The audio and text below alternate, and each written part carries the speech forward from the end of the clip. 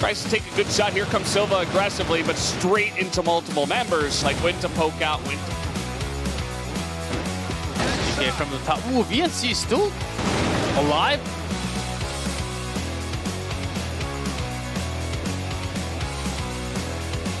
Taking this one slowly. GDSC though, so far, they're very good on that rifle.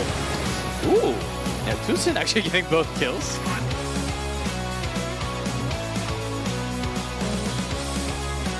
Some crazy shots already. That's 3 headshot.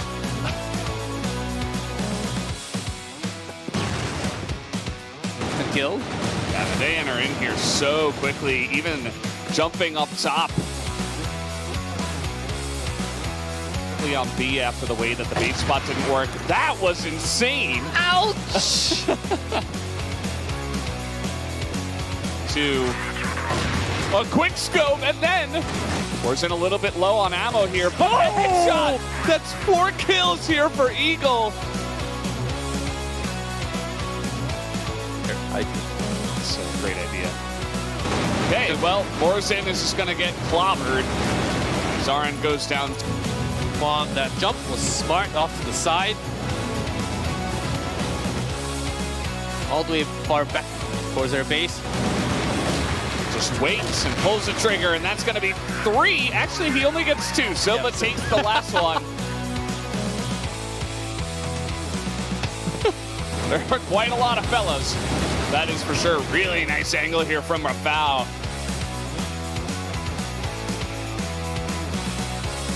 Here, 4 Black Dragons.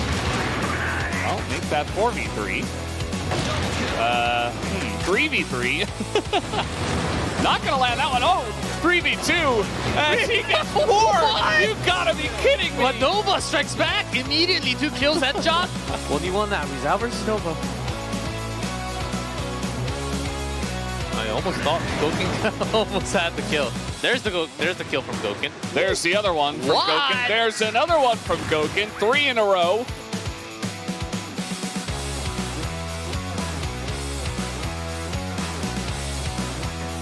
This grenade's now coming out. Lucam in position. A lot of Imperial ready to go. Even a snipe from Adrian.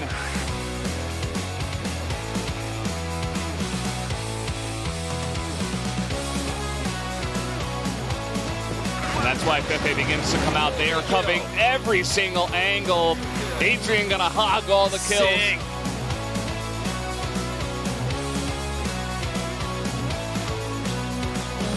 Yeah, they're not checking. Oh. He misses, but he hits with the pistol. And no, you should have given him the knife kill. What are you doing? Oh, man.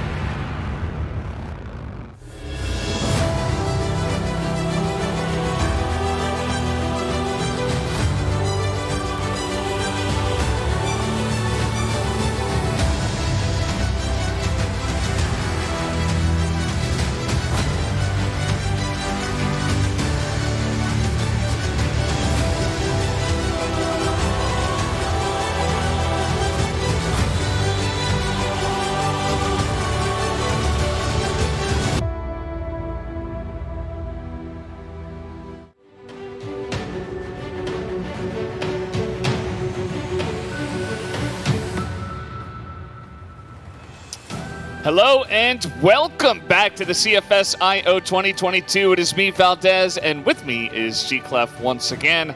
We are here on the second day of the group stage here for the Americas division. The first one certainly delivered, G-Clef. Oh yes, day one, full of action. Imperial, of course, dominating, and we got to see some real fire and some power coming back from the Black Dragons. So the story isn't really all over the board yet, because we are seeing a lot of the other teams, especially after what we thought, okay, it's going to be Imperial pretty much dominating day number one, but it wasn't entirely the case. We got to see some real good action from Black Dragons especially, and of course all four teams actually doing all right. So let's see where they're headed before we go into the playoff. It is day number 2 with 3 more matches.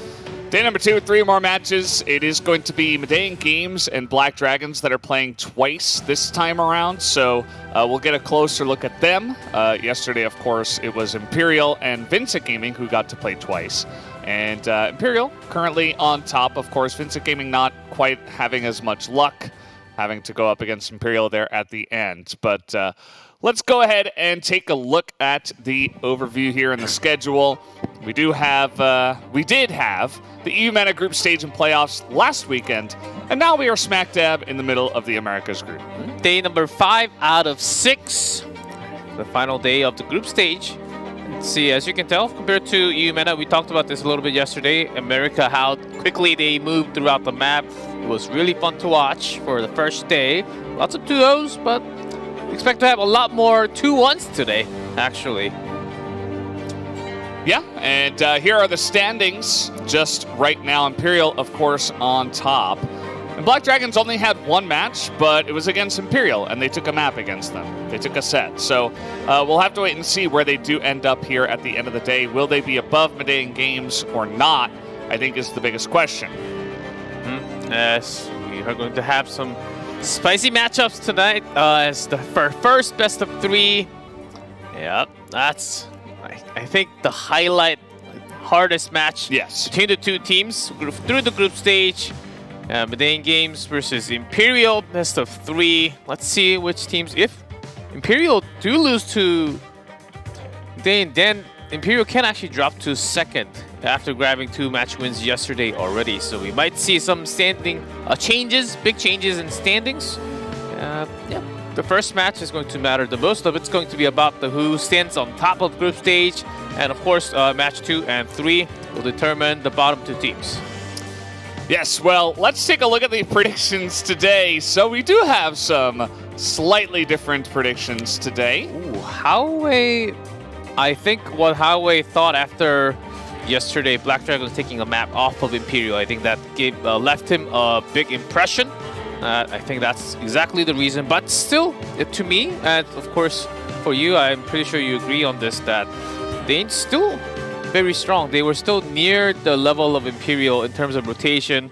Black Dragons, they had their moments, but it has to show up all the time in order for them to actually defeat Medean Games Gaming. That's what I'm getting today. Yeah, very true. Certainly the 2 predictions for Vincent there up against Black Dragons from the Brazilian casters is pretty interesting to me. And Paudino both thinking that VG is actually going to win. That was the biggest one for me. I'm like, I don't know. Like, maybe they're just saying, well, it'll be an upset victory, and maybe Black Dragons will have trouble with Medean, and then they're not going to be at a great headspace, and maybe Vincent can steal away a match. Based on what we saw and based on the results so far, Black Dragons statistically are the favorites, but who knows? I mean, it really depends on what's going to happen in the match. Yeah, during CFL, it's not really favored towards either team, and not just those 2 teams, if they head-to-head results, but between all the other teams, they do lie pretty low compared to the other teams. I think that's the reason why. We do have some differences from the prediction there. Yeah, for sure. Well, guys, we do have the teams ready to go. Let's introduce the first one, Medean Games.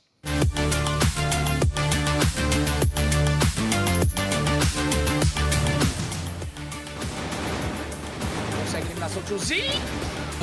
Vai fazer a entrada do Tiozinho. Já vistou trocar ele.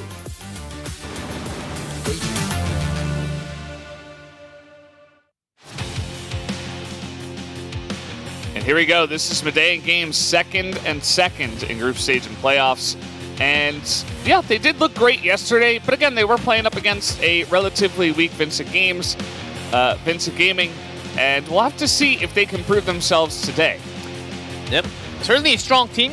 If you look at the history compared to the other teams, yeah, you can't say that they've been around for too long, but these new players actually kicking in very hot within the region, and they've came up all the way right here. Even last year, they got 4th, but I think this time they're looking to finish in at least top 2nd or even 1st place. Yeah, I wouldn't be surprised. They did look very strong yesterday. But again, it was just one match. I want to see a little bit more built upon that. I think that Silva and GDSZ, especially for me, obviously Eagles was our key player, but Silva, just really sneaky player, got great timing. GDSZ, a fantastic leader, and still has the skill to pay the bills and to hit the headshots. As guys, we do have another team, their opponents, Imperial.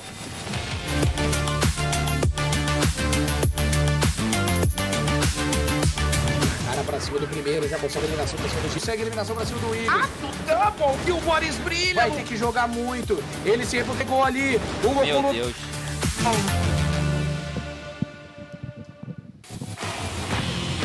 The team that gets the most reaction out of the Brazilian casters. Pretty interesting to see. These guys are definitely on top, the big favorites, and they are kind of insane when they play Crossfire. Yeah, starting from CFL 2021 Season 1.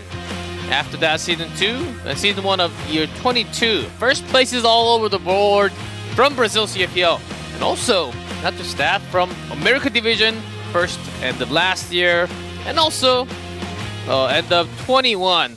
So we'll see if they can actually keep that first place spot again. It seems like it's very likely, but things can certainly happen because they're also looking to find a better place on the grand finals. Last year, 5th place, I think that wasn't the result they were looking for in the grand final. Lucas makes essential shots that impact the match's outcome. Definitely very true. This guy is extremely clutch. He's extremely consistent, and he does have the stats to back it up. Very high AP compared to everybody else. And yeah, this is the super team from Brazil this year. Yeah, all-star team. And wow, some mad fashion, as we can tell. It's gonna help a lot for those shots.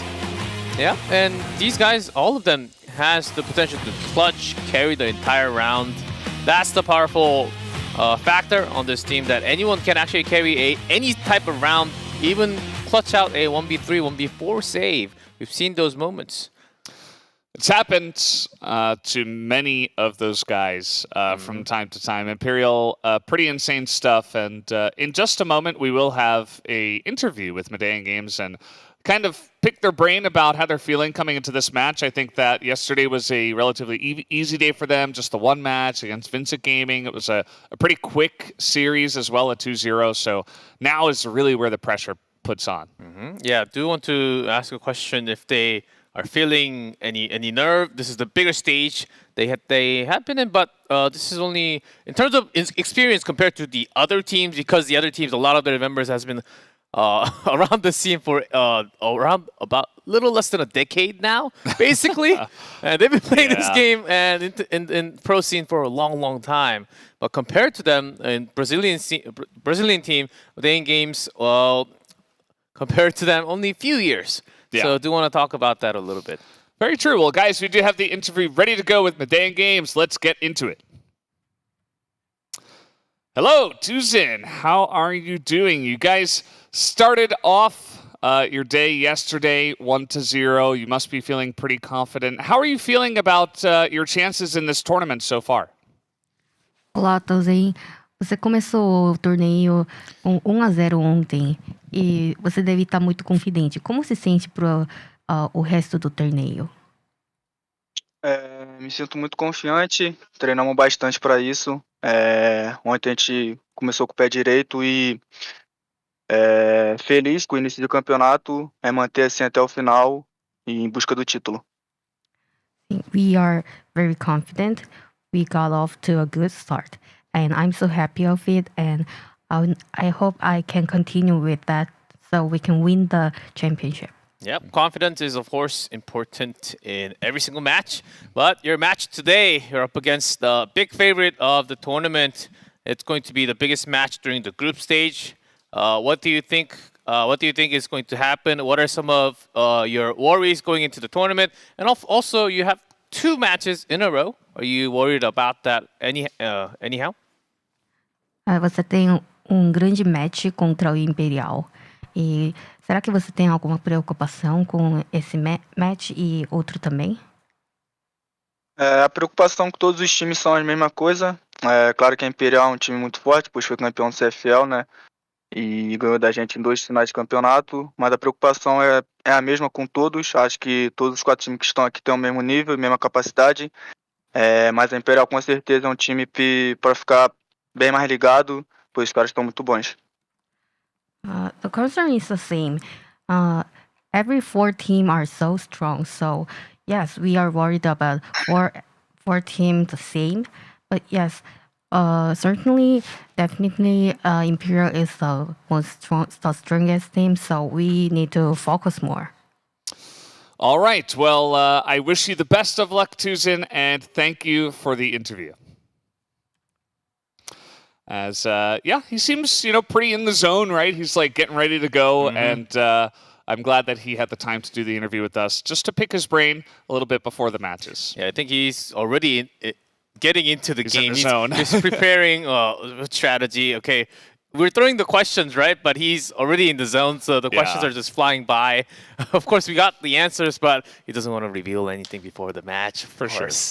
Yeah, and as you pointed out in your question, they've got not only Imperial, but then Black Dragons right after. Yeah, I wanted to ask the questions, but I had the second thought that because if they drop their first match, it may come into effect in the second match because they're playing back-to-back in a row.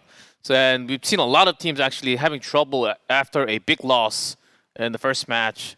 Yep, and I thought it might actually be rude and didn't actually ask the question though. Yeah, because they have like pretty good chance to win actually. Yeah, it's definitely they're a strong team, and like he said, I think every team, even Vincent Gaming, if they're on their day, definitely could do pretty well. But guys, we're gonna go ahead and into the Imperial interview once again. Hello, Lucam. You were a highlight player from yesterday, and you guys are currently 2-0 in the tournament. What do you feel like your chances are here to win this entire tournament? Olá, Lucão. Você começou o jogo com 2-0 e você foi jogador destacante. E como você acha que vai rolar esse torneio? Eu acho que hoje provavelmente possa ser o jogo mais difícil para nós, porque a MDL é um time que vem dando trabalho nos últimos campeonatos que a gente vem disputando, mas a gente está preparado para ganhar hoje. I think today will be the most difficult day for us because Medellin is complicated to win. But yes, we are ready to win. Yeah, of course you're your first opponent and the only opponent today. They're a very strong team. Who do you think is the strongest player, and would you give us a reason why he's the strongest player on the team? Todos os times que vai encontrar hoje, quem você acha que é o jogador mais forte e por que seria? Acho que o jogador em destaque do campeonato de outra equipe é o Silvazeira. Ele é um cara que está bastante constante em todos os campeonatos que joga e é a peça fundamental do time da Medellín. I think Silvazeira is the most highlighted player because he always maintains his rhythm and he continues to play well. Yeah, very, very true. He did play well, and we'll see how he does. But best of luck to you guys, Imperial, in your very important match today, and thank you for the interview. Muito obrigado. 감사합니다. Perfect. Yeah, thank you in Korean, of course. Yeah, having some. Yeah, with that 감사합니다. We can see that they have some room for leisure at least. Yeah. Maybe just to get the nerves out of the way. And I feel I Preparing can feel for the future, you know, the future Korean tournaments. maybe this year, maybe next year, maybe in the future. If they can actually win America, of course. The winner from America, by the way, guys, again, going to Vietnam. Land, offline. We already have Team Myth from the Umena secured that spot. Let's see who it's going to be. Lots of people already, lots of viewers and analysts are already saying it might just be Imperial, but you never know because it's Brazil. They're all pretty strong, as you can see from the interview. And it was really cool. We would like to have some more interviews. Well, you can wait until tomorrow, G-Clef, because we will certainly do interviews tomorrow. A lot of them, actually, as we will interview every team before the matches. At least that's what we did for Umena. So I would assume it would be the same.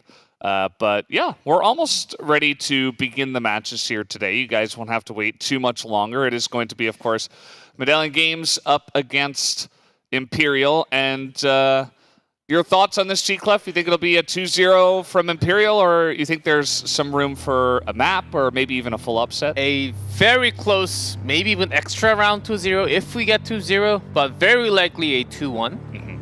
And I think it depends. I don't think we'll be getting much of sub-base.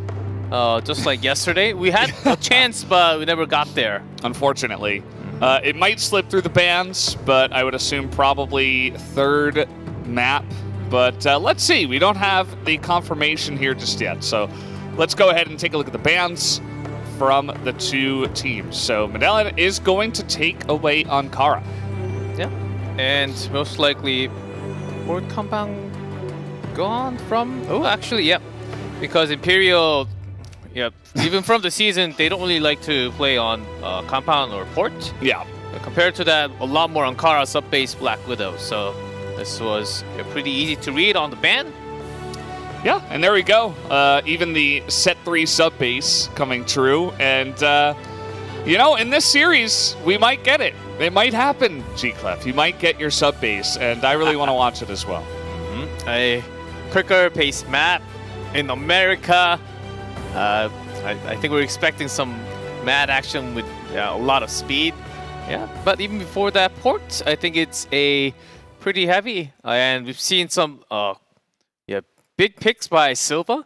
Would come out to the bridge and always attack, never really stop and never really holding down in a single position, always moving around, picking, getting extra information that you need. Or even if you go down, he was at least getting 1-1 trade. So I think this is really the map where Imperial could be challenged. Yeah, and I feel like it's a good point by Lucam as well, because there are some players that we know, I don't want to name any names, that sometimes they're really on and they're really amazing, and sometimes they're just not really at their full form. But Silvazera, he is there every single day doing the same high-level play, and that's harder than it looks. You know, it's definitely a big compliment, I would say, to a player like Silva. Of course, and I think we are ready to get into our game one. We are ready, G-Clef and everybody. Let's jump into game number 1 here on Port.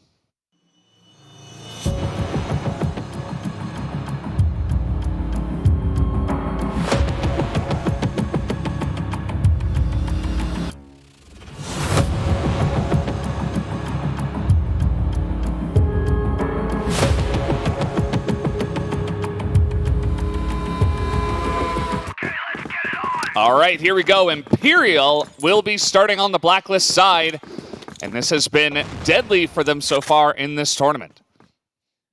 Yeah, Port, certainly the map where Imperial does not really like to play. We can see that from the data of their CFL, Brazil CFL 2022.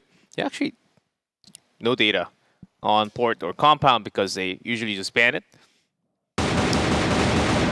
Yeah, not much for sure. But Imperial, 5 maps. They got a whole lot of experience. So anytime they want to, they can go in and out. There's Silva again. You just have to watch out for that. And and I imagined that Goken would be looking out for those type of play, but he was gone. He was not looking at the time. Yeah, I feel like this first map will tell so much about this best of 3. Yeah. Winner of this might just run away with 2-0. Yeah, it definitely could happen, and I think that Medellin have a chance themselves as well to actually make it happen. So let's see how it goes here. Port, GR favored in terms of stats, but here we go. Through the bridge they go. Fefe starting off with 2 headshots, but from the top, and GDSC getting a couple of kills here, now making it 2v2. And the backups are coming. GDSC, VNC near the bridge, but smoked up, so they are going to rotate through their base. And Adrian, can he spot it on time? There's that headshot, and a slightly better trade for Imperial, giving them the first round. Good read on the rotation through the smoke. Yeah, you know, they threw out the smoke and they saw nobody, and they said, well, they're probably going to push quick from the back road, and they were able to get their 2v1 the first guy, and then be able to trade one back. So Fefe starting off with 4 kills, did a great job on the entry.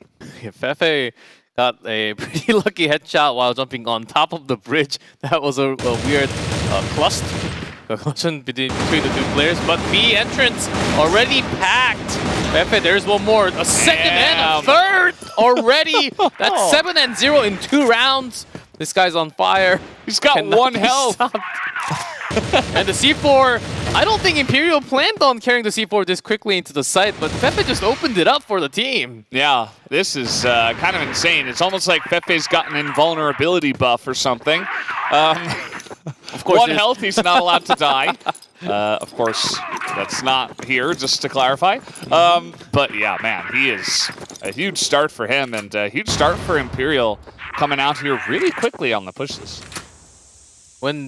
Usually when B entrance is covered by 2, then there's at least like 1-2 trade. Slightly better for the GR side, of course, because they get their angle, they get their first. Let's see, Eagle being flashed. Ooh, lots of grenades. Good focus. First grenade kill already. Tucson's in a great spot, but he is just going to get headshot down. As Imperial just a little bit too strong here on the entries already. Ruzel, look at him hiding here. I'm not sure if he heard the other guy walking by. Yeah, but GDSC doesn't fall for this and decides to rotate instead. Ruzel about to fight VNC a little faster on that response. Still, there's only 20 seconds. They got to get in there, and Goken's here with his second kill, and Adrian looking for this angle, but Lucam just right there to back him up. Already 3-0 for Imperial.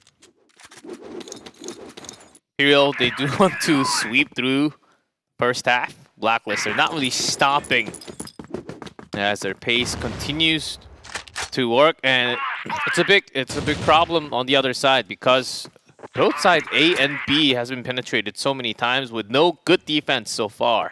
Yeah. So they don't exactly know which side to focus. So for now, they will just go with the standard and just 2-on-2 split between the 2 sides.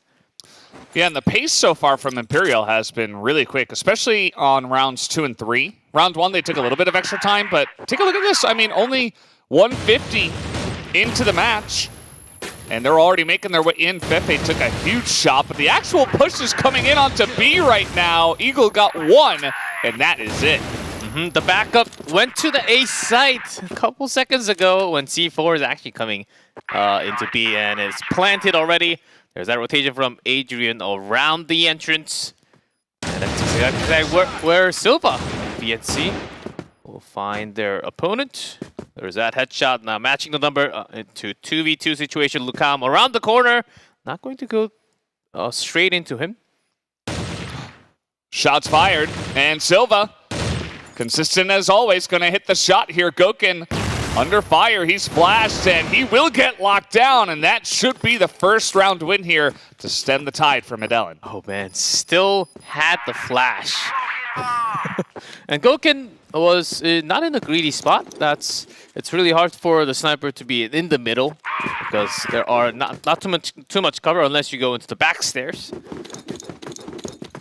So Goken, yeah, great flash in the middle. Good save, I would say, at least.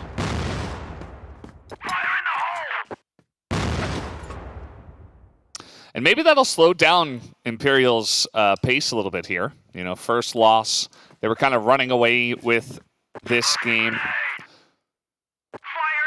As they are moving in towards sideways, but there is a boost, and Tucson is going to pick up that first kill here from Dalen. Yeah, after the kill, they're not stopping. Usually, a kill onto boost because you give that information on the sideways, and there can be lots of grenades. Easy grenades from the GR side, so you usually don't go a little further. But again, as we had the interview from Imperial, Silva is going to strike, but Goken, yeah, you keep on looking at the bridge. Eventually, he's going to peek out. Yeah, that was a good call by Goken. Just waiting, and picking up the kill. They're looking to send one guy, Adrian, potentially poking out here, as I believe he has already jumped down. But not quite going for it just yet. Was that base spot checked at all? Don't see any wall shots on. Don't think so. Yeah, Tutin just hiding at that spot, giving some more room for Eagles to stay near the top. Not checked.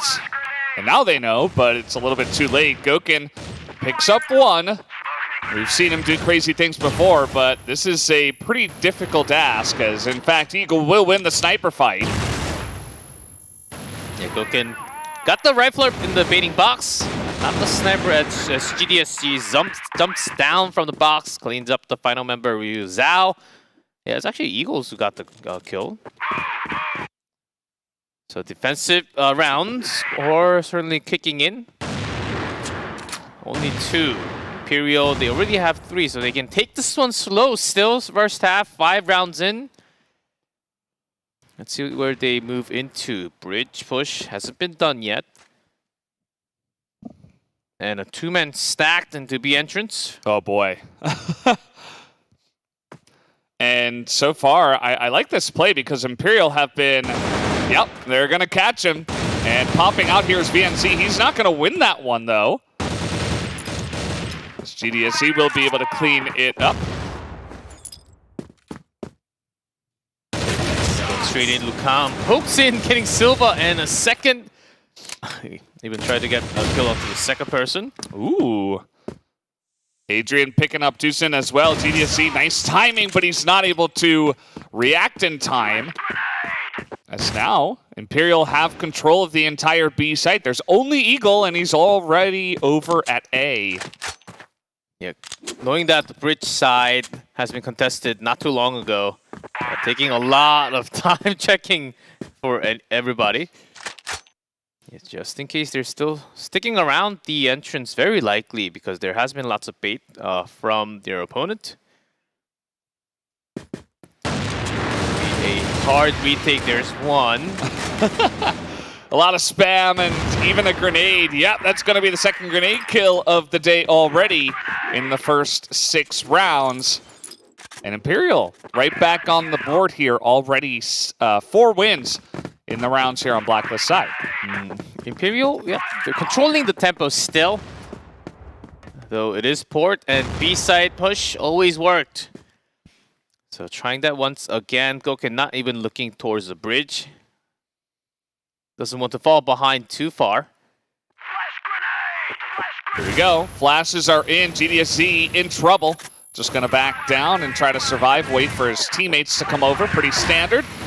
Ryuzao hits the first one, and they find GDSC. Adrian gets a couple, and Lucam is supporting from the top. This is a clean win on the B site for Imperial. This looks like the port that we have been seeing for years. B site with the perfect flash. And especially when there are no first few kills before you jump down to the bottom from the box, it's really hard to defend once you lose that B top. GR side, oh, we need to spend one more. Actually, instead, they're putting 3 men towards A, just in case.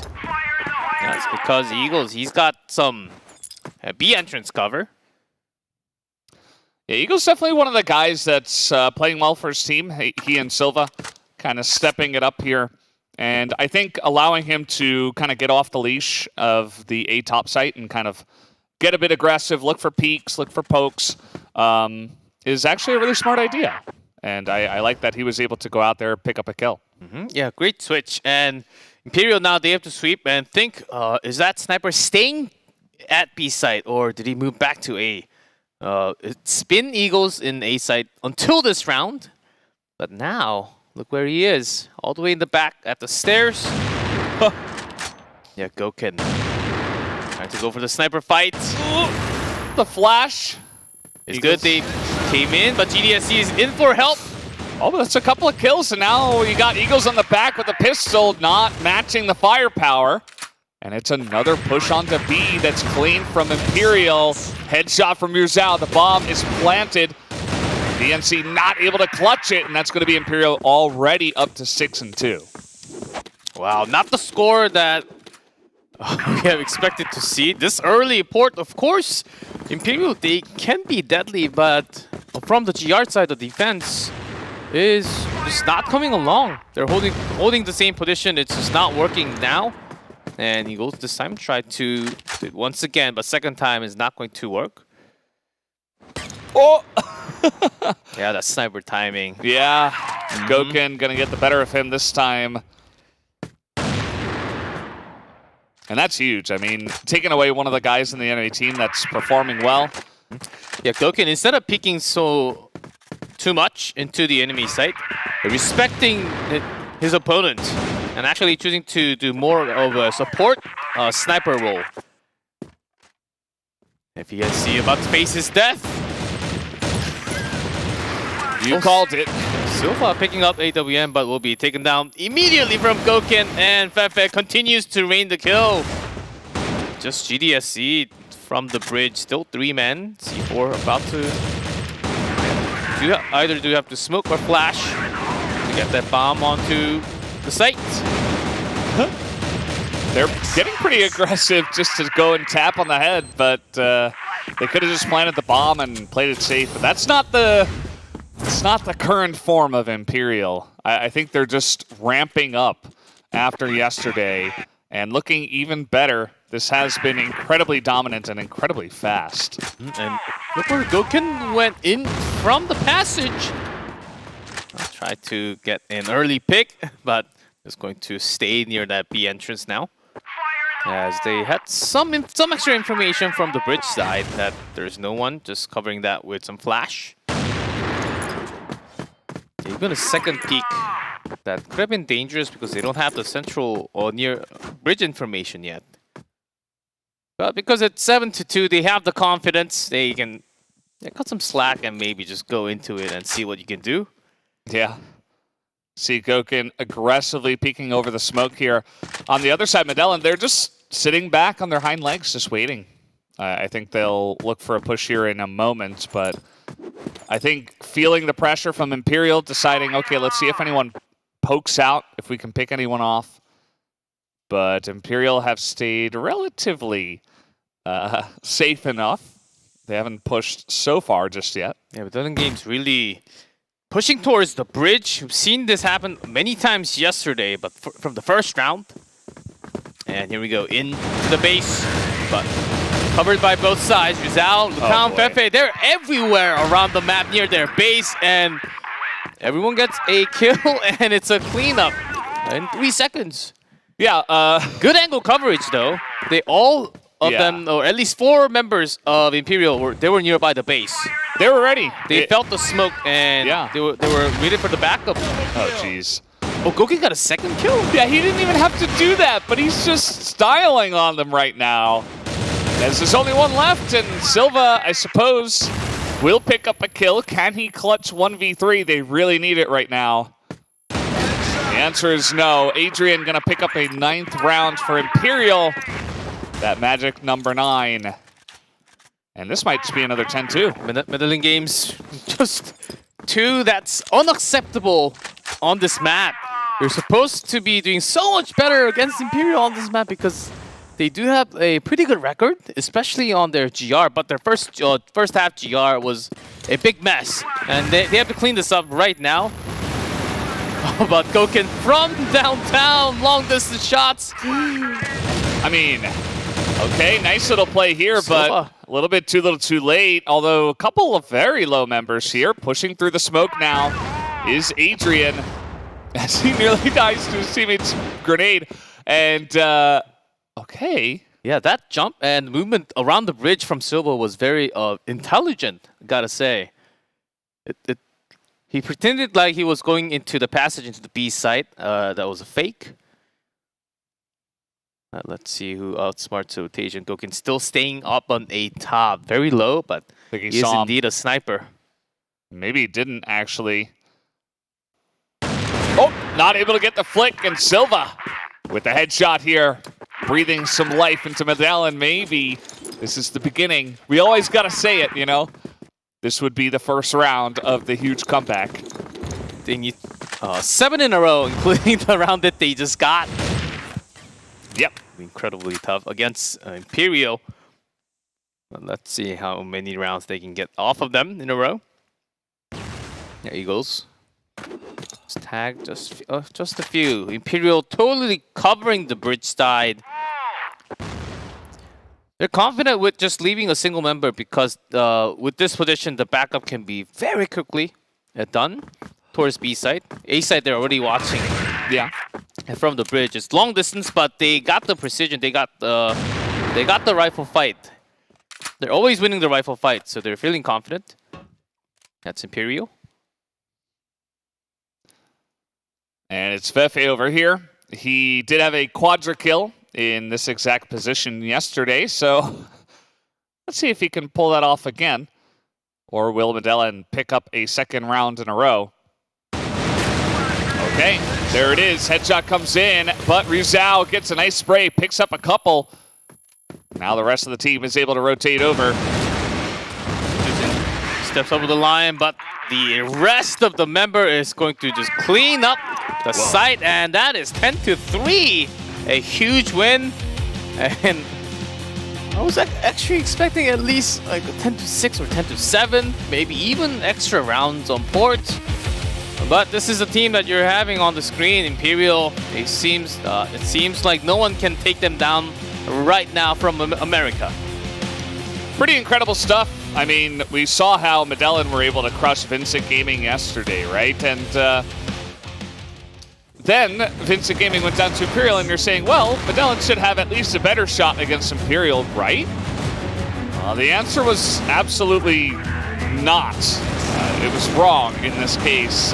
Imperial came out blasting right from the get-go. They did not take their foot off the gas pedal. And every single firefight, every single push nearly was just so clean.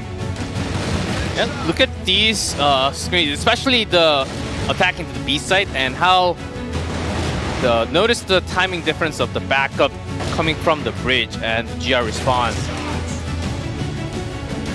These are the first half games? Yeah. When it was 3-2, I'm like, oh, okay, you know. Medellin took a little bit of time to wake up, you know, but not the case. There's some beautiful shots from Medellin, but still just not enough. The covering angle from Imperial and the firepower was just not being matched. Sick drag there. Like, he doesn't have to do that, but he just does. We hear the sound double kill, and then I'm really blinking my eyes saying, where did that second kill come from? Yeah, it's like everything gets doubled, you know. Silva had some big moments. I think he was really the one player by the end of it all that was just doing a great job consistently, right? I think that everybody can see that, as there was the one defuse early on, got a couple of rounds in a row there for Medellin, but other than that, only one. And on the other, Imperial, everyone above at least 1-0 or better. Fefe with some explosive rounds to begin with, saw up to 7-0 in 2 rounds. And Gokin always holding, I said, he's keeping the doors closed so that no one can actually open. No one's got the key. Yeah. And only Gokin does. Yeah, very true. And Fefe, I do agree with this, even though Gokin got a higher KD. In this case, I think Fefe just did too much on the entries. He had too many multi-kills. The guy was just a monster in this game specifically. Yeah, with those early kills, massive amount of kills from Fefe, Imperial just got the booster on, and it was never stopped by their opponent. So certainly an MVP deserving play in just first 2 rounds. Yeah. And after that, he had some amazing plays too, of course, along with all the other rifles. Yeah, so very dominant start here on port. We are going to be moving to Black Widow. This is the map that actually Black Widow was able to take. Or not Black Widow, Black Dragons. Yeah, Black was Widow. able to take on Black Widow against Imperial. And it was the map that Goken did have a little bit of trouble defending that A site on. So maybe Medellin, they were watching the games, and hopefully they can bring some of that strategy into this map. I believe yesterday was mostly against Rafael and MG. Yeah. Those 2 snipers really got their hands on. It was the one moment where Goken actually looked weak, and Goken felt that. He was all the way in the back, not really even checking. Never, maybe I'm mistaken, but on our screen, never really saw Goken checking to A long, knowing that if he peeks out, he's going to lose. But except for that map on the GR, he was fine. But maybe your opponent did the studies and going for the same strategy, going for A, sight a little more, having the sniper pokes. Of course, Eagles, he was feeling okay in the first map. I think that could be just what they need to break Imperial and get a map off of them.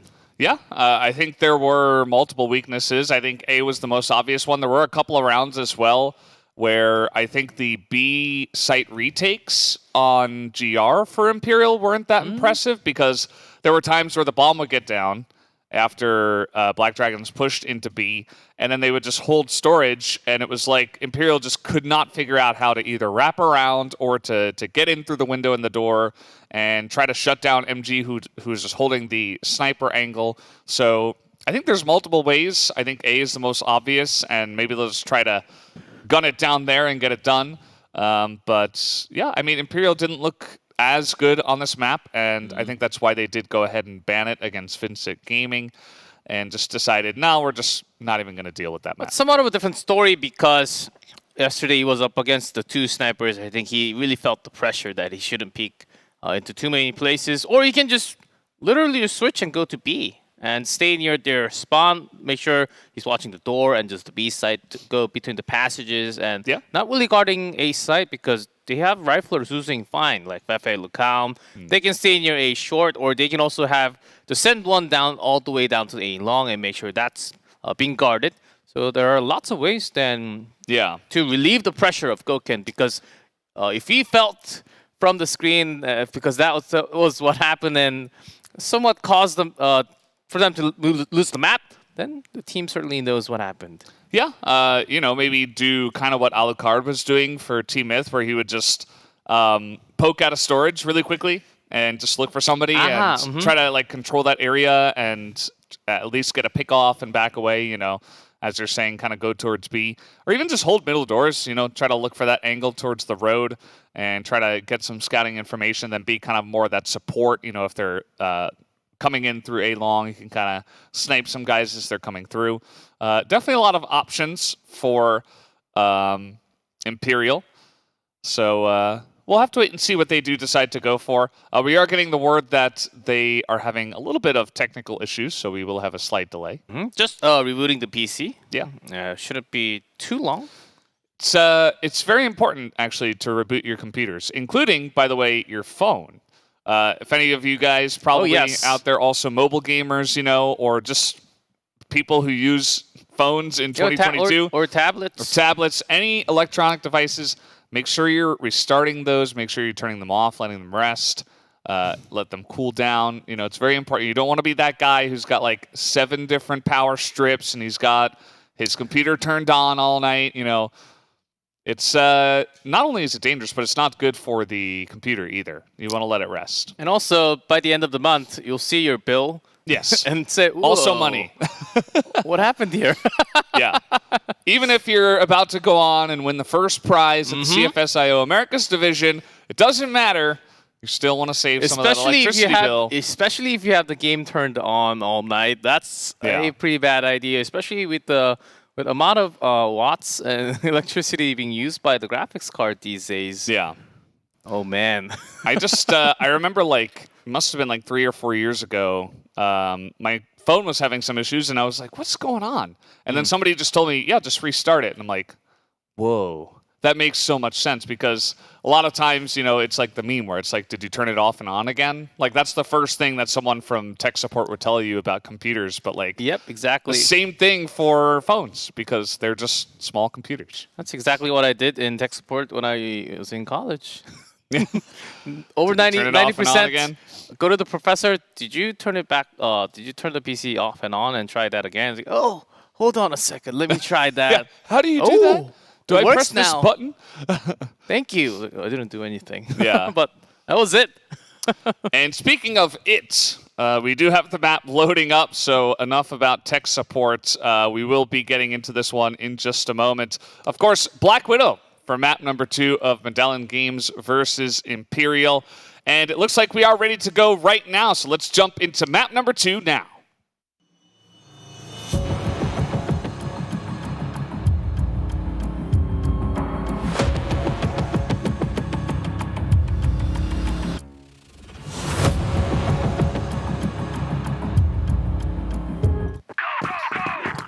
All right, off to the races, and Imperial starts on Blacklist once again.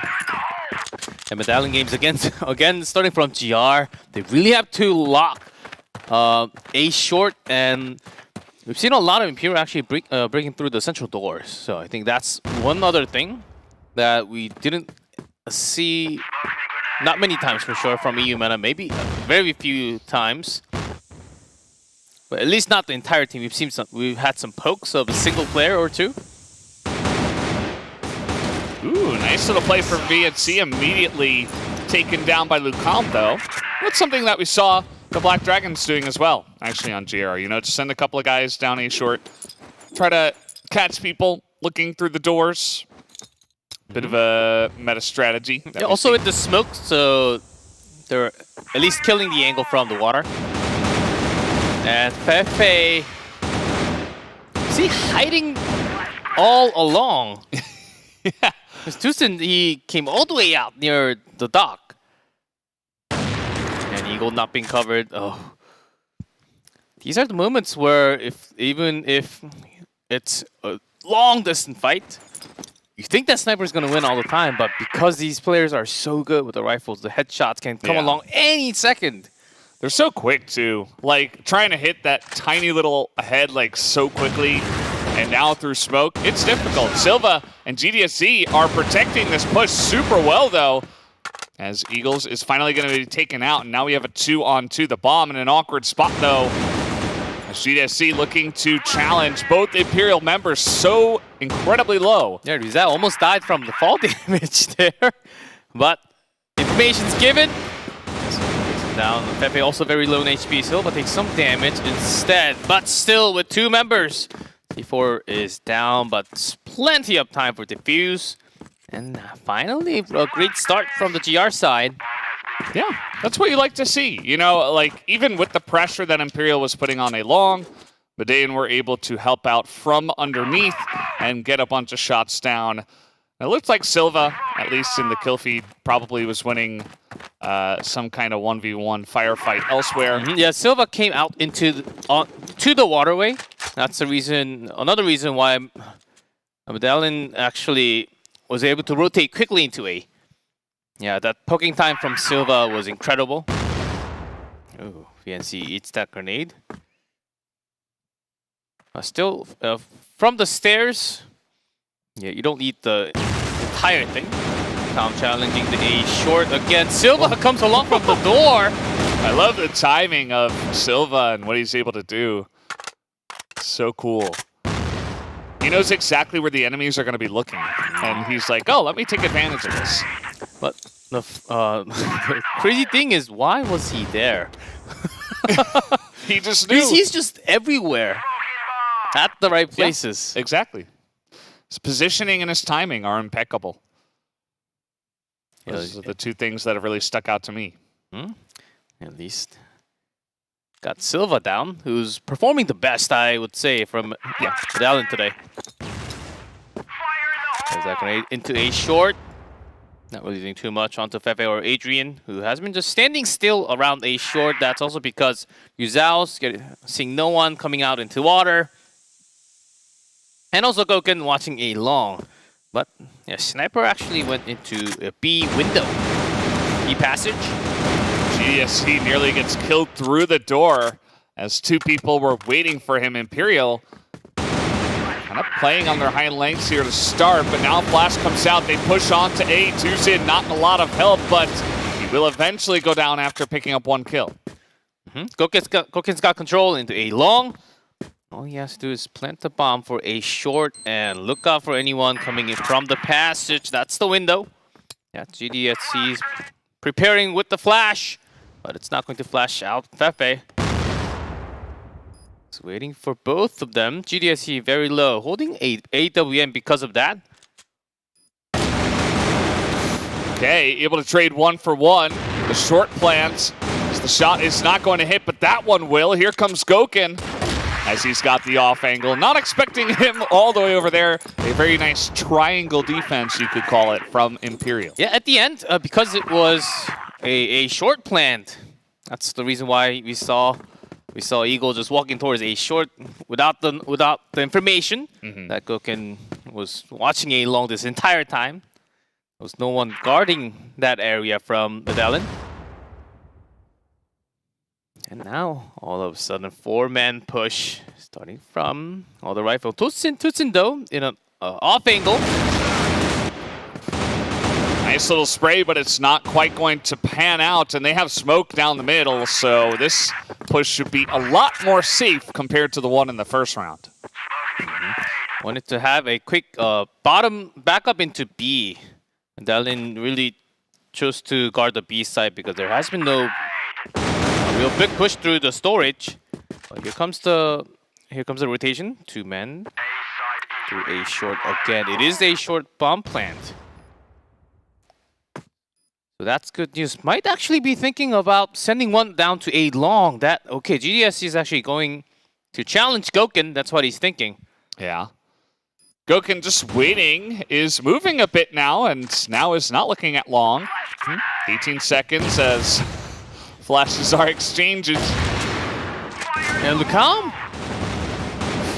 Okay, that's a couple of kills already. Ruzao having trouble finishing this one off, and they're going to get there in time. Nicely done from Medellin. Yeah, Goken, of course, not looking at a long. That is not the timing. About, I believe, 17 or 18 seconds left on that C4. Sniper is not going to come through that a long. Yeah. Rotational-wise, it takes too long. And the timing just had to say, okay, they're coming through the passage or a short. It has to be all 3 men towards the other side. And that's exactly where you strike.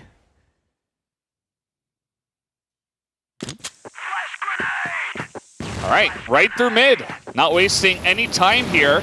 As flashes come in, Goken picks up one, and they are already on the A site, having torn the 2 members apart here. Imperial's rotation,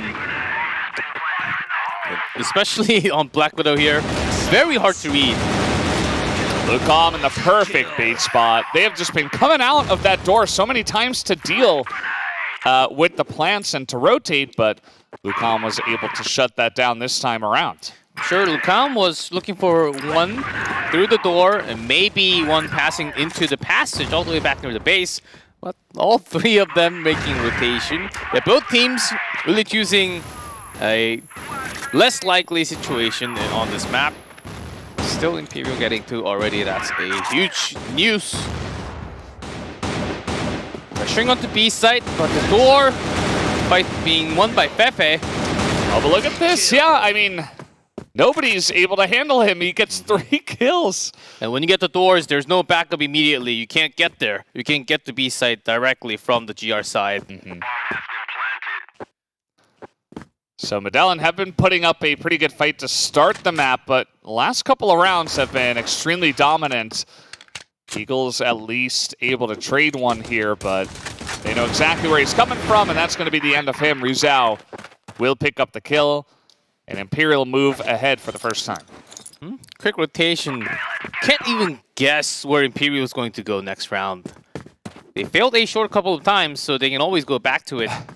B site was made not just from the storage, it was also from the double doors. And this time A long, Yeah. Eagles, you got some information from the smoke, but not entirely. GDSC pushed out so quickly through the A road, and he got out there and traded a kill, but nobody's here. Yeah, because it was through the smoke, couldn't really tell how many members were running down A long. A little too late now for Medellin. But they've got 4 rifles, and 2 actually rotating through A long. So this might work out. It's up to Fefe, who's trying to hide. Spots 1, sees 2, does a bit of damage, but is not able to clear them out. 20 seconds now.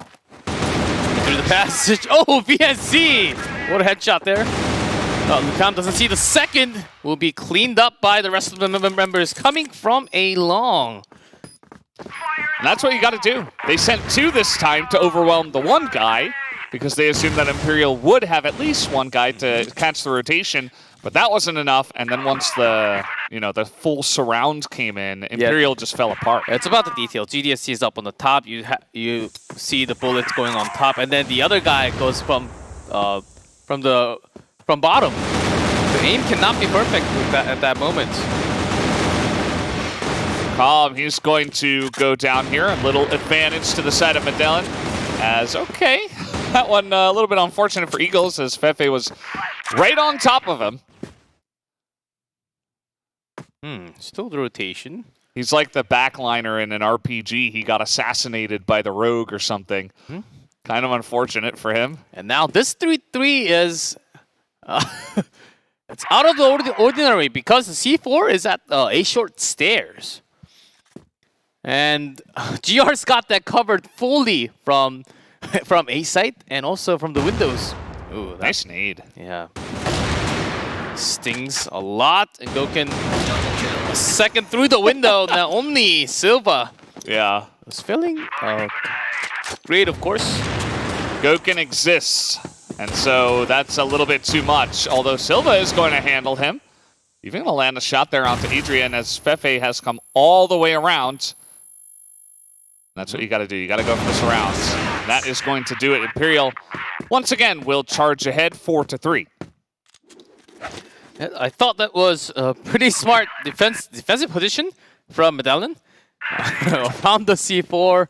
Well, when you're moving that many times through the window, Goken's not going to let you go. And again, a long... Ooh, this was supposed to be a pressure from the GR side. Yeah. Not really working out for Medellin at all. And now they know where Eagles is, it looks like, and throwing in a bunch of nades, a bunch of shots. And Eagles... Grenade in his face. Yeah, he has a pistol.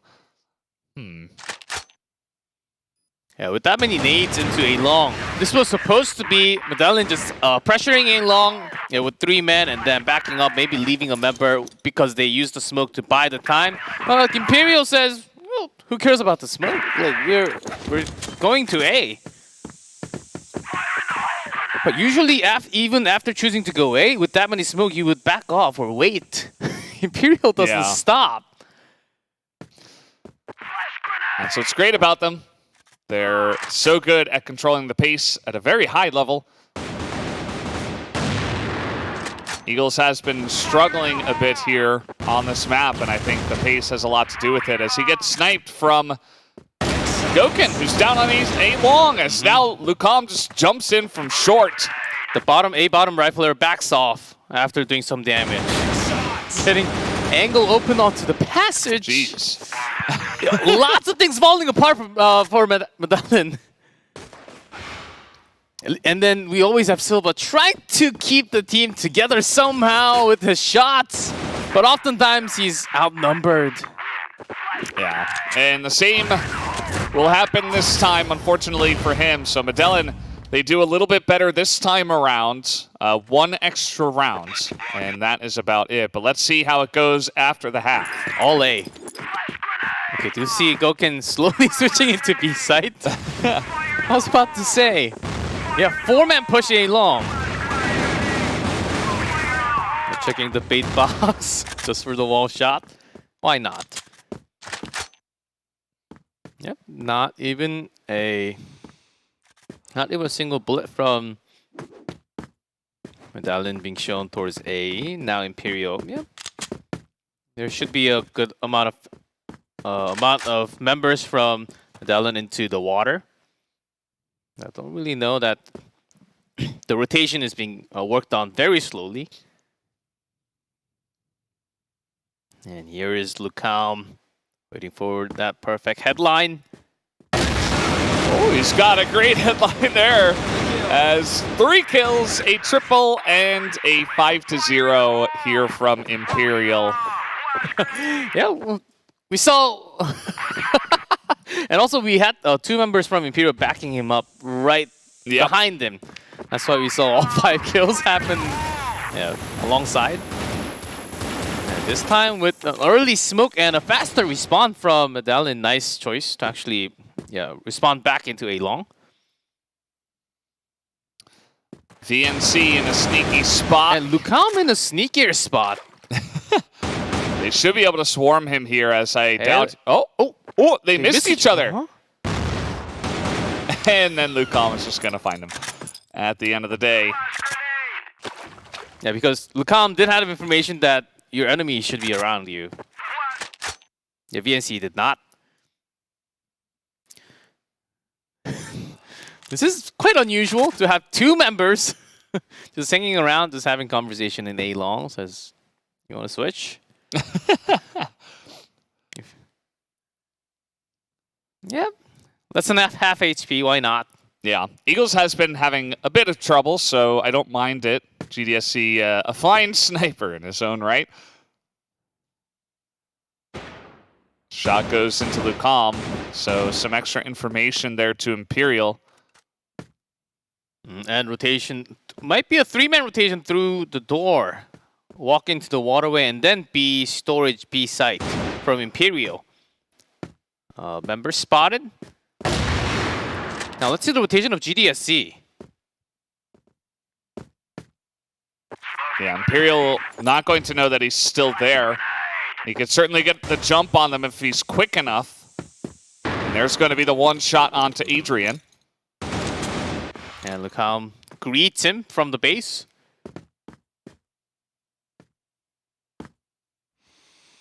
Gokin just waiting for that C4 to be planted. There we go.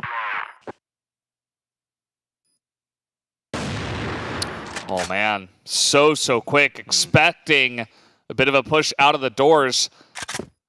And now 2v1, Gokin's still extremely low though. Oh, that rifle! Poor Silva. Can he still win the fight is the question, as the shots from the window are good enough. Gokin will be able to secure it. And that will be Imperial going to 8 and 3. A really insane record so far. Yeah, that's really hard. If you go a little too far, the top of pick of the rifle will be shown to the window side or the B entrance. No, Gokin missing a shot. Flash, he does have to back off all the way to A. This will be slightly more standard as Rizal's already got more map coverage from the water. And Calm. And just going to back up. No real, no need. He doesn't need to test his opponent when there's no backup.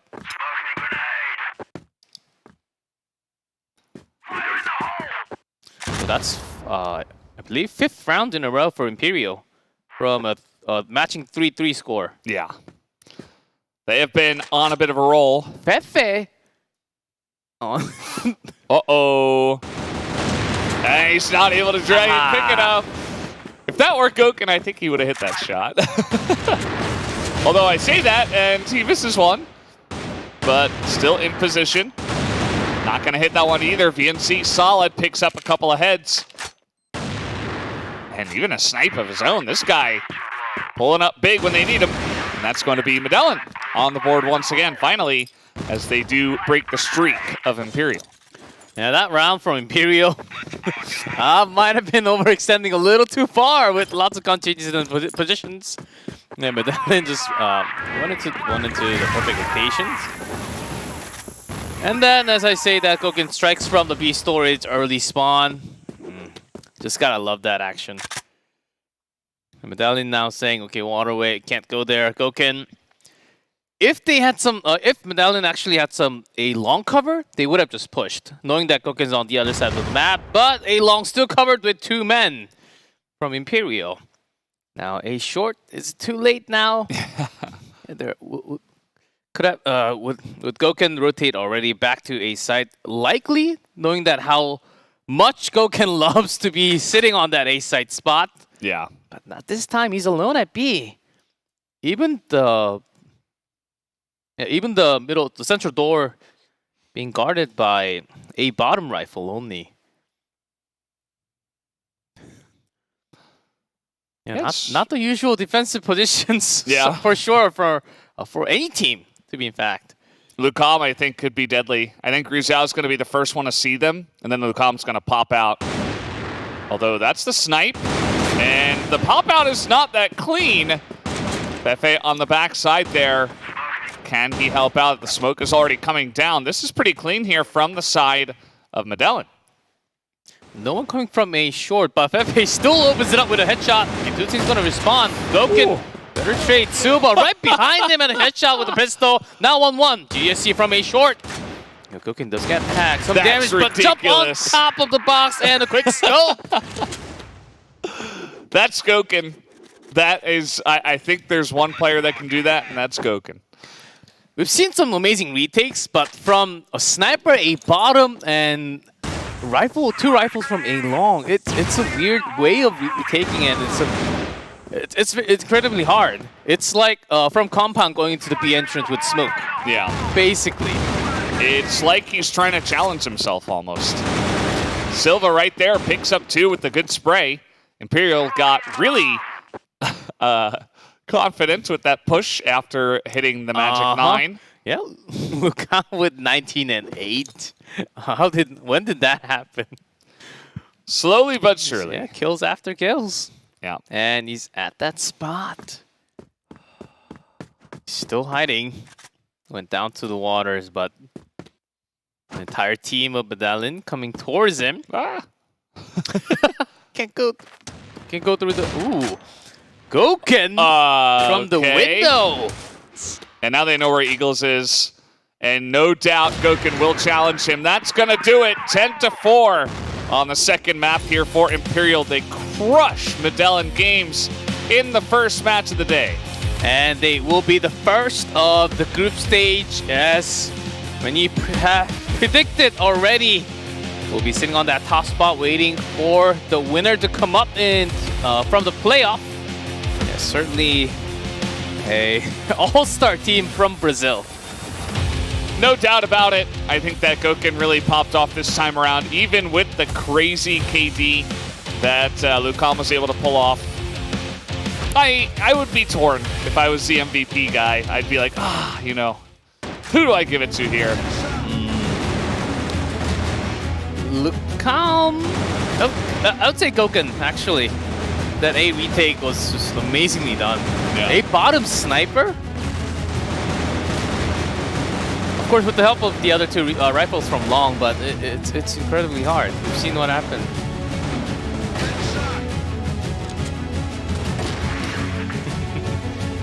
Lots of cool moments. Yes, GDSC's had some nice rotation. Medallion also had really cool rotation throughout the map. It was just that Imperial, they were just feeling much better with the shots. Yeah. Fefe's pressure through the doors multiple times on Blacklist was really annoying for Medellin to deal with.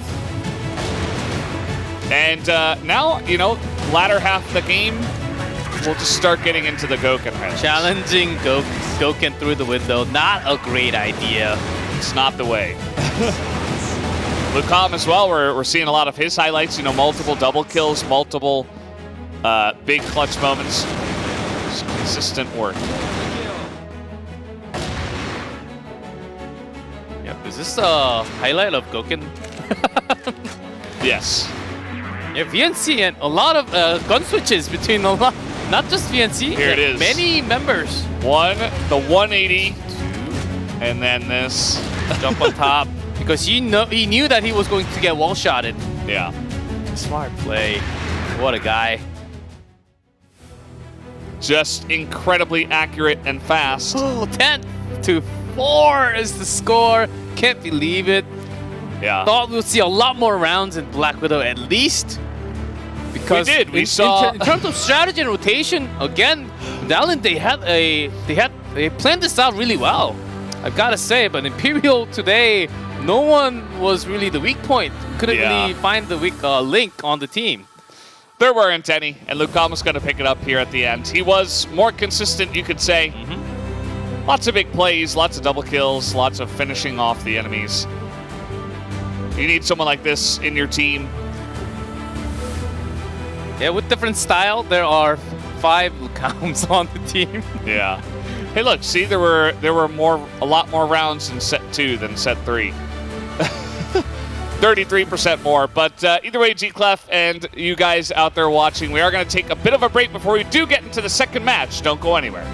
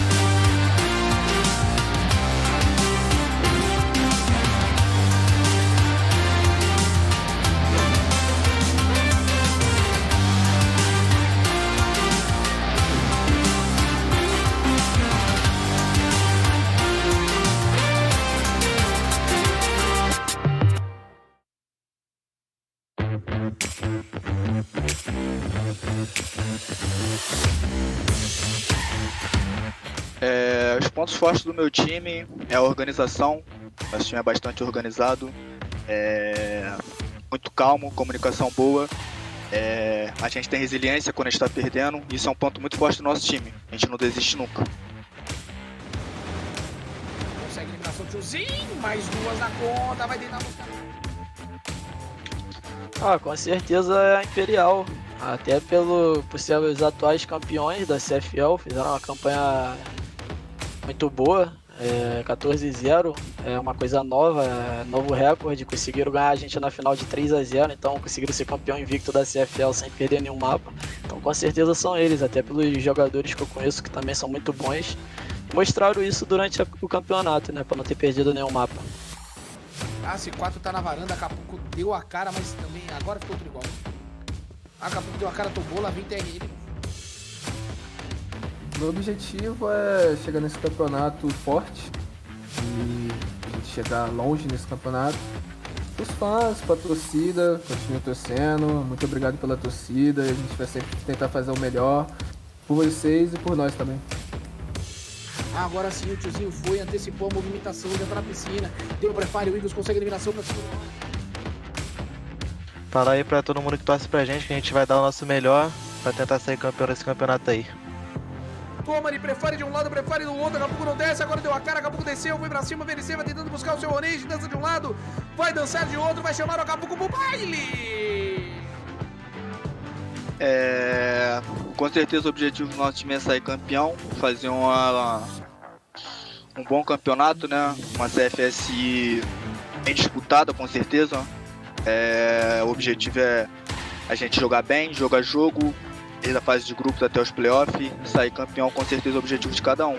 E também agradecer muito pela torcida, sei que não são muitos, mas os que torcem com certeza são os de verdade.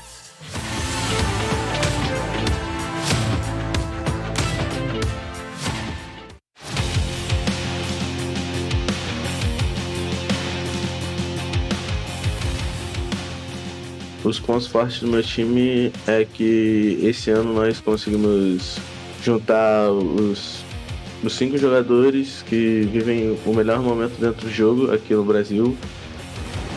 Lá vem ele, deu a cara pro GV, consegue a eliminação em cima do GV. Tá em suas fases boas e a gente só encaixou as funções certas e só estamos jogando. Nossa, vocês vão ver, eu não sei se ele avistou o Delvis, agora não conseguiu naquela virada rápida de mira, mas consegue a kill.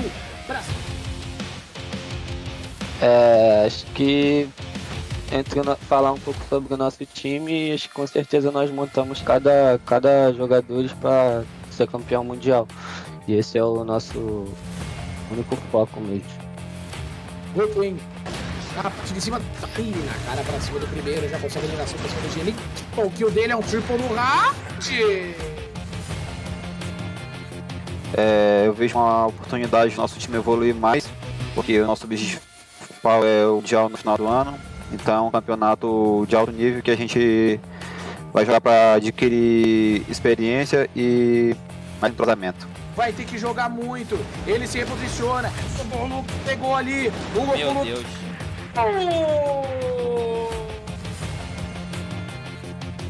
O ponto forte do nosso time, que eu acho a nossa união, que a gente joga todo mundo com a mesma sintonia, a mesma vontade de vencer. A gente fez esse time pensando que tudo vai dar certo, que a gente vai ser campeão da maneira que foi, invictos, sem muita dificuldade. Tadinha, agora deu a cara pra eliminação, tenta buscar um double kill, pega por ali, o kill, a bala, que ele me acerta para cima do Igor. Muito obrigado a todo mundo que está torcendo pela gente, família de todos, é um grande, muito apoio.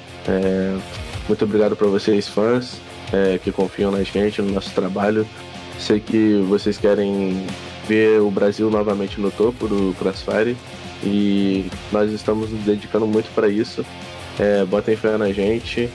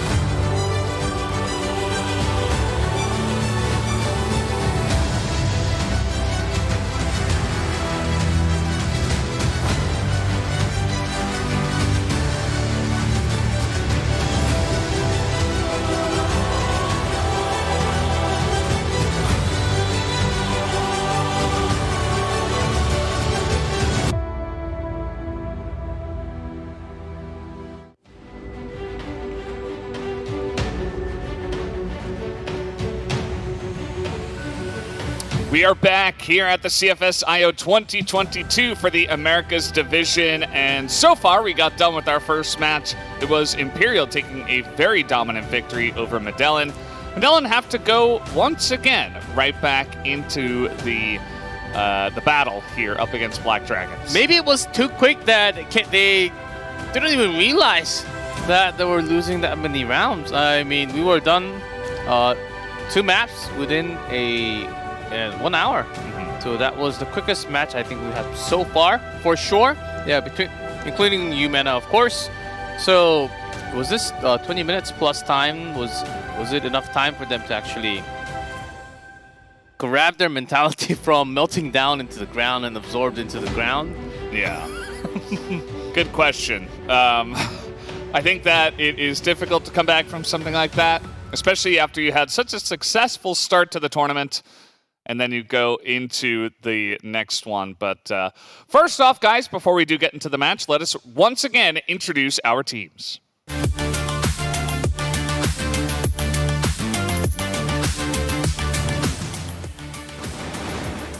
Consegue eliminação do Tiozinho. Ang vai fazer a entrada do Tiozinho. Já misturou com ele.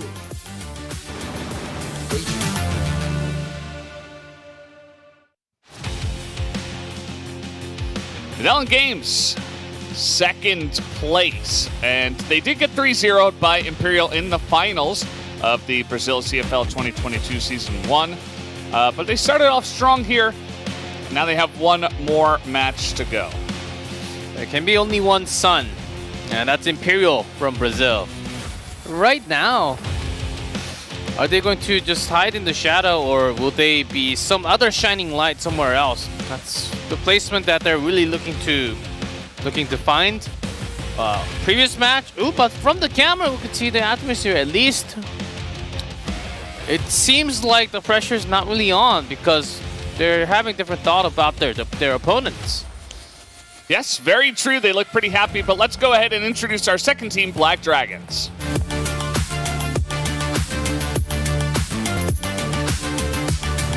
Volta, tenta surpreender, o Boris vai chamando a atenção em tudo. É o setup, olha o norte, garante a eliminação do Araújo, hoje ele devolve, mas cai.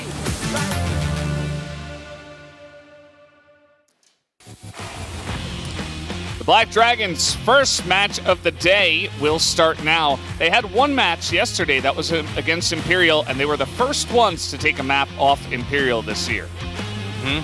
Don't have numbers for Supremo, but because it's supposed to be data from CFPL. But yesterday, yes, there were some great moments for Supremo to actually have multiple members down at a site that he was defending. So we can totally say that this guy's not new, very experienced player who can also have moments, shining moments within the team. MG, sharp sniping skills and the playmaker of the team. Definitely, I feel like a player that needs to be on, and hopefully he is on and ready to go today. He was playing very well up against, of course, Imperial yesterday. And he needs to be sharp, and maybe sharper than before. Yesterday, they had their toughest opponent. The other two teams, I'm pretty sure they have, they're thinking about taking the match and maybe going for the second place spot. That is totally possible. But this is the matchup they have to win in order to go up to that second place spot. That's a great point you make. This is really a fight for second place between these two teams because, you know, Medellin already defeated Vincent Gaming. Black Dragons, they should be the favorites up against Vincent Gaming a little bit later on, but, you know, some of the casters, not all predicting Black Dragons for that one, but you know, if Black Dragons can win this one, then they should feel confident to go into the next one and try to win that one as well. Yes, and because Black Dragons, they got a map off of Imperial already. Very high chance if they win this match, that they will actually be second from the group stage. Yes, very true. And so this is the most important one for them. They just want to try to get in here and win it out, and we'll see how it does go. You can see that the head-to-head record, actually, Medellin does hold the 2-0 over them. We'll see if Black Dragons can break that streak. Black Dragons, who would say Medellin have a lot more control all over the five-man roster. And in comparison, Black Dragons, there are some ups and downs. So, and then in terms of control, it's a lot less. But there are days and some matches. It doesn't matter. I don't think it matters on the map. It's just how they're feeling at the moment. There are some matches where they can actually just carry the entire game. So it is not totally out of the question where Black Dragons can take the win today. All right, so we're going to be hopping onto Compound first off. Medellin say no more of that Black Widow nonsense. You guys looked really good on that map yesterday. We're not going to play that one. Not the greatest record for them on that map either. And yeah, so Compound will be the start here. Sub-base banned by Black Dragons. And Medellin in the Brazil CFEL, they're able to take a 10-5 and a 10-6 in their 2 matches. One of them was on port, one of them was on sub-base. So that's where that 2-0 win rate does have does come in rather for Medellin. Yep. Also, yeah, Black Dragons not really playing much of Compound during their playoff. So let's see, and it's been a while. And Black Dragons can take a long time, especially when they're pushing up from Blacklist. It's a different Black Dragons that we know from years ago, where they could be just sweeping through the places with the snipers jumping through all around the map. It is not the case with the different roster now. So, and from Compound, this is the map where if you take a little too long at the beginning of BL side, you might be running out of time going with that C4 plant. Yeah. So let's see if they are quick enough to actually go into the plant. You want to make sure you don't get out-rotated on this map. You want to get in there and get in there fast, as you're saying. Try to maybe mimic what Imperial has been able to pull off on the Blacklist side on many different maps.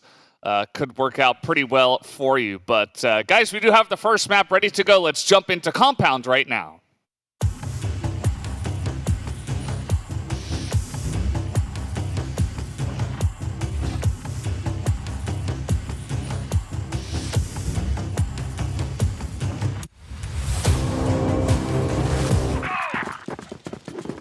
All right, off we go. It looks like Black Dragons will be starting out here on the Blacklist side.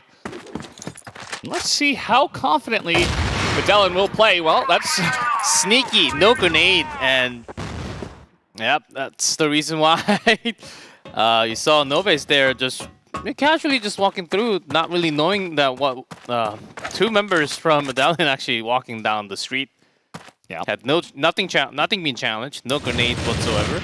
That's definitely a kill that, you know, as you mentioned, is very sneaky, but in terms of like the mental game, it can definitely kind of set the tone, right? Came out so early. As now Rafael's trying to check in here, but he will be spotted, and VNC comes out aggressively. Again, very confident, very in your face, very quick in this one. A couple of kills to Medellin. Yeah, Medellin, that was a big setup.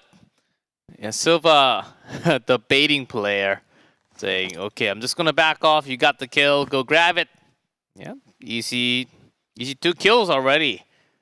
Having a great start to a Compound. And here we see 2A site, but behind, no one at the desk, but both, I think, looking towards A long now because it's been, yep. And GDSC actually not from a top, actually to the side near the bomb site. Usually not where snipers are. You see Black Dragons, they're making a push in now, but bunch of flashes and stuff being thrown at them, and it's 2v5. MG leading the charge with the AWM. Not going to look good for him. That's going to be the end of that round. Medellin, they start strong and early in this first round. Black Dragons, after losing 2 members first round, just going for the information feed. They have to get who's where, how many men they're actually spending on A site, B site, having sniper, or which site, let's see. But that was actually GDSC holding sniper back there, so that fake information which is now different. Yeah, Eagle's on sniper. Let's see if that hurts Black Dragon or not. Yeah. You can see that the win rate here on Blacklist for Black Dragons for Compounds, not so good. 33%, even as a team who made it to the playoffs from their region. Maybe not their strongest side and map. We'll have to work on it here, but a very strong opponent against them. During Brazil CFEL 2022 Season 1, Black Dragons, one of the weakest spot, of course, weakest win rate from BL is compound. Only 33%. Yeah. And there are maps where they actually have like 60%, 70% win rate. Mm-hmm. Those are, of course, Ankara and Black Widow. Otherwise, they wouldn't be here. Okay, of course. Very true. That is true. But 33% is... And it's not like they only played 3 rounds. Of course, we do have a lot of numbers, a lot of round number counts. But that is actually one of the lowest that we've seen so far. Yeah. So, Black Dragons trying to make their way in through the middle here. Let's see how it does go as they are going to push through the central plaza in towards B. The B side ready. 3 rifles. B bottom. Okay, a little bit of a fake. They move towards there, but not actually make their way. The spray is good. As Black Dragons trying to make their way in. Eagle trying to spot them, but the A site has been taken, but only on a 1-for-1 trade here for Black Dragons. And that's why Eagles just going to wait MG ready from the Central Plaza Bird's Nest. So saying that no chance right there. And with Sniper open spot, it's going to be a very hard retake. Trying to shoot 10 MT. Not an easy task here. Eagles still trying to deal with him, but the rest of Black Dragons coming over to support. And will make that pretty easy. Silva, as always, seemingly all left alone, and he is going to eventually go down. As seems like we do have a small issue. It is a mic issue, so that's why we'll go to a quick pause. This is an FPS. We want everybody to be able to communicate immediately, exactly, with no issues at all. And that was a very quick mic issue. Yes, just unplug USB, plug it back in. Oh, it was quickly solved. That's what I'm hearing. Nice. Nice. That's what we like to hear. 1-1. Though we did miss Eagles going down. And from the minimap, though, we could see that Dylan really charged out to the Central Plaza. He was trying to go back into the sniper position, but could not really get into that door. At MG. Could see MG slowly building up. Those shots were coming. Yeah, he's looking confident right from the get-go, you know? And always a good sign for Black Dragons. Definitely one of the players that we look at to see, you know, where his form is at on the day. Rafał was also doing very well as Novez. A lot of young players on this team. Knotson did mention in his interview that he's kind of like building up the team with a lot of young, intelligent and talented players around him. And certainly we can see that here. Yeah, also teaching them so they can gain the experience very soon. Along with ZDSC, of course. He's got a whole lot of experience on himself. Also as a sniper. So Medellin, they do somewhat have double sniper. Only we do see oftentimes GDSC holding AWM when Eagles go down. This is a very cute angle. Don't see it very often. Oh, nice very drag. nice drag, yeah. Very quick through the rails. Got the B bottom because the sniper is down from Medellin. It is open. C4 being planted. Screamo got that C4 down. Now Flash is in. They want to come in early. Oh, the spray from Nova is too good as he pulls out the pistol. Silva in the clutch, MG. and he's going to headshot the pistol onto MG of all players from that range, and that will be the defuse here from Medellin. Even though it was a 1v3, Silva, it can be, of course, we're in still early rounds. Maybe because of that, Silva kept it very cool. Notice his aim, and after shooting 2 bullets, he waited for like 0.3 seconds and then got the third on.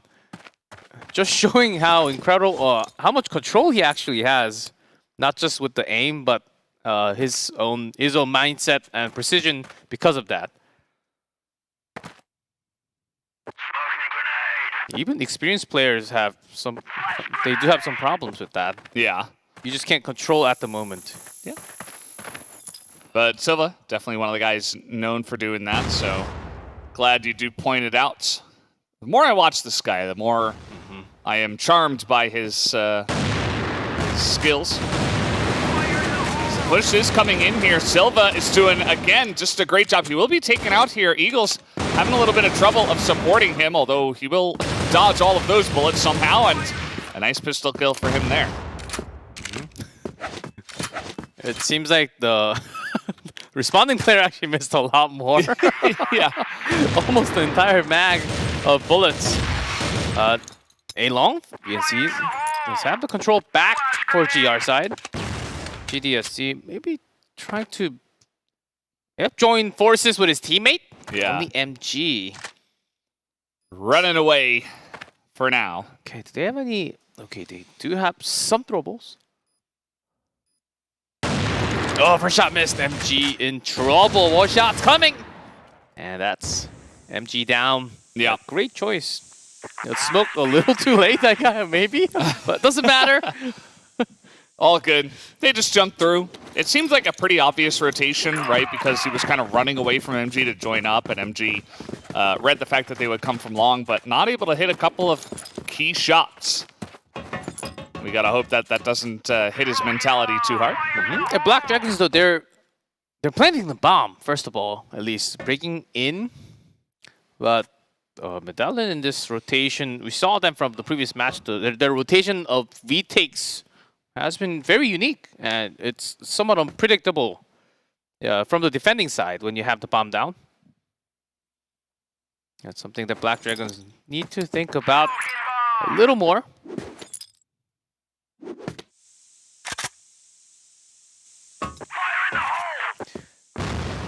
It's a very common way to slow play compound from Blacklist side. I did see a lot more, as I mentioned yesterday from Brazil, a lot more fights in a room on this map, even going all the way into a plant way long. A lot less of that during Americas for now. So that firefight there won by Black Dragons, but a lot of damage onto two members, so I suppose you could call it even, but slight, obviously, advantage here to Black Dragons.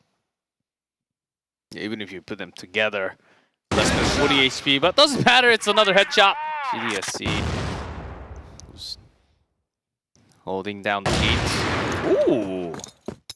You know, Eagles hasn't, he hasn't been having his best day, but that was a clean shot. Yeah, did you even see the zoom? It was so quick, man. It's like he knew that somebody could be there. Yeah, quick shot. And that's what he's been really good at, the ducking down shot, that sniper. Nearly did it again. Sumo can dodge bullets, but not all the time. Hey, you see him. Oh, yeah, totally flashed. Not sure about going back in there with the flash. Maybe he was trying to go right and he accidentally moved forward, but Eagle is on his game in this round. And that's a 4th round for Medellin, so a great start for them. Okay, let's get it on. And 2 rounds in a row where Medellin, they actually finished in BL position, not in their own base. Yeah. It was much more of a retake-ish rotation. They're feeling pretty retake-ish, if I say so myself. Yeah, that's also because Black Dragons are not really pushing through the double pillars yet. Oh, Eagles again. I don't know what happened. That one kill, it's like it powered him up. He was like 0 and 2, now he's 4 and 3. Really making his way back into this game. Silva obviously still on his game. Couple of kills to him. Knotson leading the charge though, looking to get onto this B site. With the C4, but the crew from Medellin. Again, oh, I was actually thinking, are they going to send all 3 through double pillars? That will be outrageous. It's going to keep Eagles, making sure if anyone comes out, not likely anyone's going to come out from B side after the plant. I think he just wants to kill the angle of the bait spots. Looking into the B entrance. There you go. Nice angle for Knotson. That's 4 kills on the round now to him. As Eagles has to go in with the pistol here. 7 seconds. That's 1. Oh, time's up though. Oh yeah, you couldn't find him. Nice job by MG here. Just to avoid him. and that's exactly what you got to do, as Black Dragons will pick up a bomb victory here. I'm not sure if it'll be counted as that because he got the kill right before the bomb went off, but either way, essentially a victory through the bomb not being able to be defused. I think that's also what we were sort of waiting for, the B double pillar entry. Alan never really let that go before the round. Now the other side option is open. And Black Dragon's not really sending any men towards A, but there's a jump into the central plaza. Smokes near B site. It's a very quick push through this wall, and that's an unfortunate bounce. You gotta watch out for those railings. Silva in the bait spot, GDSC spots them all coming in. They look to get in behind them. That's another kill going to Supremo this time. Look, they're staying near GR base. Not really going into either sites. Big sprays, Novez with a headshot this time, and Silva all alone, low on health. Picks off one, but not looking too strong for him to pick up more than that. Notson's off angle. They almost got him down. Oh, okay. Silva. And MG's position, it's unpredictable. Yeah. A sniper being in this position with a pistol, of course, if Silva doesn't have too much HP, 25 only. This might not be checked. Oh, he checks it, but MG quicker. 5 HP though. Oh, close one. Yeah. Black Dragons. I like the comeback here.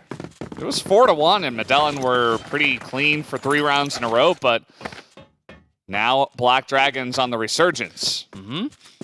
They kept the central zone, not going into other side. Waited for Medellin to actually run into them. And yeah, those type of angles, especially from A, headshots can be easily made through that short pillar. That's what Black Dragons really wanted to go for. They have achieved that in the 7th round. Now 2 in a row for Black Dragons. C4 wins. And now short rotation. Yeah, finally with sending a man through a long. I was wondering when they were going to send Novaes into A. I've seen those moments yesterday. Yeah.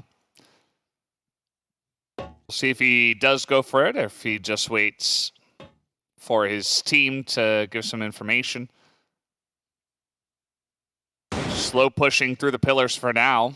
VNC here with a flashbang ready to go. Sometimes those shots, even when they don't see the enemy, might just be a fat finger push. We do have some of that, especially I was a player who always did that. And then the shot caller would, be enraged. You're supposed to keep quiet. Sorry. Oh, burning time. Nice. I actually like this because they got 2 in a row and then they're making Medellin impatient. Not even using too much flash. Well, I mean, they're going to have to go eventually here. Looks like a B maneuver as GDSC pops out. That's not going to work for him. Notson pretending he's going A, but there is a push coming into B as we speak. DNT, there's one, but Rafał getting that B side bottom. It's open now to Black Dragons. 11 seconds. The bomb has to come down. There it is. Nova is getting that C4 planted. B side, but still MG left alone. Silva, nice check. Great movement there. Yeah, it was pretty insane, and now, he's just dodging all these bullets. A 1v1, and Silva gonna pick up the headshot. Huge play, as now they will try to get into this B-bomb site. Spray, pretty good for Rafał. He picks up both. And Silva a little bit slow, I would say. Only seconds. Needs to get the kill, but Rafał, another headshot. Nice play by Rafał there. As we're now a 4-4 tied score. Yeah, kind of what we expected from this matchup. Black Dragons able to take a map off of Imperial says a lot. And Medellin, even though they came out a little bit flat against Imperial, I think that they're definitely better than what they showed so far today. So trying to pick it up here. That's when Eagles on his way back to his position. Almost had the enemy in his crosshair. And GDSC also on AWM. Going near the base of Blacklist. Uh-oh. Okay, is this a good choice or not? Apparently so.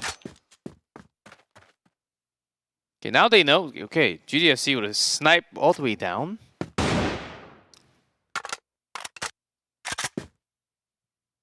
They're giving some, feeding some information for Medellin. It's very likely near the base or a room.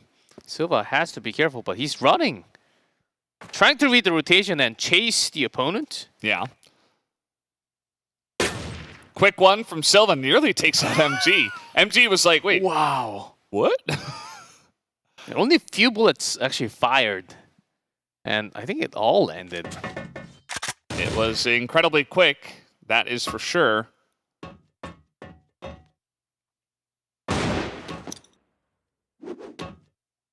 Okay, shots fired and immediate rotation into Central Plaza.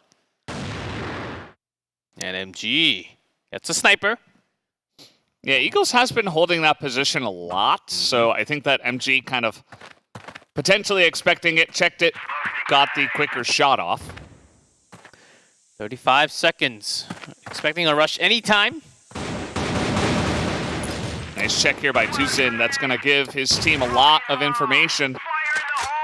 GDSC right there, ready, looking, picks up 2. And a 3rd, and Silva cleans it up. It is going to be Medellin moving up 5-4. A very close match so far, G-Clef. GDSZ. The man of that round.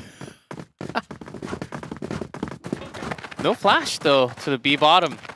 Maybe just missed, but through the smoke, they thought it should be ready because they, Black Dragons, they had information, okay, at least to 2A.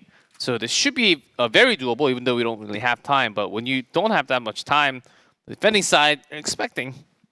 When you're expecting, it makes shots. Defending side, for the defending side, to make things much easier. Little play in A room. A lot of members around this angle.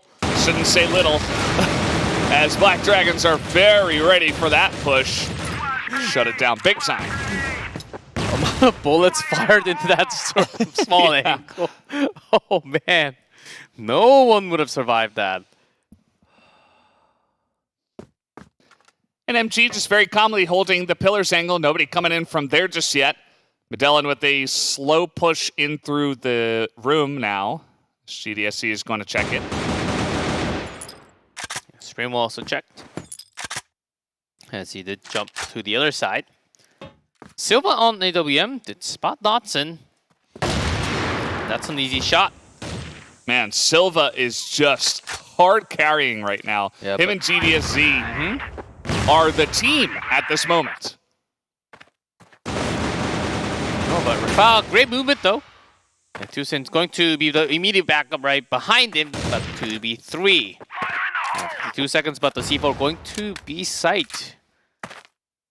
That's GDSC carrying the bomb. MG looking at to B entrance. Doesn't know that GDSC. What a quick shot. Yeah, insane reaction. And Tuzin is going to be shot down. So Black Dragons tied up again, 5-5. This is the crossfire that we are used to. Very close matches. Imperial kind of messing all that up with their insane dominance. Finally some grenades being thrown down. Third grenade kill. Get it down, G-Clef. Writing that down round.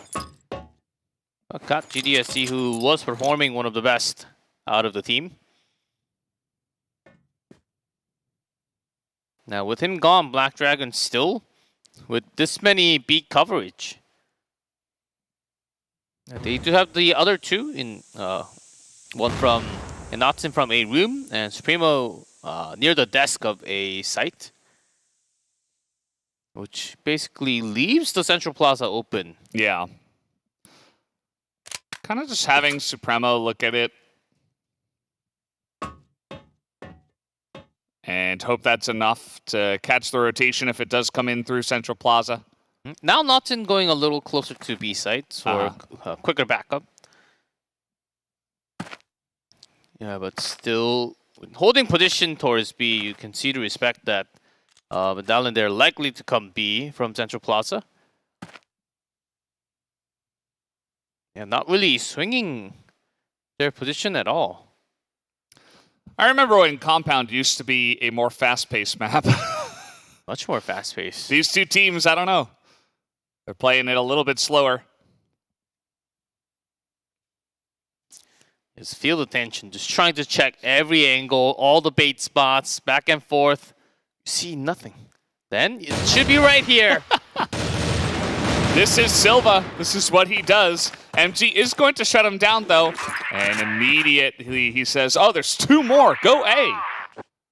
And we'll see if it works out for them as Knotson under fire. He will be headshot by VMC. VMC, Supremo not able to land those shots. He will land the following ones.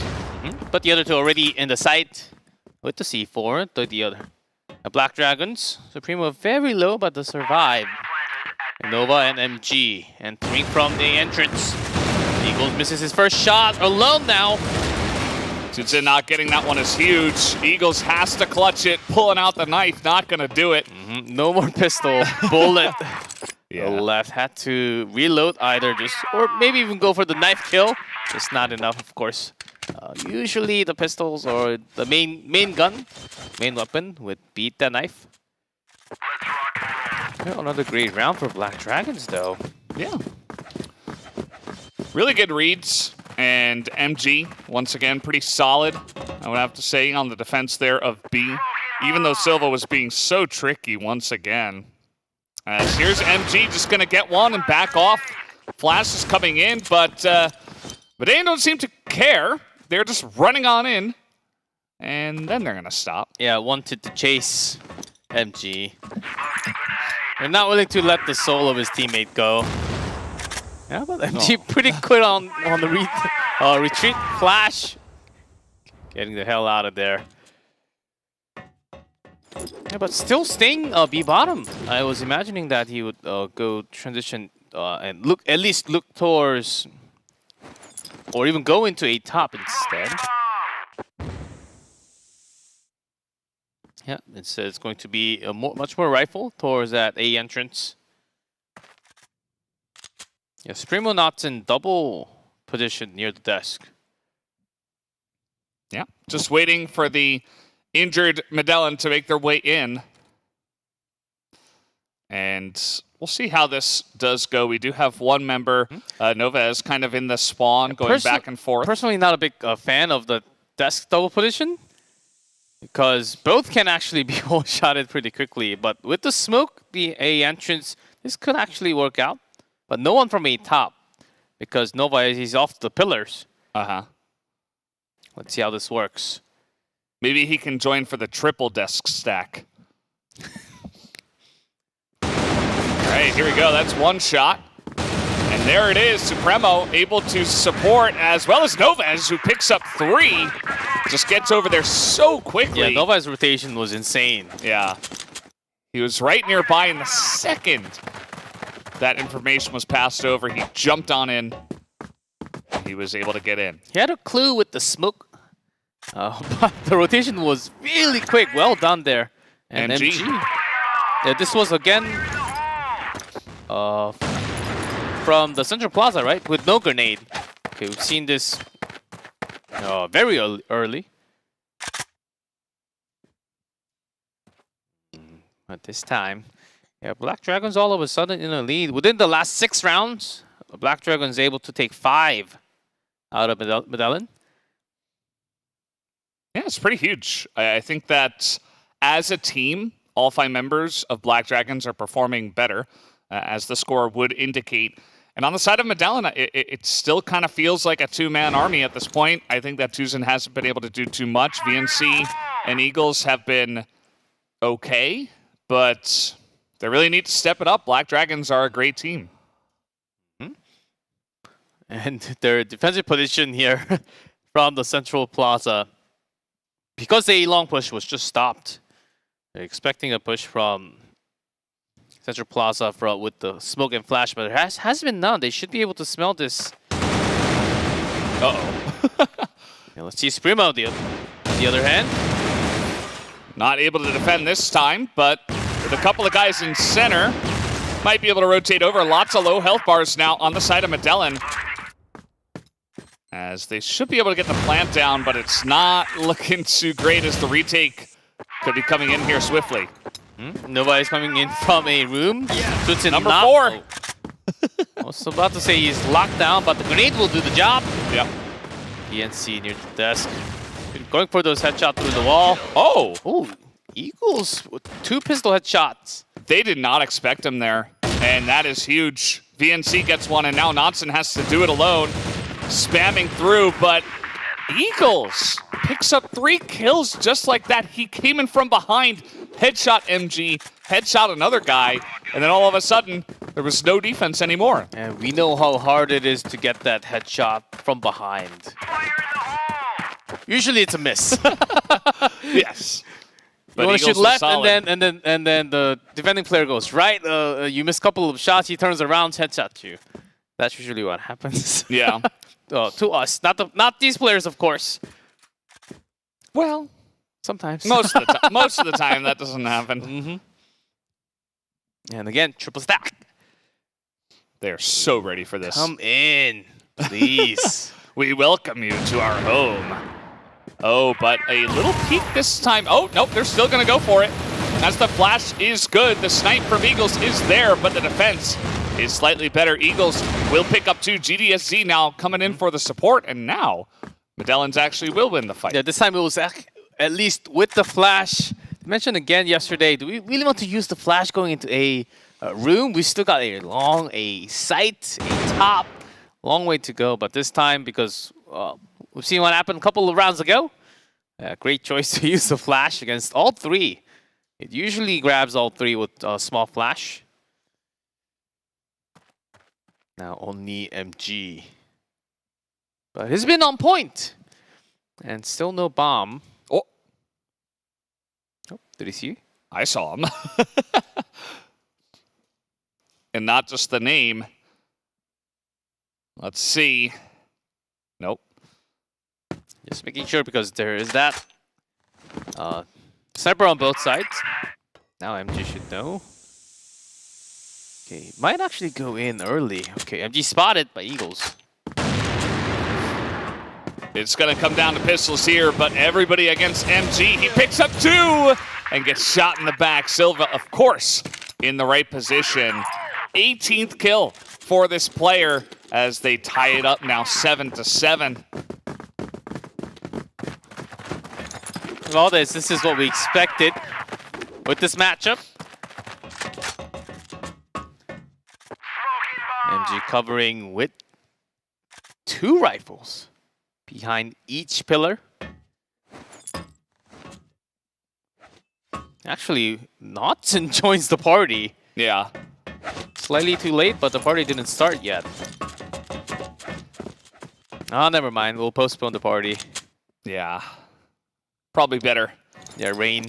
Yeah. Let's take a rain check, guys. No party in the pillars.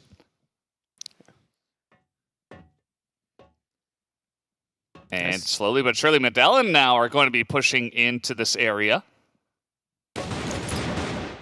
Notson almost face Jackson goes down alone. Oh, the backup now coming. Yeah, very quick, all 3. Nova, Supremo, and also MG near the door.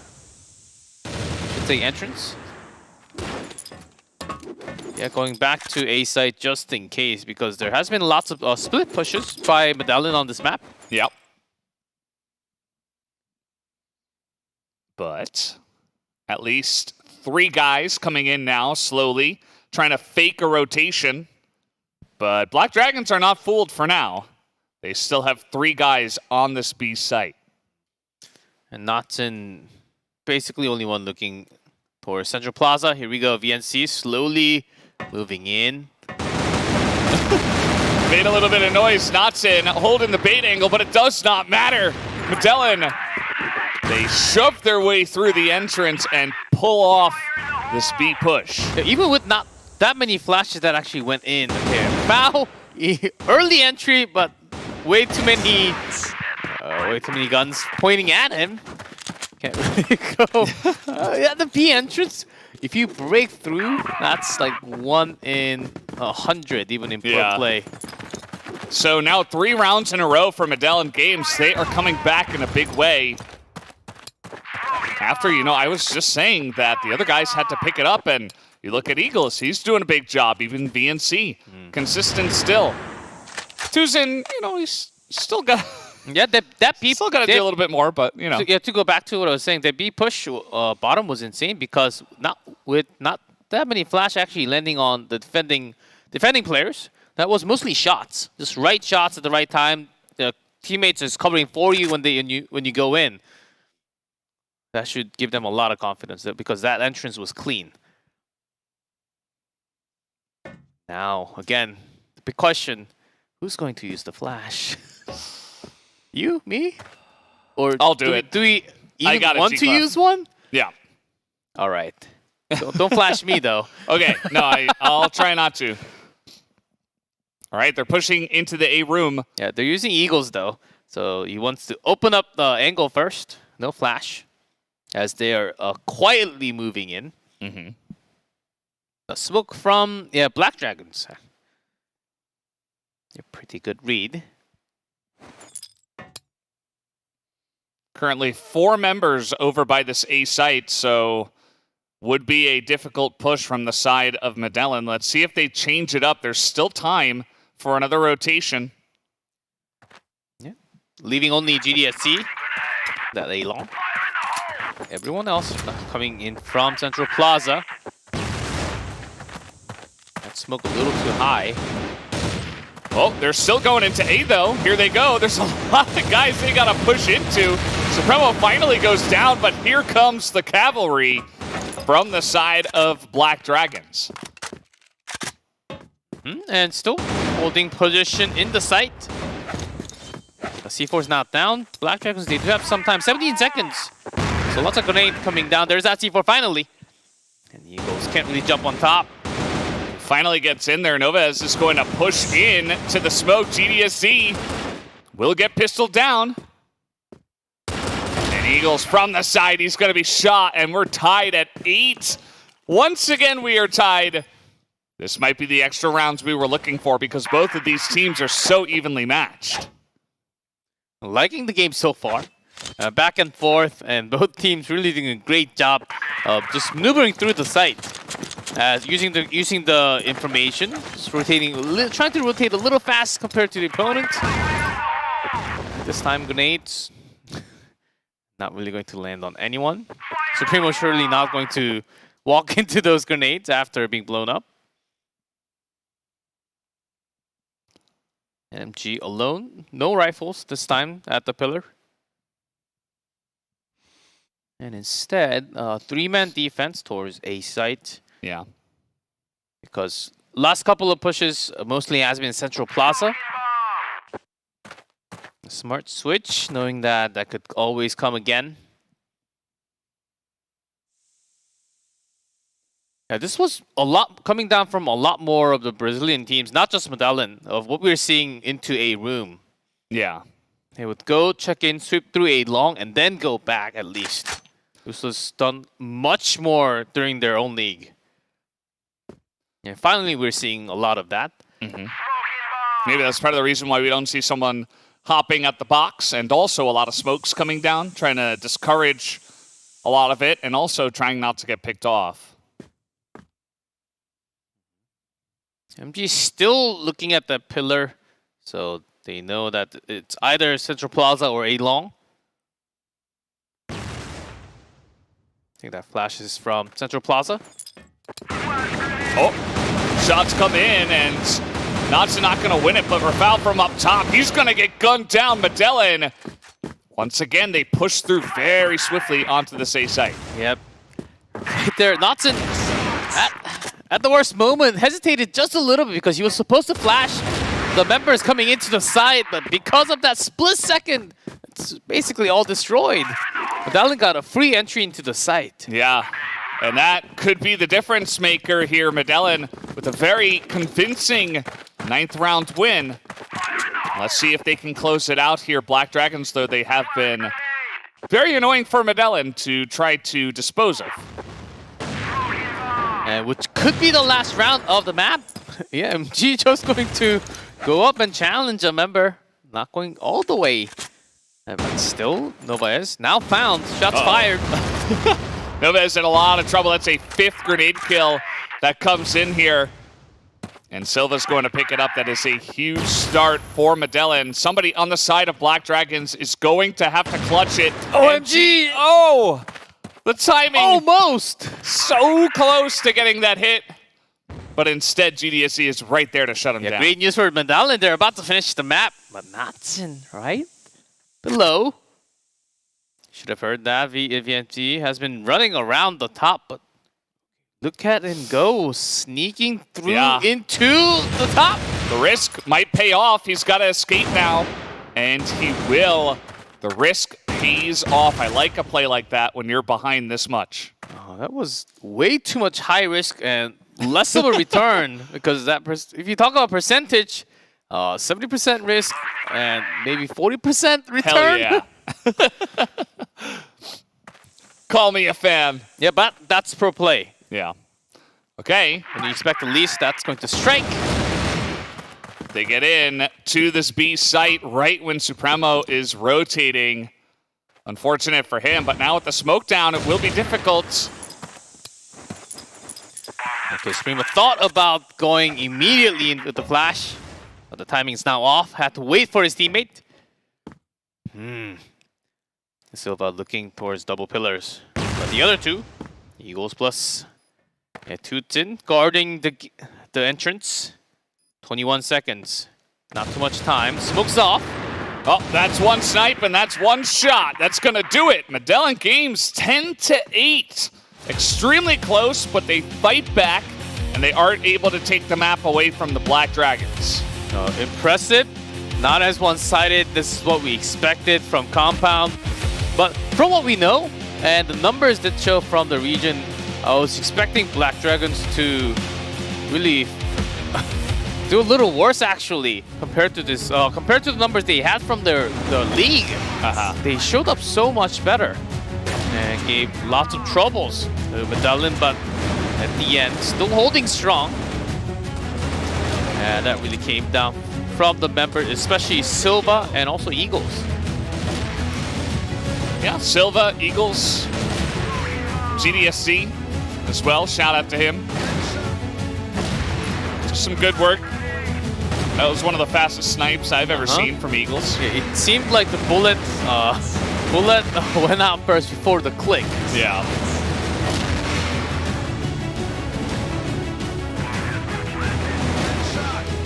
Silva with some nice tries here. MG with the quick headshot. And it was very back and forth. There were some streaks within it, but you know, we had 4-4, then we had 5-5. Oh, those drags are insane. One bullet at a time leading into a kill. That's what Sniper is all about. Sees an opponent and throws the grenade in his face. This map was insanely close. Expecting a very similar game in our next map. It's going to be Port. I wonder if we will have a little bit faster of play. I wouldn't be too surprised. Definitely a lot of set plays you can go for, but I don't know. I feel like after all the tension of Compound, they might just drop the gloves and go at it. Yeah, so MG did get the kill before the C4 explosion. So, yeah. Okay. And the MVP. Yeah, who else? Yeah. The first half really was being carried by Silva. Again, the best rifler of the team. Also had some AWM shots in the middle. Yeah. Mixing it in, you know. He did a fantastic job, extremely consistent. excellent positioning and timing as always. He is a huge boon to this Medellin team and a big part of the reason why they were able to take the map. Yeah, but Black Dragons still, I think they have it in them.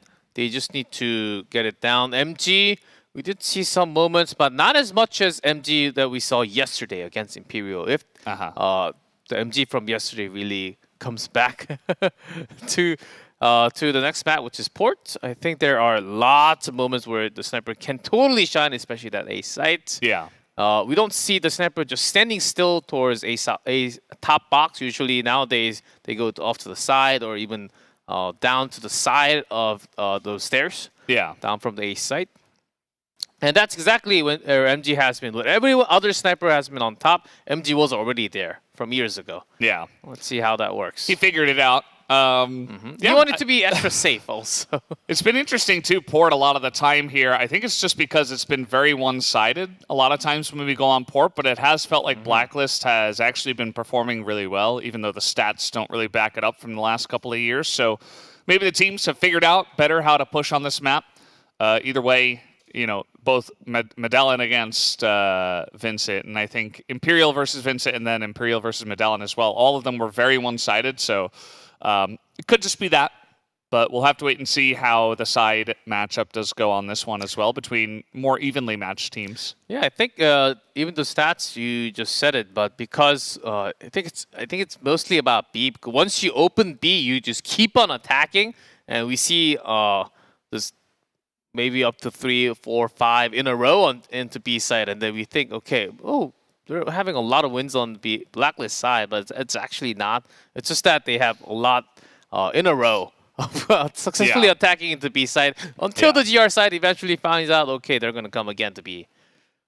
And then you set up, you know, one extra guy, and then you're ready. Yeah, or just like boost up near the entrance. Yeah. Maybe it's that here in the Americas region, they've kind of mixed in more of the bridge pushes, whereas in the EU MENA, I think we saw one in total. I think we saw the map only like once or twice.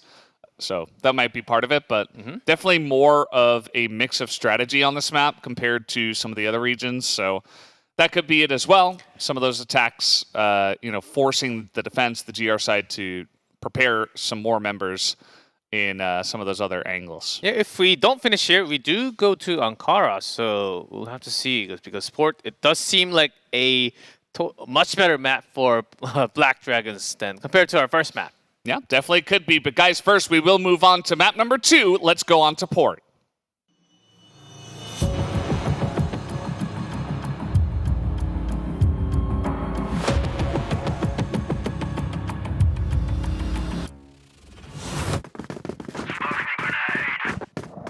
All right, off to the races we go. Medellin are going to be starting on the Blacklist side this time around. You can see they've got a pretty nice win rate on Port so far. Certainly helps that they got second in their region overall. But either way, still good numbers for them.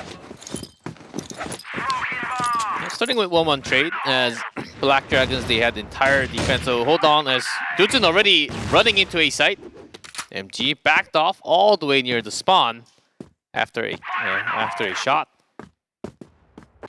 Yeah, he gets the pick off and then goes back to his team. He doesn't want to get traded 1-for-1.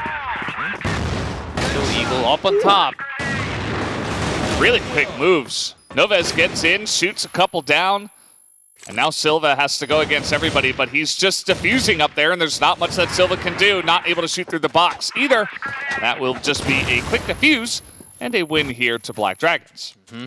It's off to a top. Can't really do much. Maybe he can throw a grenade, but that's not going to be enough alone. When there's a full HP member from the GR side. Okay, this time quick entry. Quicker entry into great angle. Waiting for Natsun to come into him. Oh, what? Wow! And all three of them poked out at the same time. The timing was perfect. And they just sprayed straight through the line of Medellin members. Let me write down a check on to round 2 for Black Dragons already. Yes, I think you're safe to do that. Although it is Silva. Versus 4. Let's see. Silva, still no death, by the way, because there was a defuse. And through the bridge. One of the best member from Black Dragons. Nova defending. Spotted. Few bullets fired only, but going back to the passage doesn't feel safe. It does have lots of utilities to actually use. But when you're alone, you do want to have your main weapon up. Okay. That's a start. Suprema, though, gonna put some damage into him. Takes a bit himself. He's still got a minute, so he's taking it real slow. And rotating all the way back to the base, checking for anyone waiting, if anyone's going to stab from behind. Not going to be it this time. Both members just waiting for him to plant. Well, he got another kill, but he is immediately taken down. And that is going to be the end of that. Black Dragons, 2 in a row now. So far, able to stifle the pushes very nicely from the Blacklist side. Black Dragons on port. On the region, 50% win rate from the global risk side. Not too high, not too low. But when you think about their second half, the Blacklist on port, compound was 33. But port, they do have 37. Slightly higher, but still very low compared to the standard. So, knowing that what could happen in the second half with weak attack abilities on this map, you do want to grab maximum first half. And so far, Medallion, they're respecting what Black Dragons has been doing in the first 2 rounds. Yeah. Slowly checking now. Finally, a site. I do have to wait for Eagles to check that A top.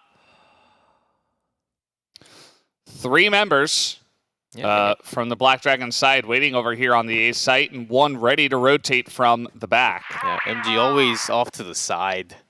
This is his position. Shot right at the moment of flash. Rafael was flashed triple times. Not able to do much. Novez, though, coming in. Silva now with a nice little shot from range. Slowly but surely, Medellin grinding their way into this A-top position. Yeah, this time all 3 of them on top, making sure there cannot be any defuse. Or at least nearby. GDSC does go down to go to the bait spot for the bridge rotation. And there's MG near the stairs. The other 2 go from their respawn. Eagles just sees them all and lines one up, and that should be enough info and time for them to shoot them all down. A couple of kills to Eagles, and Medellins are on the board.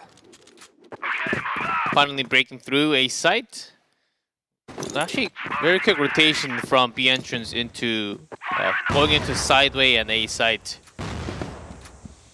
And lots of great flashes because it's also because it wasn't for Rafael, it was actually for MG because MG is always at that spot. And Rafael just casually just standing there and says, I can't see anything, guys. Come on and help me. And Knotson boosted up to sideway.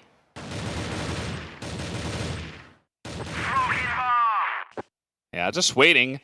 Medellin have been playing it relatively slow. As I say that, I thought maybe they were going to make them play on bridge with a couple, but that would have been a little bit crazy rather than just fast. But yeah, nobody making a move just yet. Maybe thinking about a bridge push after checking into B site. Let's see. Knotson now spotted, not going to challenge him at all. Using that information might force him to rotate a little further and go B. You see, checking the middle ground just in case if anyone's coming around, because the bridge hasn't been seeing anyone towards the bridge. Oh, expecting that B push. But Black Dragon's 4 men. Uh-oh.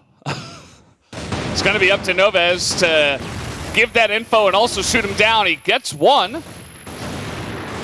As you see, Supremo's looking in the back there, but that's already advantage here to Medan as they make their way onto the backside of B. Rafał able to pick up just the one, but this bomb will be planted as from behind, Knotson with the perfect timing and flank, able to pick up 2. I thought Knotson's rotation was way too late, but because it was way too late, it was at the perfect time. Also, because it was way too late, both of them, they were just looking towards the GR base as, okay, this isn't the timing where you come out from the B entrance. They're like, well, where the hell could he be? Oh, he's behind us. Yeah, if it's behind, then he should have came already, helping his teammate.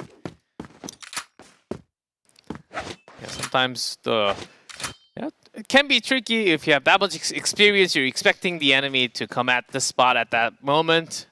Yeah. Using that timing, psychology can totally be a thing with this many games on the map. Speaking of which, when nothing's working, rush into B site. That's kind of the psychology of this map, I feel. On the Blacklist side, they're going to give it a try. Oh, no flash from Medelin. Actually, just straight up entrance. It's not helping them too much. They get in, but it's not a clean entry or a foul. And Nova is just hanging out down on the bottom side. They are cleaning up shop here. It's in with the 1. Trying to find the angles here, but down to a pistol. Actually picks up another kill, but not able to get both. But this round, if Medellin, entry flash wasn't needed, but before going down, their teamwork was somewhat lacking, maybe the communication, because we saw a few members actually jumping before the flash was thrown. If that came together as teamwork, then I think that was a round for Medellin, actually. Not going to Black Dragons. You have to work on those timing. When you're saving that much smoke and flash, there's a reason why you should wait when you already made into the site. So that was a close fail. Yeah, and maybe they're just going to give it another try because of that. Maybe they say, well, let's do it right this time. Not even going to sit around the box. It's all the way back alone. Might actually go to the back street. Once again, I mean, the flash is better this time, but Supremo's here, and we got a couple of kills to him now. As this is looking pretty good. Eagle's not able to hit his shot, as now Silva has to go against 2, but he will be denied. Black Dragons now 5 rounds against 1. I think that's the biggest lead we've had in this match as well. Yeah, 4 Black Dragons, certainly. As Nova has quickly run around the map. Rotational-wise, Nova is always on the move. And Medellin, even after going in, wasn't really checking their back, usually lacking their members on A site or B site. Let's see, the entry's good, but the follow-up seems to be the problem right now, which wasn't a problem before, but maybe a big loss from the first match is affecting them now after winning the map, surprisingly.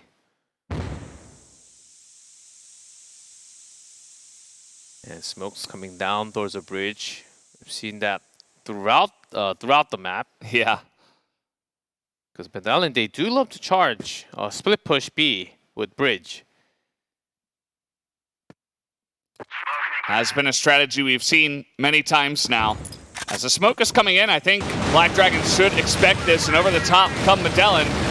Shots are already going to land. Eagles, at least, able to open one up with the rotation, and yes, Medellin comes in, but a couple are traded back immediately. Now it's one-on-one. And Silva, he's up on top. He's got a...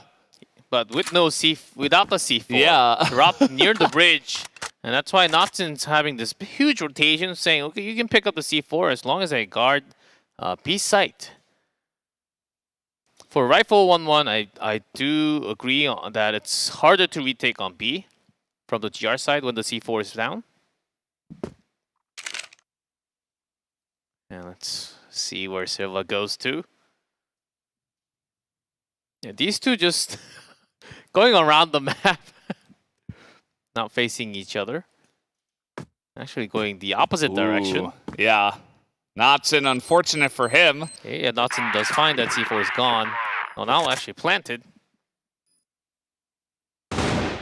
Spotted. Who's going to win the fight is the question. Silva will be able to pick it up and finally breathe some life into the Medellin game side. At least 2 rounds. So that's 2 more in the first half. Can make it up to 4-5.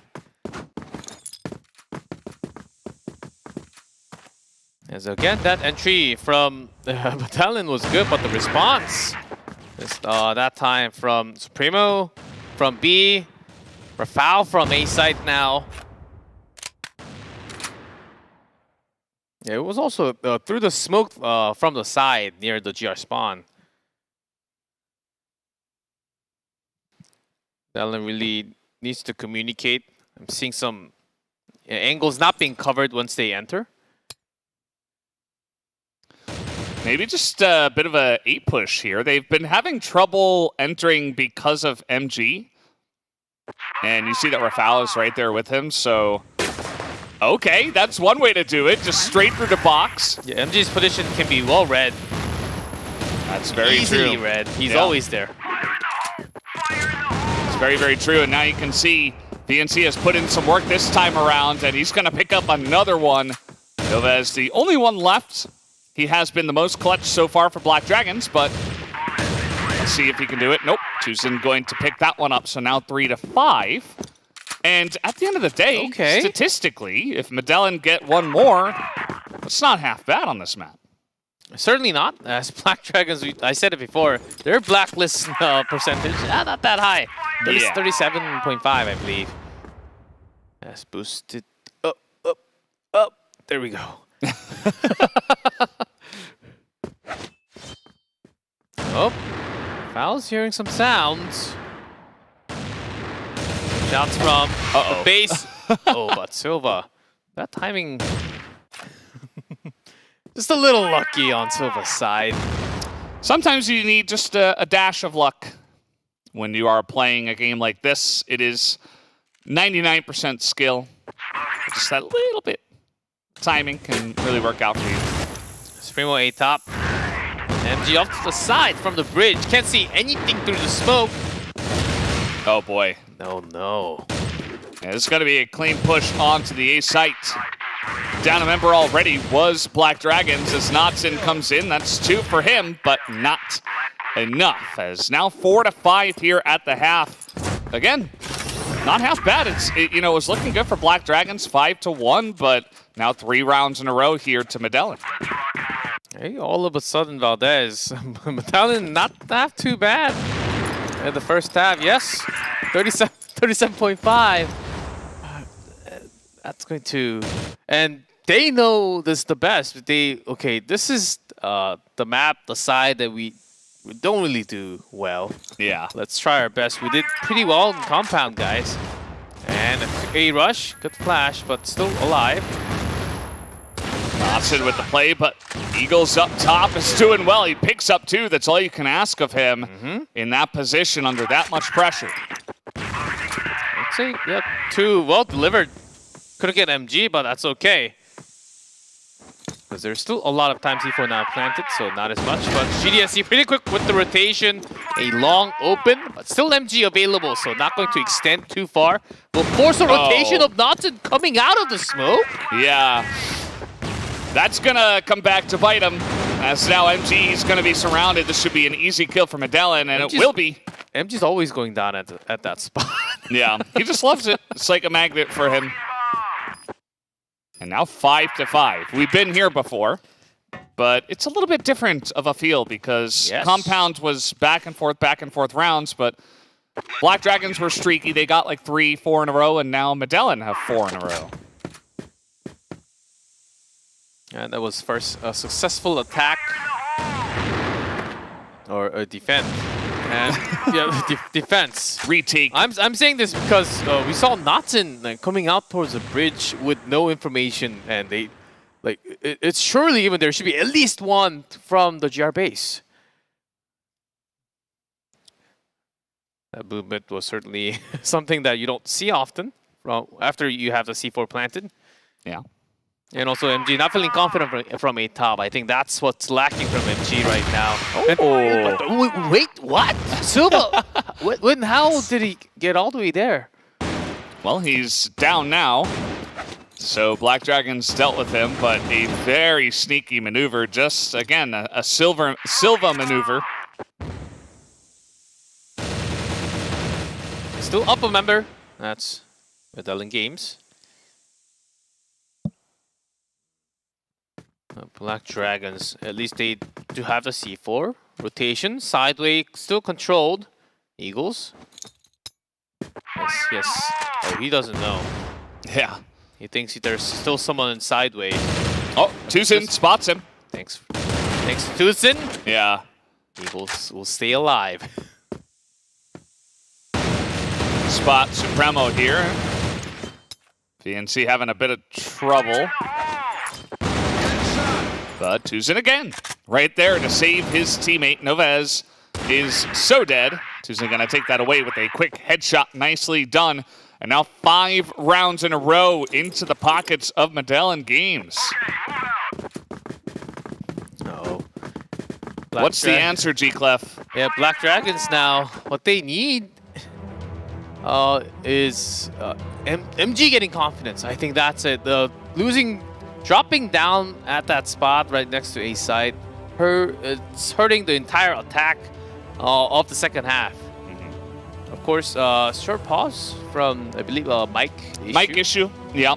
Gotta fix those mics, those Michaels, Yeah, as I like to call them. No damage on to the next round, so we'll actually quickly make a remake. Yeah, should be pretty easy. Apparently it was Tuzin who was having a mic issue, so plug it back in. He was shooting really well, though, with the mic issue, so maybe you should go with the issue. Yeah, you should just like unplug the mic. He's like, oh, this is working well for me. He has been looking better on this map, that's for sure. But sometimes there are those moments where you think your mic is on or you have it muted, and then you're like, you go through a couple of rounds and then you notice after the mic is muted, like you guys didn't tell me my mic was muted. It's like, or if you thought you were just keeping quiet, you know? Yeah. There are those moments. Yeah.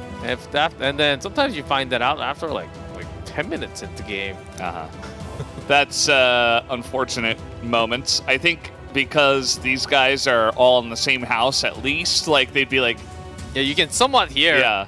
Oh, he's screaming, but I don't hear you over the comms. Like, that's a little bit weird. It's like, oh, that's a triple kill. Do you see that? Like, hey, I don't hear you on the mic. Yeah. Oh, what? Really? What did you say? Yeah. Yeah. I remember back in the day, the old cheap, standing mics that you have on your desk. Oh, I had the cheap headset mic, like $11. Yeah. Mine was like, it was like a $10, like, little white mic that stood on the desk and got in the way of the keyboard. It was very annoying. Wasn't very clear.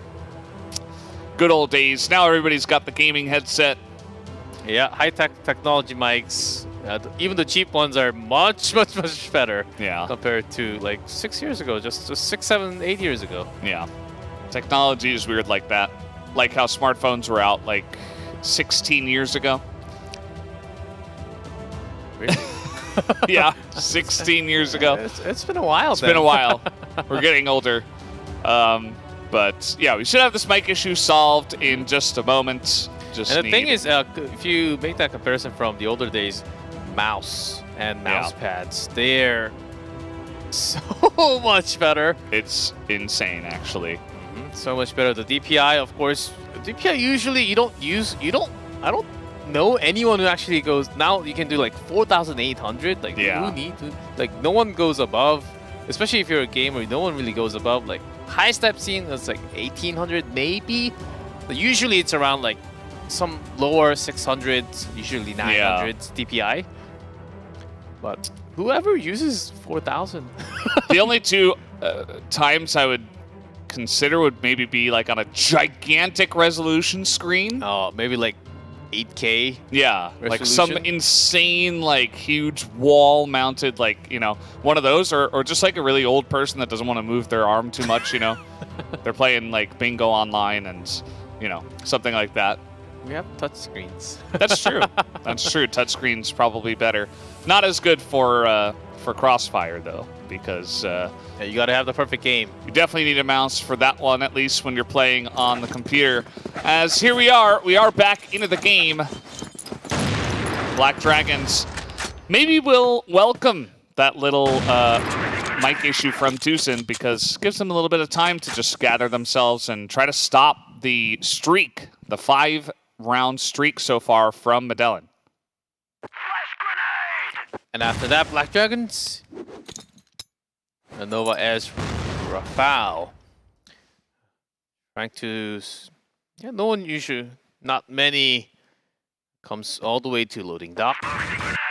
Maybe waiting for rotation of MG after checking from the BL bridge. Maybe a kill onto Silva, who always like to peek here and there. Not yet. And I think Silva is also feeling that, because he did go down a couple of times against Goken in the previous match on the same map, defending side. All the way back near the spawn, not at the bridge.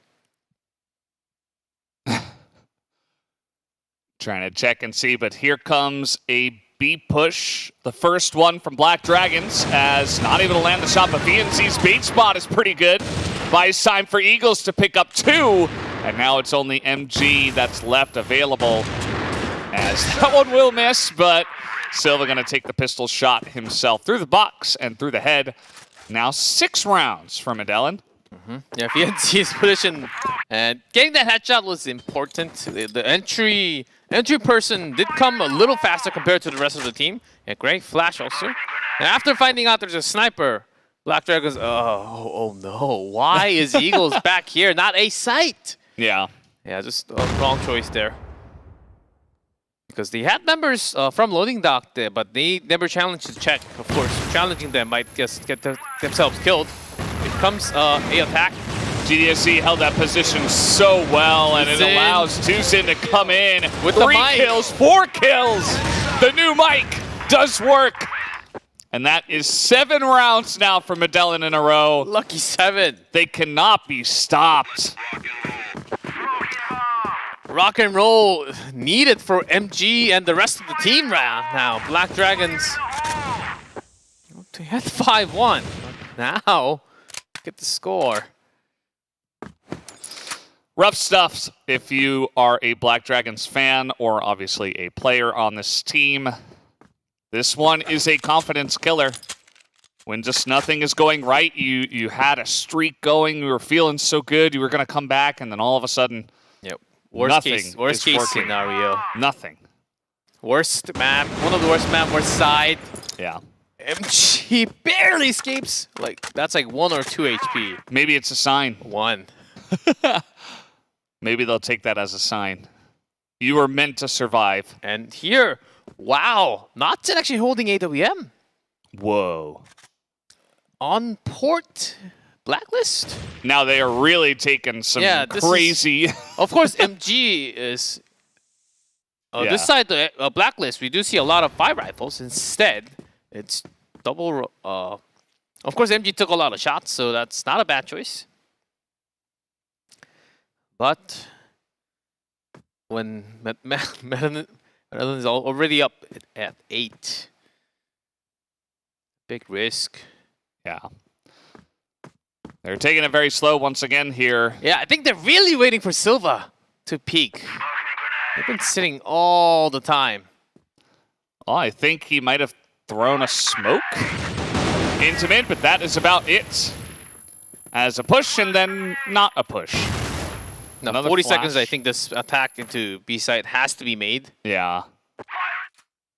Same bait spot here for VNC.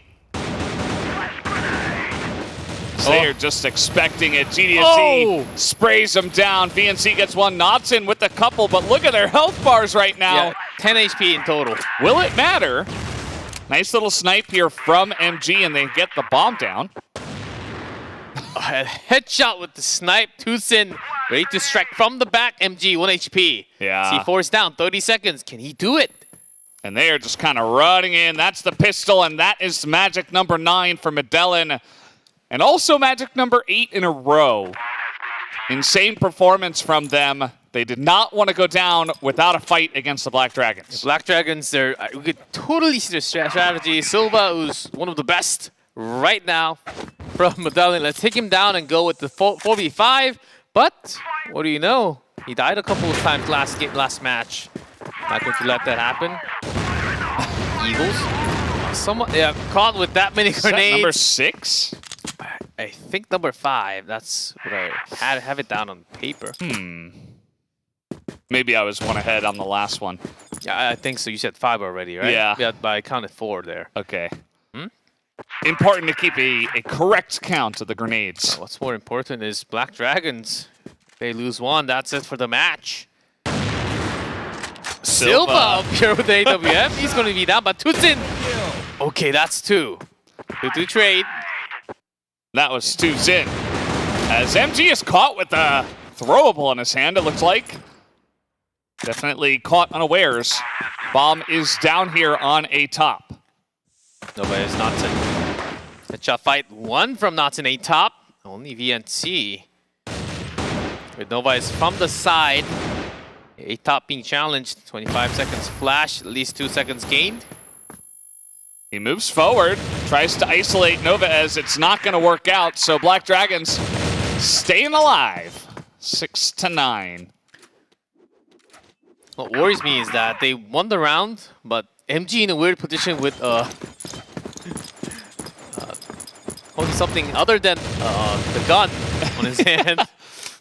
Those worry me a lot. He had a cold soda. He was just enjoying his time. He's just sliding downhill. Teammates can certainly grab you out of there, but you just have to work it out yourself. And also Supremo, very quiet. Silva's positioning, man, it's crazy. Oh, saw 1 more. And he gets 2 alone, 3 alone. And now, I mean, any amount of help from his team should be enough. As that's going to be number 4, magic number 4. Where's Natsun? Give me that final kill. AWM it is. Natsun on the bridge. Tucson tried to steal away the kill, and Natsun was like, no, you're not allowed. It's for Silva. On the chase, Natsun doesn't know exactly where to go other than the base. GDSC grabs the final kill. That's it. Medellin Games taking a match win after a big loss against Imperial. Yeah, getting 1 on the board. And Black Dragons, no set at all. First map was a lot closer, but maybe it's because it was port map number 2. They couldn't deliver much on that second map. It was a really rough, just insanely rough blacklist side for them.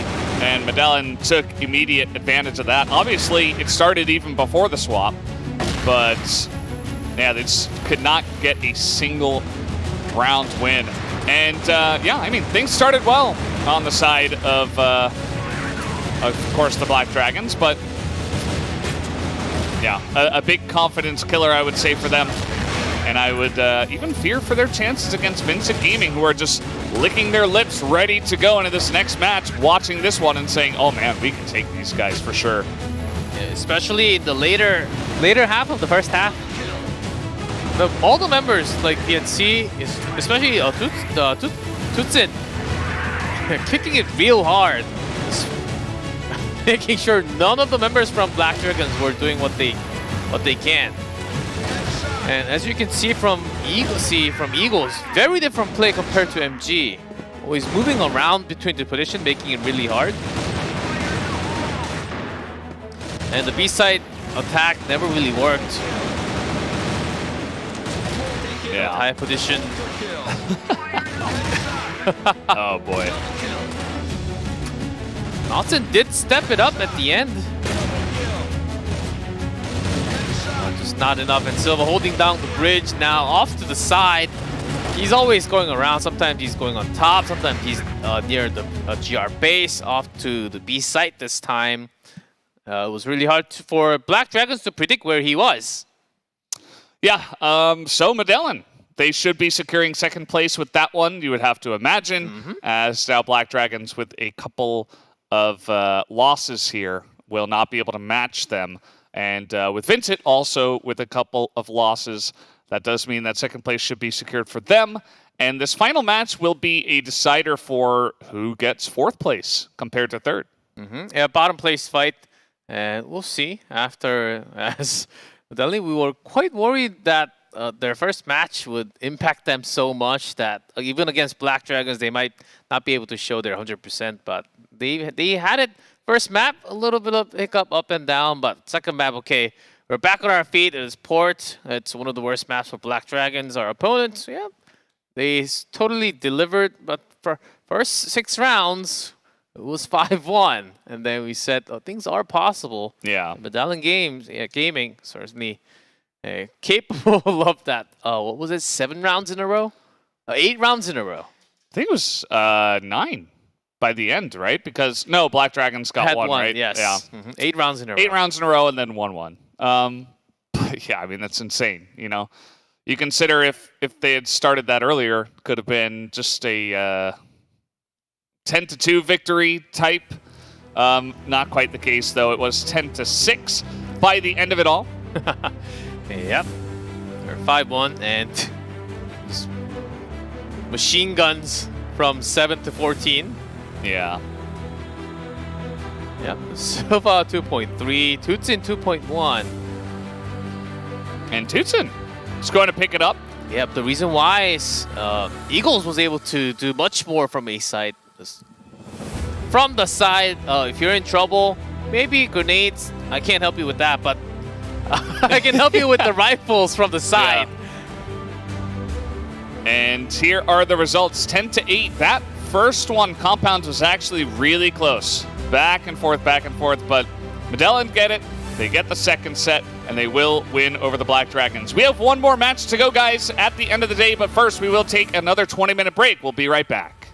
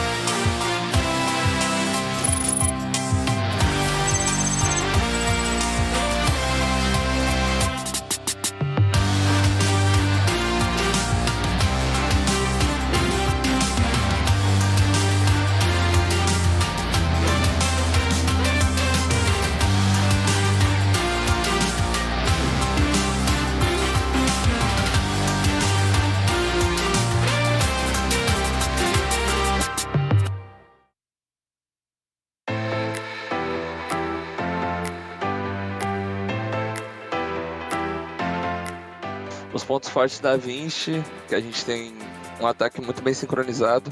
Acho que quando se trata de entrosamento, o nosso time é muito bom nisso. Então, se tem alguma coisa com que os times têm que se preocupar, são com as nossas execuções. Consegue a eliminação no segundo, olha o gol! Eu tô encarando como uma oportunidade de se redimir, já que no CFL a gente acabou dando mole e ficamos em terceiro lugar. É o Norte Novaes contra o Borizinha, C4 vai passando o tempo, o Norte vai ser pego de costas, consegue a eliminação, Boris, o Novaes deu a cara, tirou. É só trabalhar com o tempo. Ele vem vindo pra cima, ele encurta, consegue a eliminação, olha o time!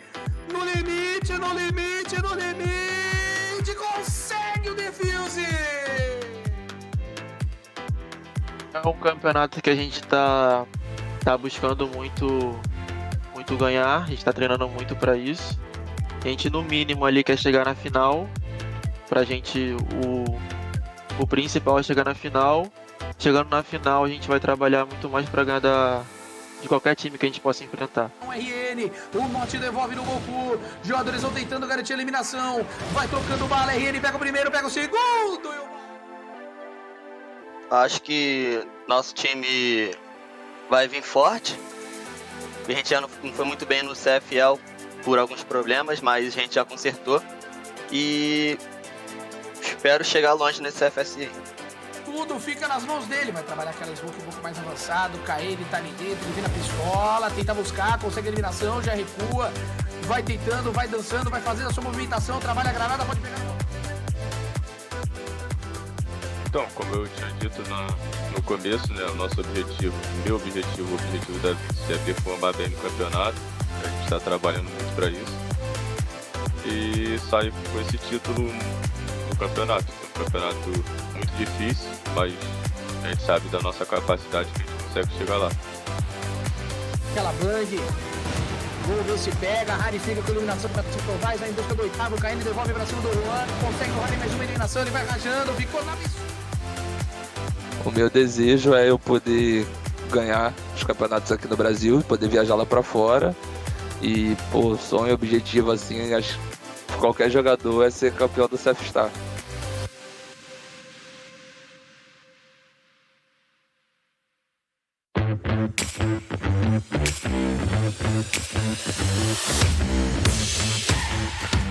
Antigamente eu jogava com jogadores já renomados, que já jogaram Mundial e têm experiência. E esse ano eu decidi jogar com pessoas novas. Estou ensinando os jogadores a jogarem em alto nível. Então essa é a diferença. Segura o primeiro, o Juan pega a eliminação pra cima do KN. Vai passando o Juan. Então, nosso time da Black Dragons hoje atualmente, eu acho que o nosso ponto forte é que nosso time é muito forte individualmente. Eu acho que o nosso time, todo mundo é muito bom. Todo mundo pode ganhar uma partida sozinho. Sobração do MG ainda conseguiu uma leve varada ali pra cima do Juan. Jogadores descendo, olha. O ponto forte da BD é em questão do individual. Nosso time, todos os 5 são ótimos jogadores. E o ponto fraco é em questão do coletivo. O coletivo, assim, tá faltando pouco em questão de táticas. Fora isso, o time é bem bom. Novaes pega o RN, o Goku é eliminado, double kill do Novaes, 9/6, destaque da equipe da BD em 4-4. O nosso objetivo é conseguir ser campeão da CFSI. Por mais que a gente esteja tendo muita dificuldade para o time entrosar, eu acho que nosso objetivo é esse.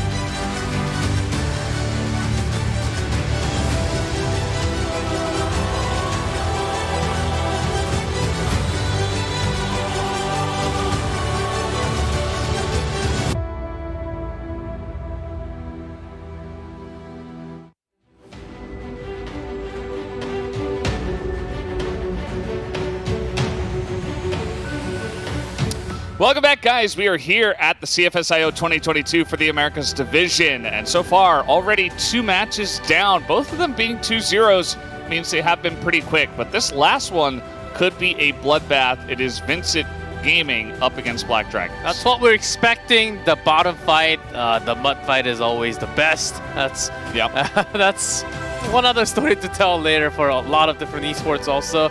But this is going to surely leave a mark going into the first match tomorrow. We start from 3rd, 4th placement match, best of 3 still playoff. Tomorrow, teams will be knocked out, but today, even if they lose, they still play that game.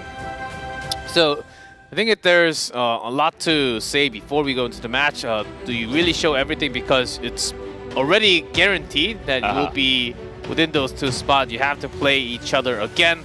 First match tomorrow. How much do you actually show? And of course, you do want to win and go to that 3rd placement spot instead of 4th. Yeah, absolutely. Still want to have that pride and want to get the win. Let's introduce our team, starting with Vincent Gaming.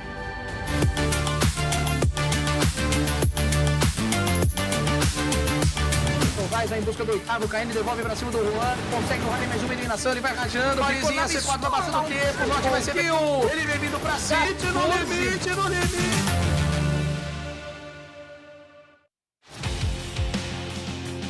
Vincent Gaming here at the Brazil CFEL 2022 Season 1. You see that they placed 4th, but then they actually made it through, and I believe that was through the Black Dragons, if I'm not mistaken. So you know, maybe they can repeat that. Maybe they can take another win over the Black Dragons. We will have to wait and see.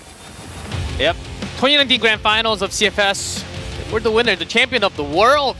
Not too long ago, but ever since then, roster changes after roster changes after changes. Now it's a total different team. And the best they did, 2020 Grand Finals 2nd. After that, 21, 20 leading into 22. Oh, they're really falling behind compared to the other Brazilian teams. But let's see how well they can actually do. This time, 3rd from their own season. America's Division last year, 3rd, 21 in season number 2. Against the other teams, having a lot of trouble so far. Absolutely. Well, guys, let's introduce our 2nd team here, the Black Dragons.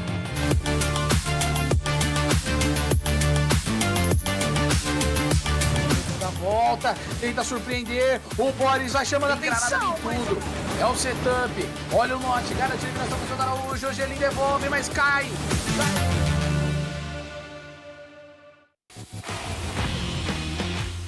And here we go, the Black Dragons. Of course, Supremo coming in for this tournament. He has been performing decently well, and I can understand why they have brought his experienced play into the lineup. Yeah, let's see if KN ever comes back into the roster. He's still in the team. As KN did have lots of great moments. Black Dragons, let's see if the previous match will affect them at all. It is a different opponent, and this is surely a match both teams will be thinking, okay, this is totally doable. We should be able to grab a win before the playoff. That's definitely the mindset. You know, get that win. Play your best game, you know, try to build up the confidence, try to get side selection for the match. And yeah, it's going to definitely be pride on the line as well. You got to face these guys again tomorrow. So you want to get in their heads. You want to be the winners and come in with that confidence. So definitely all these 2 teams rather, are going to be trying their hardest to try to take this match. And another topic to talk about before we get in the head-to-head 2-2. This is what we were sort of expecting. Even from the caster's prediction, we did see both teams sort of, was it 4-2? Only Brazilian Portuguese casters only choosing Viz Gaming. And maybe they're onto something with the 0-2 that they just took. And Black Dragons say no more of that port. We're done with that map. No, thank you. We'll play sub-base. That's fine. If that's what you want us to do. Black Widow will be banned as well. They want to take that away from the Black Dragons. So, G-Clef, will you get your sub-base is the question. It's set to. Oh, yes. It will happen. A little weird from Mystic Gaming because that's one of the better maps from their own season. And even into the playoff for Visit Gaming, Black Widow was one of their better maps for sure. But they did have a pretty good match against Imperial. Maybe that's still following into day number 2. Yeah. That's, I think, the only reason that I can find at the moment. But a sub base will at least get to see that map number 2. Happy man over here. Pretty interesting, you know, because during the regular season, Vincent Gaming actually did go down 0-2 to Black Dragons, and the last match that they played, it was on Kara, and it was 10-2 victory for Black Dragons. It was like a Omega stomp. But then going into the playoffs, Vincent took the 2-0 on both Port and Black Widow. So kind of had their number on both of those maps, and we will have to see how it does go. But either way, guys, we're going to start off on Compound. Let's jump into map number 1 right now.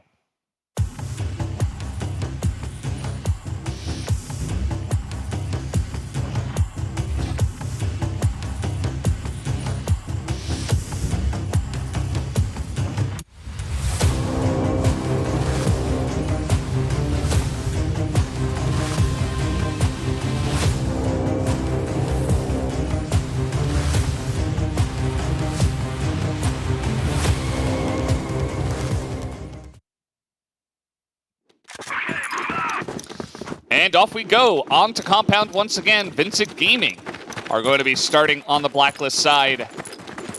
And when we saw Black Dragons up against Medellin on this map, it was relatively slowly paced. So I'm curious to see what Vincent will bring to the map.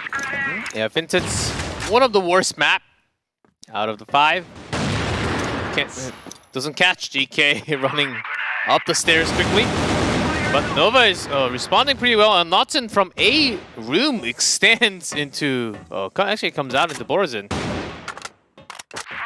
Yeah, quick defensive actions taken by Black Dragons. Wow, lots of confidence in their movements. Yeah, pretty quick stuff. They knew they were pushing, and they kind of counter-pushed out of B instead of just waiting for them to push. Definitely unexpected for Vincent Gaming, you would have to say. And now Nova is on AWM. They're still guarding that B site. Totally A site is basically open, but RN comes right into the trap. And that's one quick round for Black Dragons. Vincent Gaming, because of that quick rotation and A site even coming out, first round couldn't really get that much information. And here we go, right out into the central plaza, but RN gonna be the first one to pick that up, and the miss on the flick here for a foul. VG come back with a vengeance and just slaughter them in the central plaza. Nova is from the side, might as well just go along with the team. Yep. No need to wait, it was a 1v5. Oh wow, that was a quick round number 2. Smashed it. And it all came down to Black Dragons once again very aggressively, confidently moving into Vincent Gaming, except this time they lost the firefights. Yep, not going to challenge twice in a row. Only through a flash or a nade towards Vincent. And no direct pressure into the double pillars. Only Notson just jumping back and forth, checking. Just delaying the rush if there are more members from the double pillars, but for now it is just GK. GK's in, and the rest of the members actually going out in A long. GK is making a lot of noise. You know, he's throwing a smoke in there, some frags into the pillars, and so maybe trying to draw the attention of Black Dragons over there. But there is only Rafał who is defending that angle. And so the rest of Black Dragons will be ready for a push if it does come in through the central plaza. Yeah, when they have this slow of a push, it usually gives a lot more responsibility and opportunity for Juan to poke with that snipe. And most of the color for Vincent Gaming did come from Juan's sniping power. But Compound is certainly one of the harder maps for the sniper to enter. Great smoke timing. Yeah, that's really going to stifle this push, and Rafał gets the headshot to begin. Supremo holding the other angle, but on the entry, a couple more, but it does not matter. Rafał is right there on the defense to pick up a couple more. Notson's coming around into the second move. Only possible. Yeah, placement for Juan is right there for sniper peek, small window. And that's another quick defense for Black Dragons. Rafael really showing up hot from B bottom.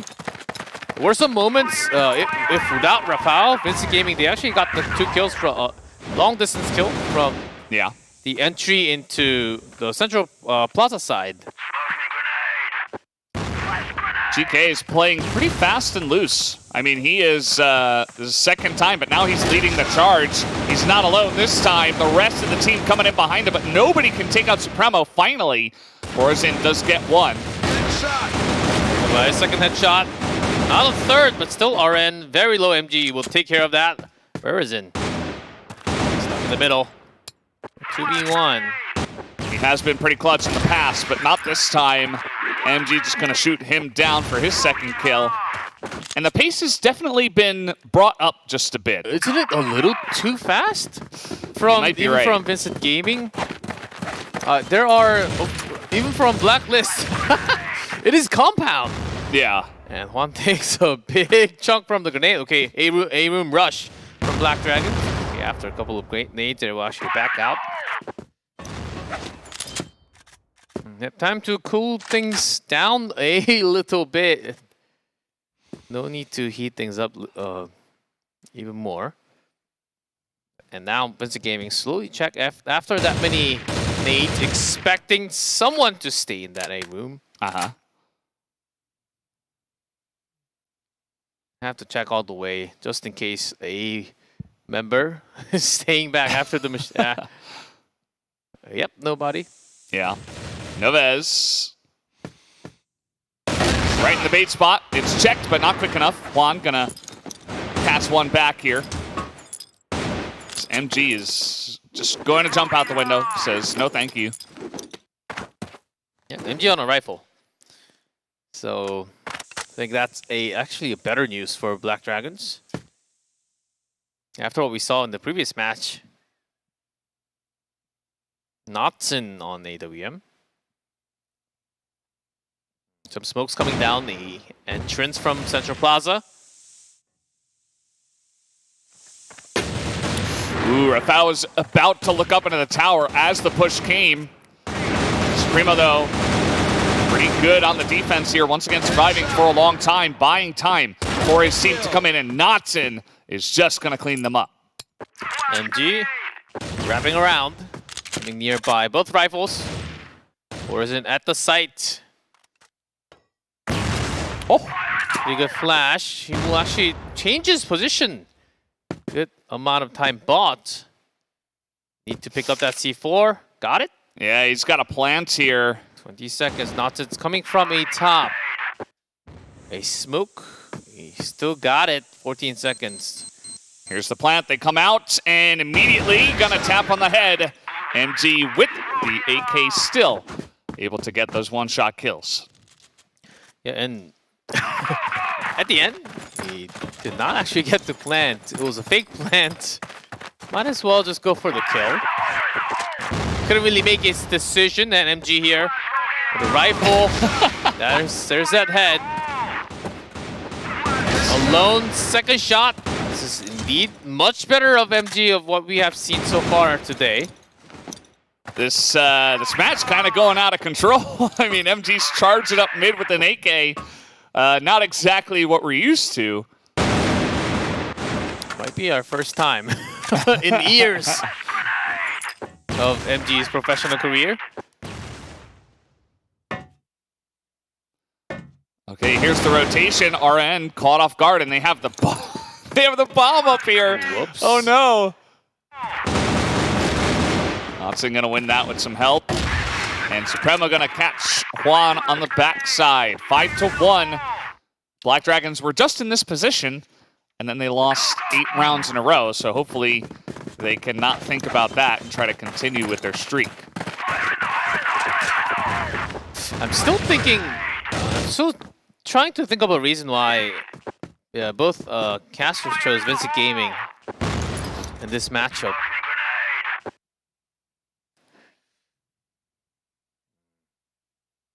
Certainly not being shown in this match yet. Maybe it will come into effect in second half. Maybe they just didn't think that first map will be compound. Yeah, would be curious as well. But, ooh, that was a scary shot. Yeah, Juan's shot. Yeah. Saw that bullet landing on the door instead of Rafał. Yeah. Rafał says, no thank you, backs up, throws a smoke. As mentioned yesterday, Vincent Gaming, their plan oftentimes, rifle check, Juan to be the sidekick, or if it's a sniper spot, then Juan peeks first. And on compound, it is pretty hard for the sniper to approach from BL. And that's another reason why their win rate is one of the lowest on compound. Oh boy, look at this. 5 members of Black Dragons coming over to B right now. As everybody just gets slaughtered as they run in. There's only Juan and Borzin. And Borzin able to pick off one more, but there it is. Yes. Grenade kill number 6, I believe, on the board. Black Dragons, they pushed all the way out into A, into the room, and they checked and they saw nobody. So they knew, or they expected a bit of a push here onto B. They were very ready with the defense. 6-1 now for Black Dragons.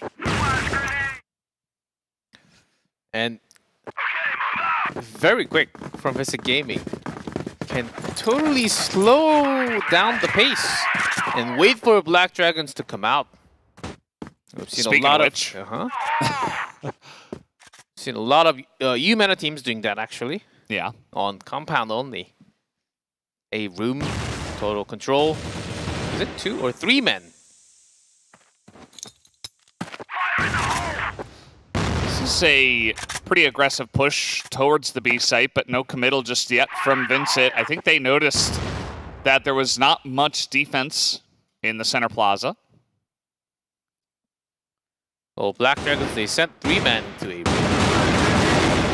One sort of caught, that does go down eventually. Novez. Another headshot, quick tap. This guy's full of talent. GK leading the charge, leading the team. He will get let down by Novez, and now Borzin alone. Makes it into a site near the pillar. Let's go back into the central plaza. But the 2 members waiting at B site with that C4 in their sight. I think he heard the footsteps. Yep. And there you go. That's going to be another kill over to Rafał, and 7-1. This is quickly turning into maybe even our most decisive and one-sided match. Maybe even more so than Imperial and what they were able to do to Vincent. The question in my head now is that Vincent, they are not willing to stop. Now taking a safer path, the entire team did. Not even looking towards anyone coming out from the double pillar. Usually you have at least 1 man, but this is all 5-man push with Black Dragons. Oh, rotation out of their bomb sites. Okay, MG's here and spots a bunch of them. Some shots are going to be coming in here, but everybody on BG is just stuffed into the corner. Borzin has been pretty consistent, but they know exactly where he is.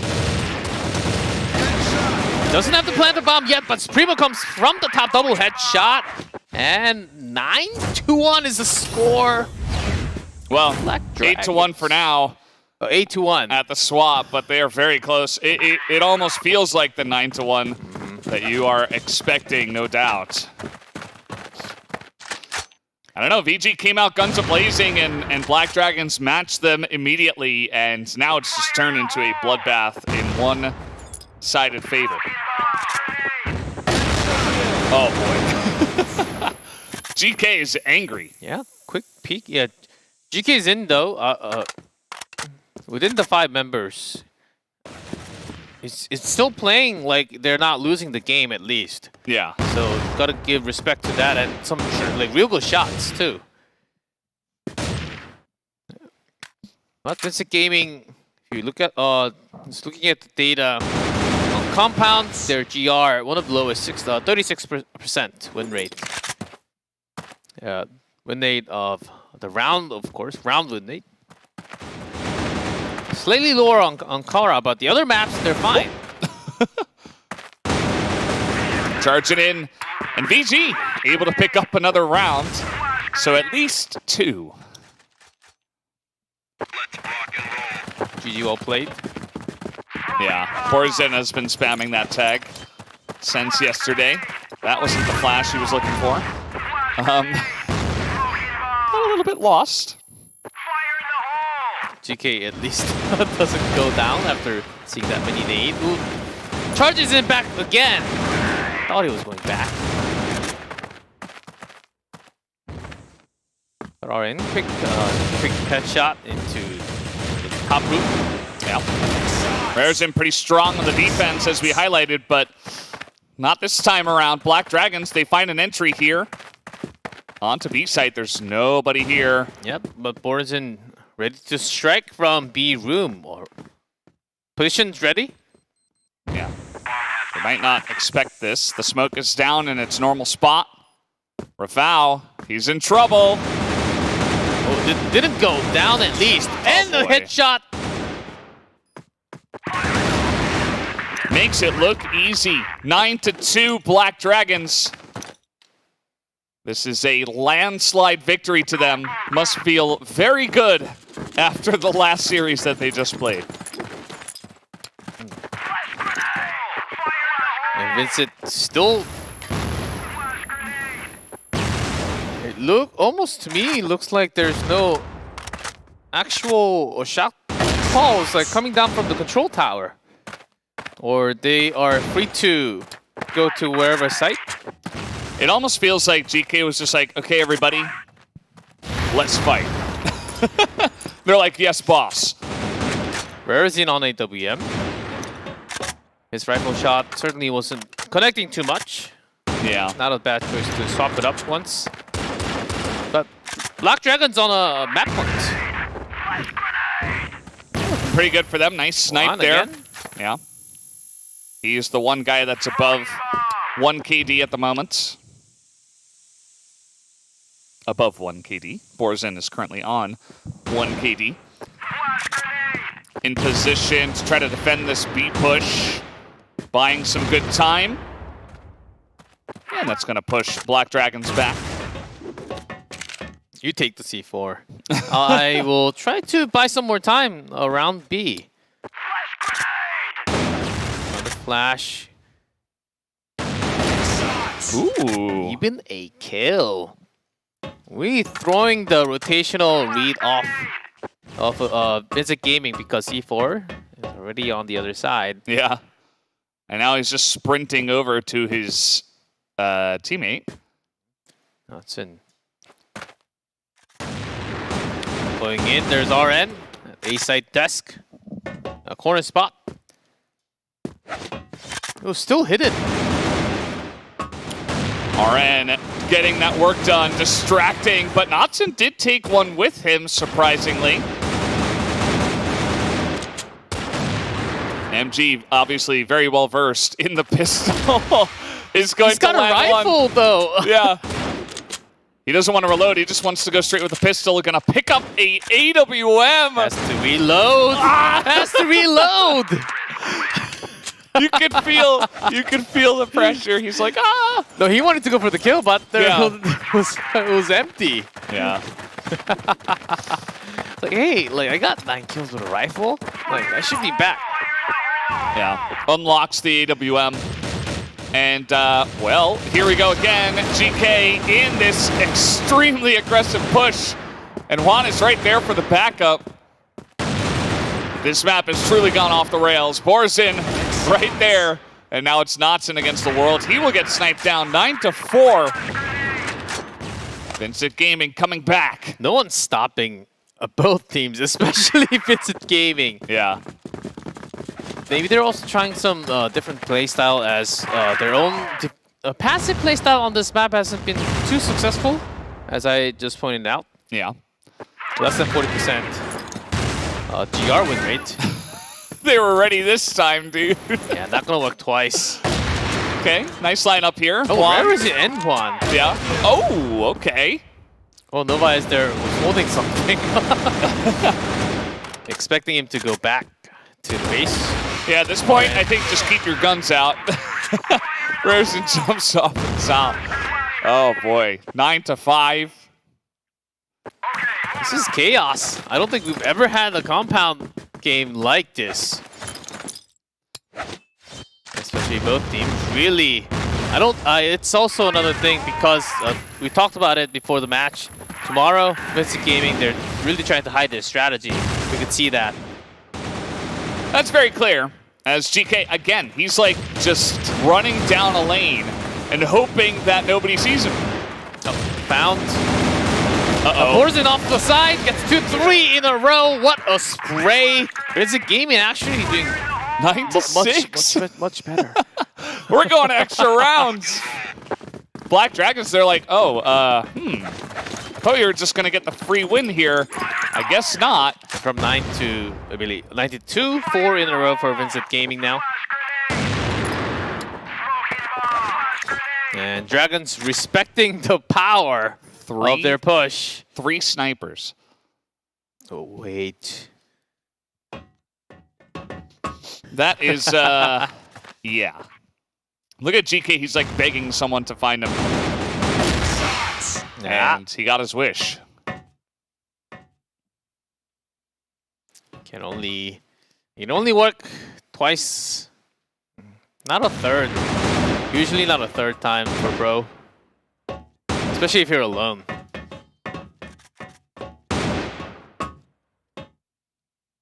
Yeah, checking window. Ooh, RN. That was a cheeky snipe spot though. Yeah. Very non-standard. Borzen has the spray again. He gets 3, which is huge, but MG able to pick off 2. As he's just aiming for those heads. Rare's in now against MG. They should just go pistols. Doesn't even care about the C4. MG does not win.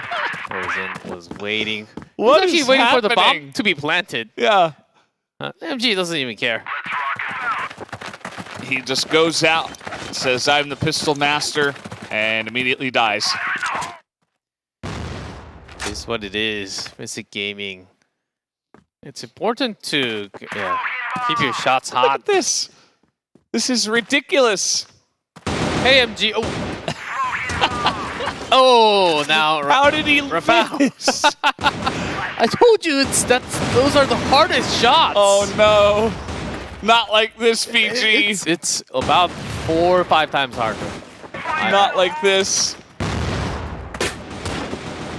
Nova's, he's charging in with the pistol. And a headshot. That's a headshot line. Into the pillar side. All right, this one is over. 10-7, Black Dragons. They were dominating them until they weren't, and then they won. That is the story. Nice summary of this game. I don't really have any other words for what we just watched. Next is sub base. Gotta love that. That's a spicy one. Machine room. A road. I think they should say, "Hey, everybody, come out to mid and let's just fight it out." Yeah, this is happening because they're facing each other again tomorrow. That's the biggest reason. So want to reveal any favorable position on any map. Yeah, but so far it's basically a firefight between the two teams. Yeah. They're not even using that many flashes or smokes. Just straight on rifles, straight on snipers. And yes, somewhat better win. Round being picked up by Black Dragons.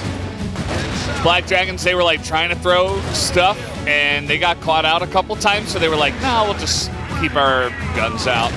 That's working better. GK was just insane. And not in the way of getting a lot of kills. I mean, just actually insane in some of his pushes. They were non-standard, very risky. Sometimes they worked though, which was kind of interesting to see. And some really nice swap kills by Borzen. Especially his defense. East side has been really cool to watch. 1 mag, 3 kills. Spray control was awesome. Some cool movements from Juan through the smoke. Still pretty fast with the reaction.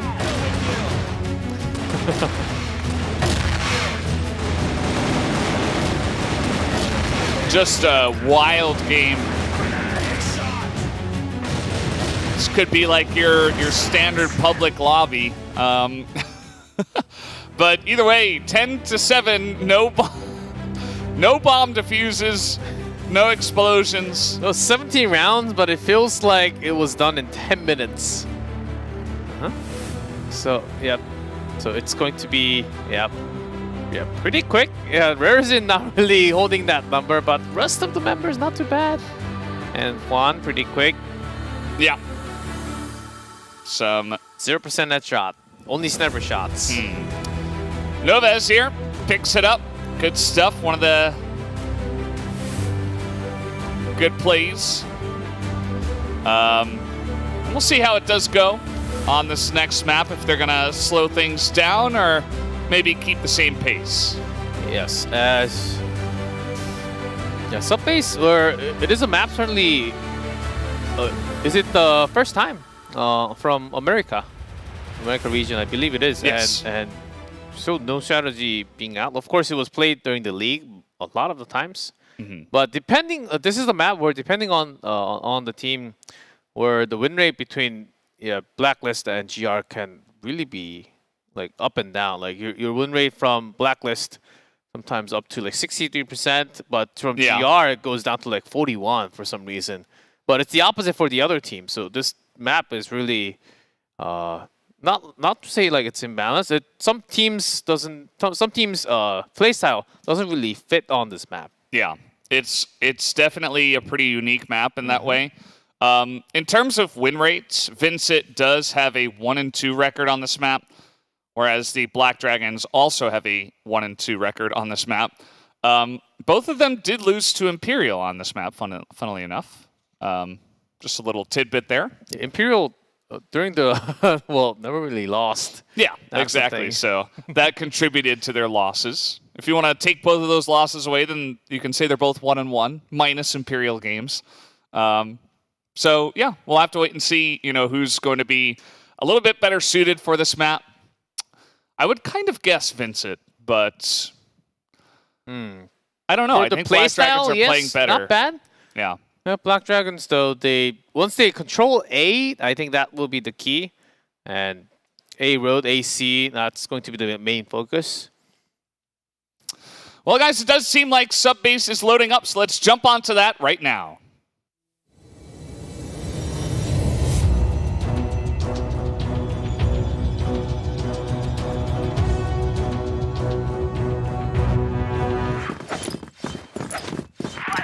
And here we go, right onto the map here. It will be VG starting on the Blacklist side. It's GK, wild again, but he is going to pick up the kills this time. Yeah, with split attack, but being stopped from Locker. And Black Dragons did handle that very well. Juan MG. That 1v1.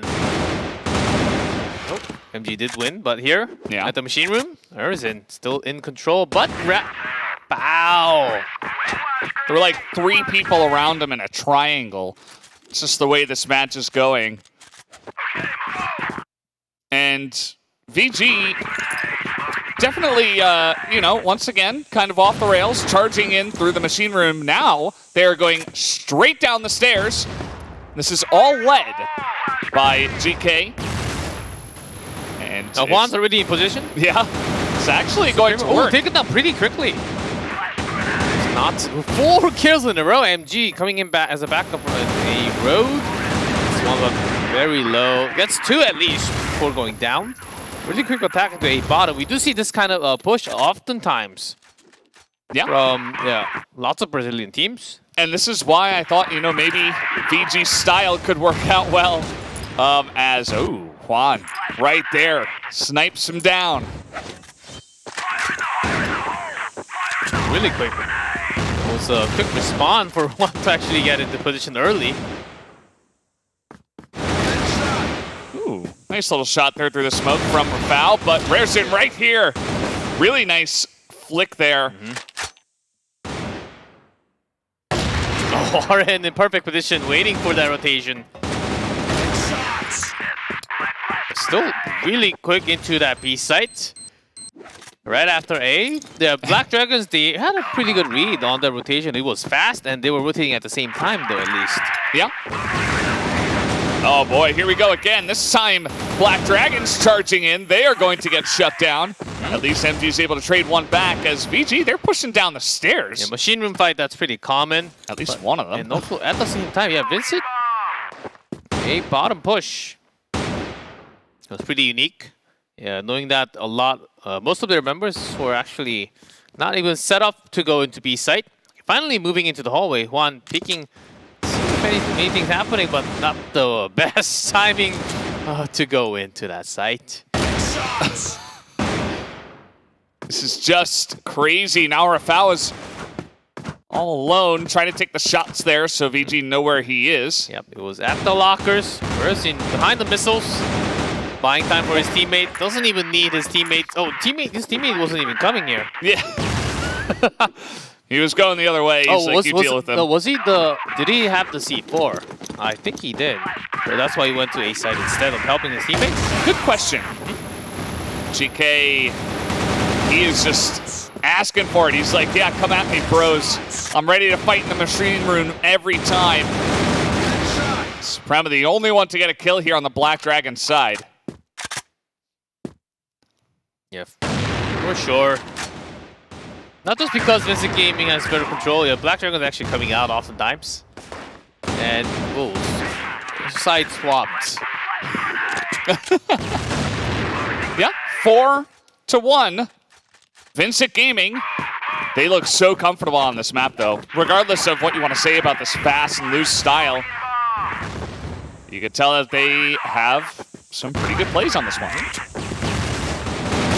And he's just casually going to ignore the first person and shoot on the second. Yeah. But here, Black Dragon's at a better angle, covering a site. And finds RN near the lockers, going to chase him down, along with Raresen, who wins the fight. A road, but there's one more Rafal right at the bottom. Ooh, nice little tap there onto RN.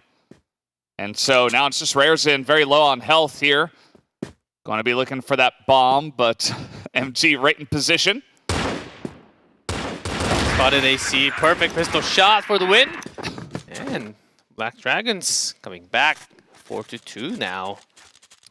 Yeah, quick and fast. There's something to be said as well that, you know, when one team or one player is just going insane, like everybody kind of tries to match that that tempo. And certainly Black Dragons are doing that as well as they possibly can here. Really nice spray in the machine room area. The lockers here as now charging through the smoke. In they go. And yep, through the cage, got one more down. Now Shutter, MG left 9-4, but with a rifle. Quickly shut down by one with a rifle this time. Yeah, they really want to bring down the firepower together. It's because of the speed. The sniper might not be able to catch. The rifle is actually a better choice in thinking about the speed between the two teams. Yes. Here they go. Rafal is not going to hold. And that is the benefit of charging this fast. If you're able to bully that one guy fast enough, you can take the site relatively easy. To take down Raresen, who was performing the best. Right. Needed when you got ZK and Juan. Not alone. Still no kills registered. Any player having that 0 for now. Yeah. And he is just... Yep, no reason to go in. Not gonna... Yes, you do want to get your hands warmed up because he was getting no kills so far. Yeah. It was going to be a very tough 1v4. 6-2. Vincent Gaming, a different look compared to the last map. Although they were able to come back pretty nicely there towards the end of Compound, so maybe they're just using that momentum here. Black Dragons much more defensive now in the lockers after losing a couple of spray downs. Ooh, that was a big miss, but still, Nobody's will take care of it from the side. And a huge rush into the B side, but very much covered from all sides from the shutter from hallway. Yeah. Black Dragons, they have low HPs, but fine when GK is running back into the machine room. Oh, gets one sliding into the box. And, yep, comes in from behind there, Rafał, able to clean up shop. And so 6-3 here at the swap as extremely fast into these rounds. Of course, Black Dragons are now going to have their hand at the Blacklist side. Really speed running the map here. Here, Invitational Gaming still better in terms of their GR. And same for Black Dragons. Not stopping, slight more control towards AC. But A bottom. Made GK's in. They so far with the best shots from Invitational Gaming. Yeah, absolutely. Also the most aggressive. Funny the way that is working out as Notson able to get a couple here, but now it's all up to Supremo, who is alone next to the missile. Trying to hit some heads, trying to tap. As the flash is pretty good, but he's able to get to some cover here and will get headshot down by Borzen. It was up to a single headshot, that's why Juan was already up there trying to hide. Hey, bottom, he still had about a minute 35, I believe, to get the bomb down and pull down this machine room. Oh boy. VG on the run. Yeah, they are just slaughtering them now. Okay, MG just barely able to win the rifle fight. This is working really well for Vincent actually on this map. Yeah. We knew with the speed that Invitational Gaming should be having an upper hand on subbase, but Black Dragons actually not having a very tough time handling their speed. Yeah. Juan ready in the position. Perfect shot. And the second shot again. Interesting. Okay. Invitational Gaming 8-3. This is a very one-sided affair, actually, right now. Here comes GK right down the middle. This is what I was talking about. Just go for it, but he will get slaughtered here by MG. And RN stops the charge into the AC room. Second person, Supremo, getting some sprays in. Doesn't exactly know where RN is. Oh. Pops him down. RN and Raresin are going to defend very, very nicely. Excellent work now, Rafał. All alone here, looking for the angle onto Borzen, and he will not find it. 9-3 is the score. Invitational Gaming about to grab the second map really quick. All five. They're going towards A. B side is open. Feeling that Black Dragons, they will rush at least the site. Yeah. And they're not wrong about that. Not all 5 of them straight down, but essentially in that direction. Here they go. Here's one headshot from Raresin. There's 2. Yep, 3 men down AC. Yep, a couple more coming down. Yep, the air duct. How many guys came out of that one air duct? I think they sent 2. But Invitational Gaming also had 3 men defending from AC. Yeah. It's all in A. Rafał. Alright, does not know. Now he spots him a little late in terms of reacting. Against him, Black Dragon, not willing to let the map go yet. Still 5 more rounds to catch up. Yeah, you know, Vincent was able to do a similar thing in terms of getting a bunch when they were on the ropes. Hey, you know what, Valdez? I'm actually enjoying the speed. This is incredible. Yeah, it's really nice. It's a good change of pace. Regardless of the reasons, of course. GK is going to find an excellent flank. Going with the flash, GK. He flashes himself a little too much there. Yep. Rushes in a little bit in a hurry.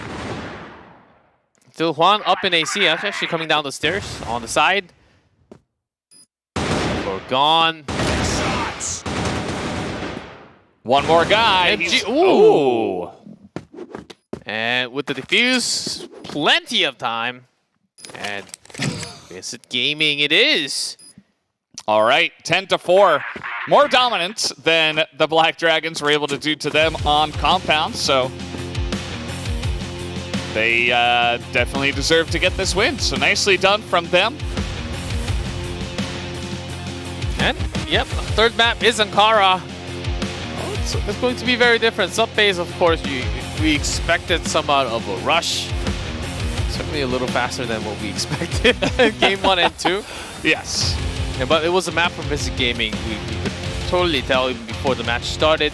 But coming back into Ankara, slightly different story because a lot more coverage, sniper coverage angles from the GR side. Seeing highlight over highlight. Yeah. The speed run of a speed run. The vent plays were very refreshing. They usually don't really send more than one at a time. Yeah. Just usually want to check for any sniper boost.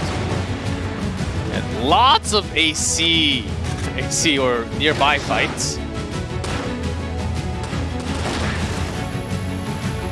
Just a lot of cool plays. GK, you could see he was just very much... It was like he was playing in a public lobby. He was just going forward, looking for the kills, looking for the heads. And, you know, we talked about building up confidence. Maybe this is one way to do it, you know? Just come in, guns a-blazing, have a bit of fun, and try to out-muscle your opponent, essentially. I think that BG did do that pretty well here on this map. To feel your shots, how well you're actually shooting in this speed and momentum, that it's not just practice, it's game and practice at the same time. Yep, the second person not expected. Sprimo just rains down. Yeah, this is the last moment. There, it seemed like Blacklist almost had it. Of course, it is coming down the top. There's Vincent Gaming grabbing the victory. Yeah, and we actually did have one defuse this time. It was at the very end. Borzin with the 2.4 KD. Coming in hot. Yeah, very hot for the team. Also, GK certainly did have lots of incredible push. Yep, 83% headshot. That's insane. Knowing that all of their opponents were jumping throughout the map. Yep. That's great tracking with those headshots. 83, one of the highest we have seen so far. Do we have anything higher than that? Oh, I believe we had something like 78 before. Maybe 0.9? Mm-hmm. I feel like maybe we had 0.9 at some time, but that might just be untrue. But yeah, already 1-1. You mentioned that we do have Ankara for the final map. This is actually the map that Black Dragons were able to pretty much stomp them on. Vincent Gaming, it was a 10-2 score over at the Brazil CFEL, so perhaps they'll be looking for that, but I don't think it's going to be the same environment this time based on what we have seen from the series so far. A little more control and the rush from both sides. Let's see what happens here. Yeah, well, guys, we do have map number 3. Let's jump on to Ankara right now.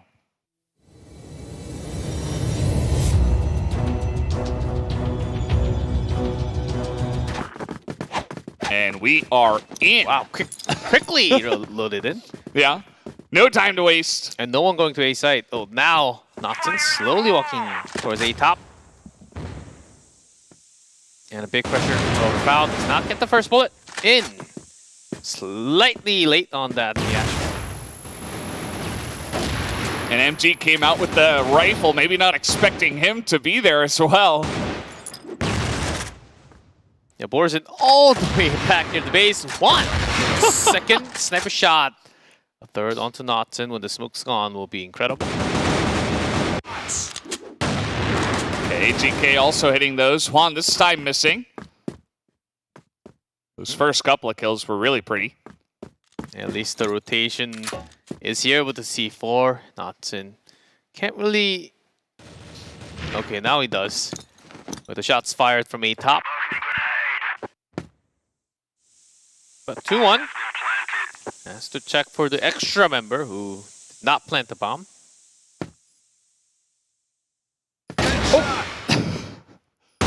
And a quick. Oh. Notson giving him a little nod as Notson, the leader of the team, picks it up. Their GK might have thought that he would come from the stairs near the air duct. Yeah. That's not the case. Quickly done.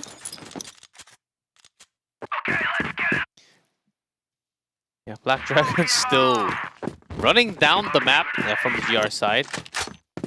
This time emptying out the center into the yard. They have the quarter pushed. Nova is about to find a lot of the members in his face. Oh, he handles it perfectly. MG's right there with him. There's one more guy in the smoke. There's GK, and he will be shot down by MG. Only resin near the base.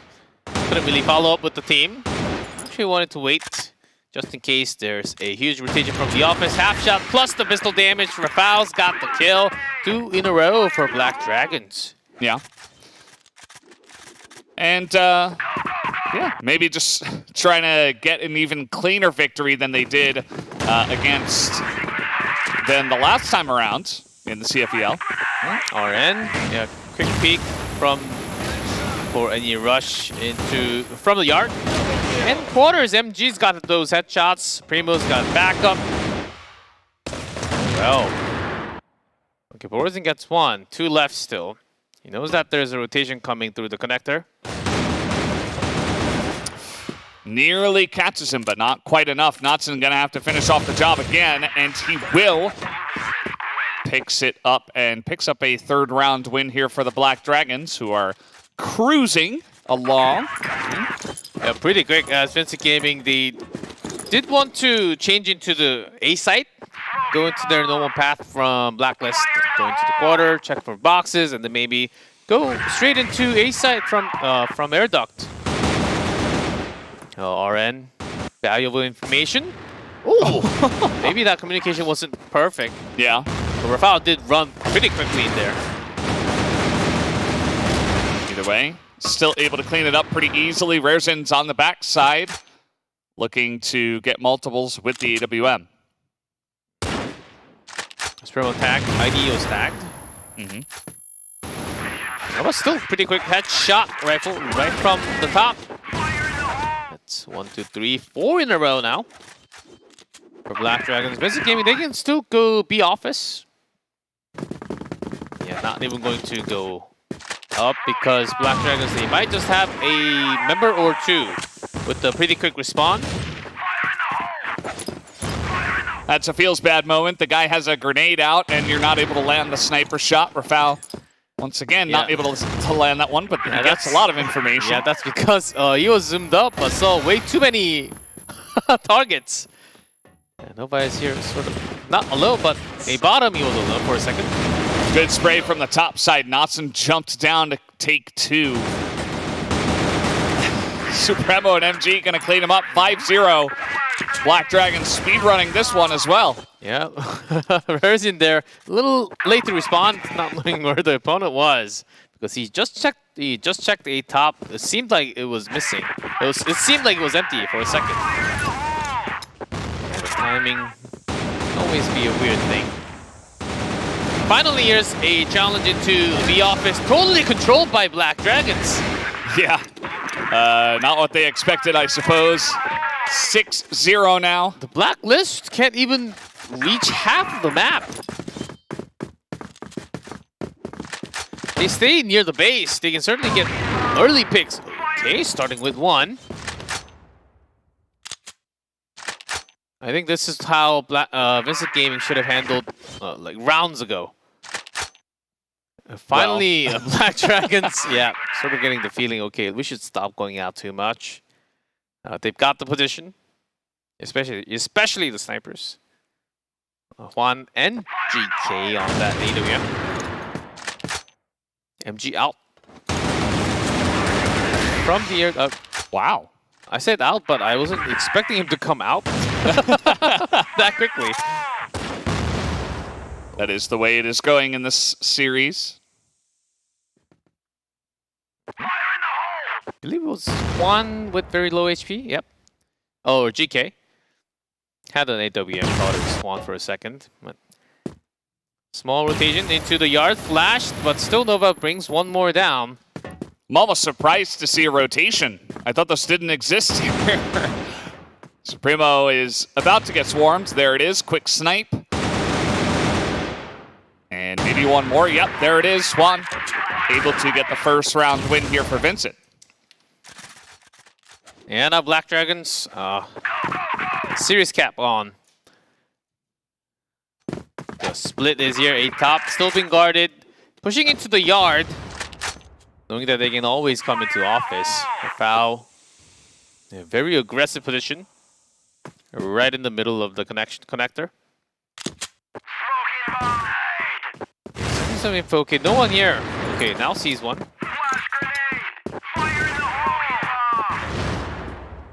And also see Notson extending into air duct.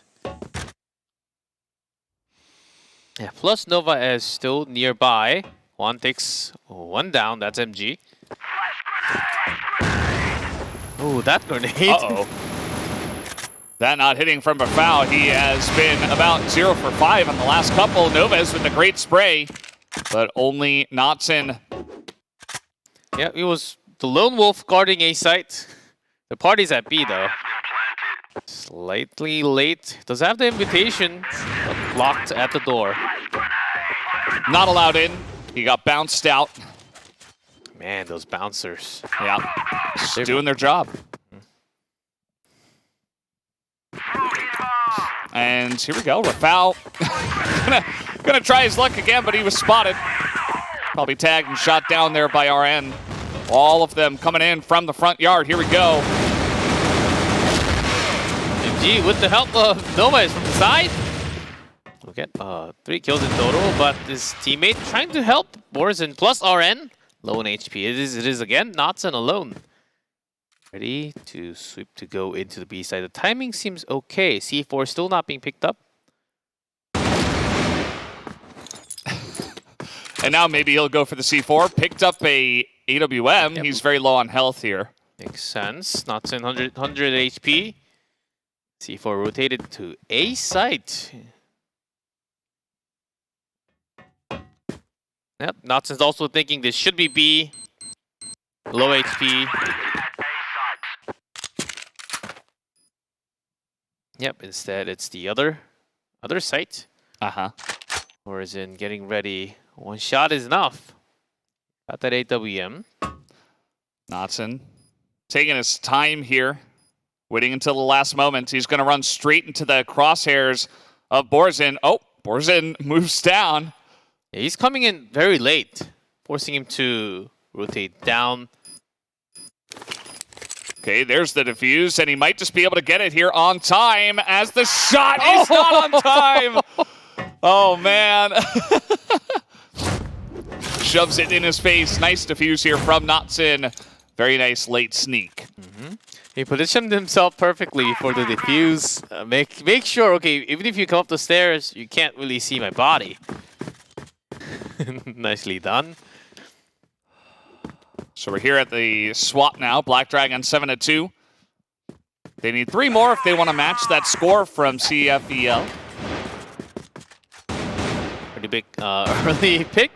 RN just wanted to get a sneak peek of what's going on. Well, if you're curious, you find out with your death. It's still Juan on this map though has been very flowing back and forth. That's his style. When Juan's on the move, as a gaming tends to do much better. Oh, nice play there from Emerson. Avoids the flash, comes out at the perfect time. That's a couple now to him, but he will get taken out. But the flank comes in from GK, and he will be able to clean up shot. And a third for Vincent Gaming, 7-3. Still, Black Dragons got way too much ahead. I believe it was about like 6-0. Take a look at the win rate here. Very much in favor of Black Dragons. Certainly helps that these two fought, and yeah, Ankara is one-sided. Ankara from the CFEL season, the best map for Black Dragons. 70.4% win rate from Blacklist. And Borzin doing a good job of defending, not expecting the third guy up the stairs.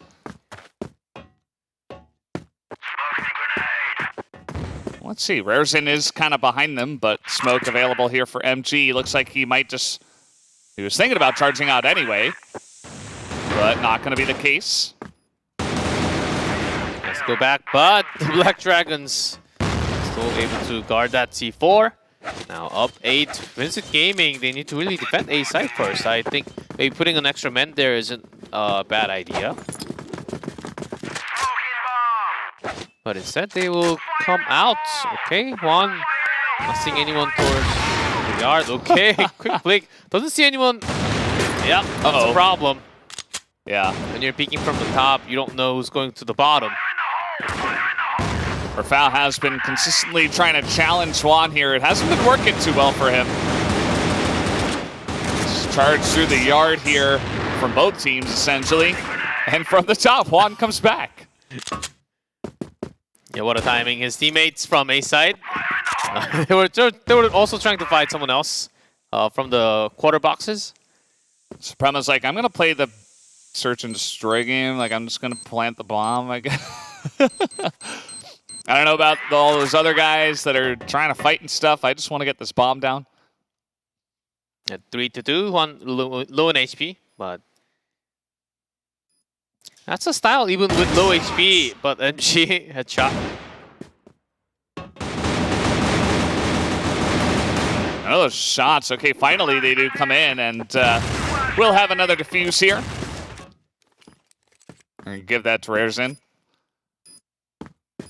As he does pick it up. So 8-4. Black Dragons still pretty comfortably ahead, but we remember what happened on Compound. Yeah, we had up to 7 in a row. Did we ever have 8 in a row? I think 7 was the maximum. And finally going into the quarters, straight in. Ooh. Spremo taking a little too much. And it's always Spremo for some reason. So yeah, starting from Compound. Oh, nice aggression from Notson. Caught him off guard. And now they have secured this top of A, as Vincent will go for the retake here. Smoke's coming down, but Juan's feeling hot. Prayers in there too with the kill. Now it is 1v4. He picks up one and immediately goes down. That's going to be a win to the side of GR and Vincent Gaming. Yeah, that timing rushed by Vincent because we did see bomb being planted. It was just not completed. Because of the rush, had to stop. And B off is going into the BL base. Not really going all the way. Going back to the yard, helping out RN. Yes, this is a full 4-man A top push. Yeah. Rafał going all the way back to the quarter passage. On the backside, BG have just been winning so consistently on these retakes. Notson looking to shut it down alongside of his friend MG, but they're both so low, they just get pistoled down by Juan. MG had like 1 health, Notson on about 20. I think the highlight of this map is actually Juan, what he's been able to do with the sniper. As the first man in, as a sniper entry frag, which is very uncommon.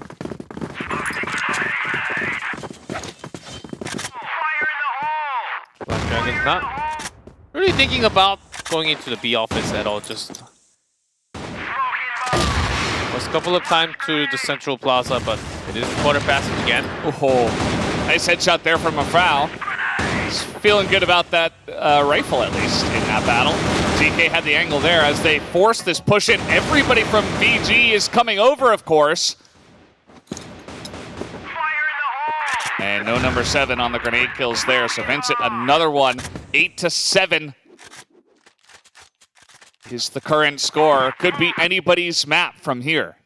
Yep. Black Dragons can wait this one a little and have better headlines.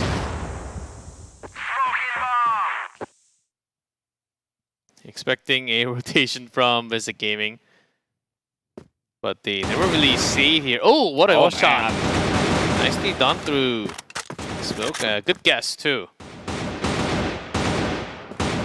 Yeah, it's a great start here for VG on this one as well. And another shot. Headshot from Raresin down from the office. As they just muscle their way through. MG still looking for those headshots.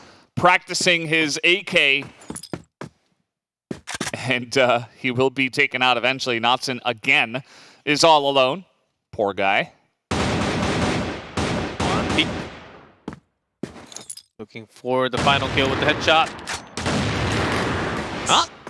Nicely done through the somewhat of a wall headshot there. Raresin still in the same spot. He's still just hanging out there. And let's see. Borzin coming in from behind. Knotson wants to pull it off, but needs to hit the head here. Not going to happen. And so Vincent tie it up at 8. 5 in a row for Vincent now, from 8-3. And might be going to extra rounds. Could definitely with this happen. Rush.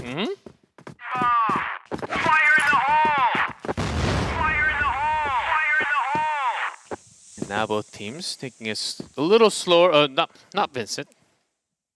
Black Dragons controlling a very small amount of area on the map, as Vincent Gaming, they have got about 70% of the map controlled. Yeah. No one quarters, no one yards. Has to be straight in from office, 3 down. And the last member, Knotson, again, stuck in 3 long. Poor Knotson, man. He's always got to deal with like 3 or 4 members.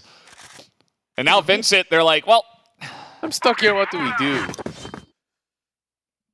Because the teams aren't really rotating, it's so easy for the GR side to just be like, well, I saw one guy, it's probably 5. Everybody come here and handle this. And that allows them to bait them out. Handle it really, really nicely. But this time, Black Dragons coming on in. Raresin in position. That's a double to him.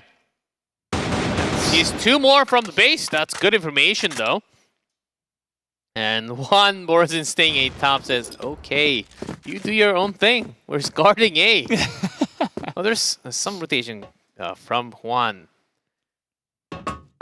Now, quick rotation back into A site for Black Dragons. Entering from the bottom.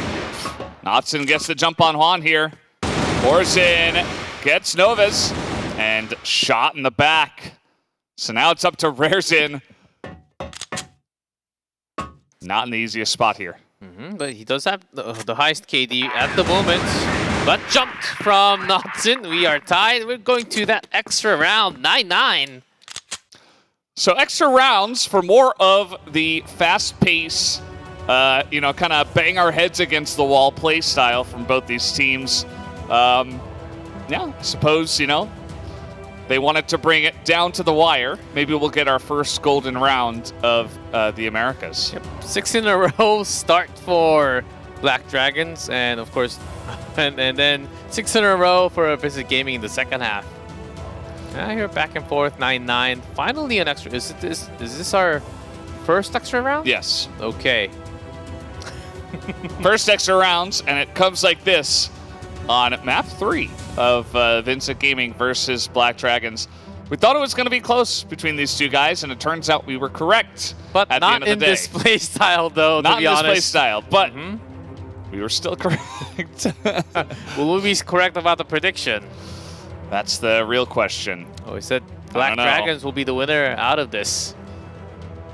But That was what we were expecting, but now I don't know what to expect, G-Clef, as we are back onto the map. And I think we're still safe to say, even if we're wrong with the prediction, this one is actually okay. Yeah, you know, I think I'd be okay with that. I wouldn't be too affected. And VG, they're back on Blacklist here. And let's see how aggressive they get. You know, like I was saying before, if you see one, there's going to be 5. But actually, it's only GK who's over here. The actual push is coming into A site. Already into air duct. 2-8 top. Primo Rafał. No response. 1 immediate chop back. A top is open. But the other 3 members of Black Dragon not that far already. Near the site. MG. What a headshot. Nice turn. Juan still existing, making life very difficult for Black Dragons.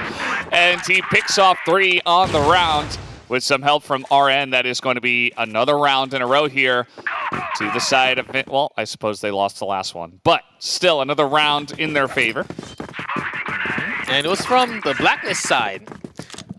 This entire map has been mostly wins from GR. So win from a Blacklist side does signal something. Yeah, extra round win rate. Not that many.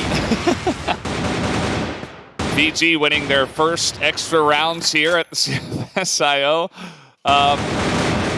And, okay. 2 on 2 now. So they try to force their way into the A site. Is this an actual rotation? What am I seeing here? From Rerazin, actually, but fakes the rotation, just checks if the central passage into the front yard was empty. Okay, didn't see. Did not get to see Notson, who came just a second after the check.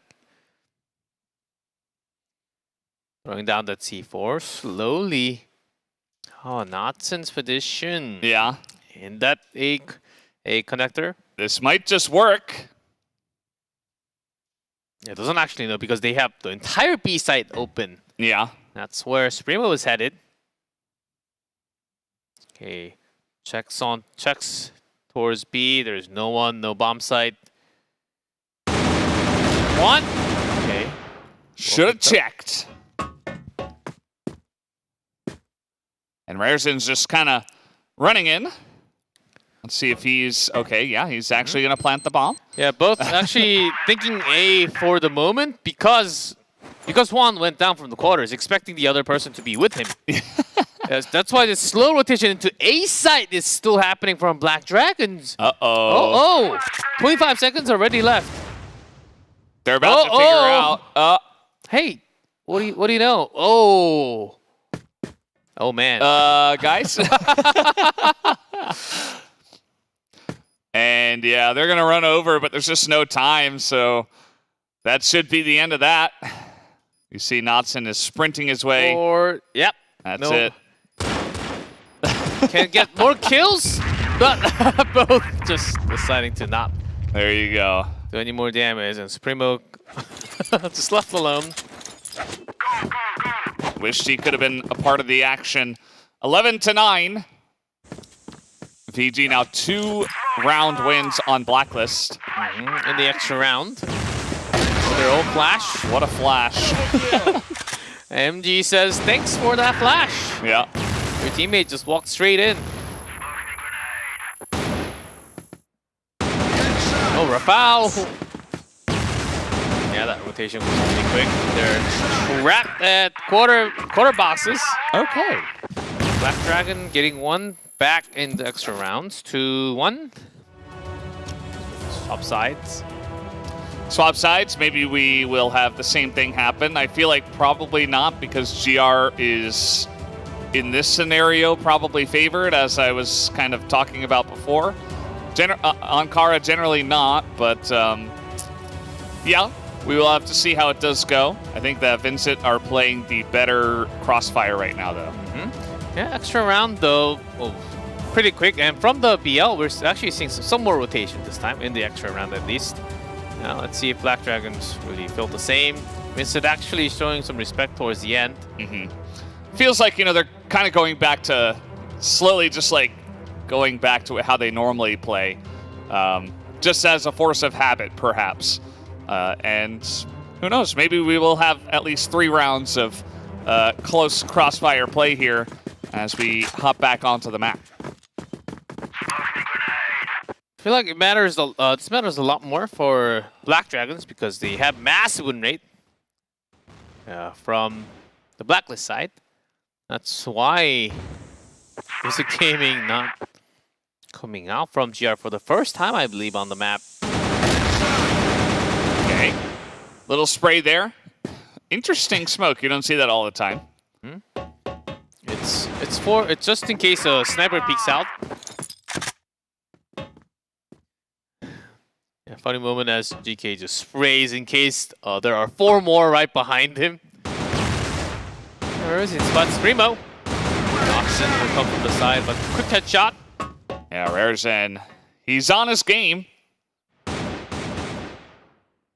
Looking for more, but they actually did rotate out.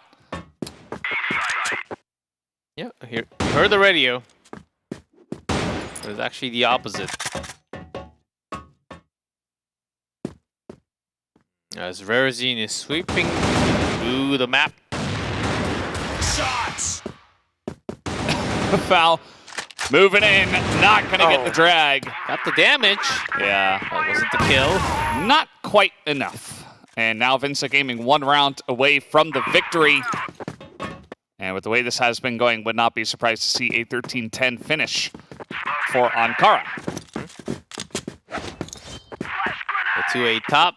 Black Dragons slowly moving into quarters. Oh, missed our end rotation. Both of them, okay. Our MG eventually turns around.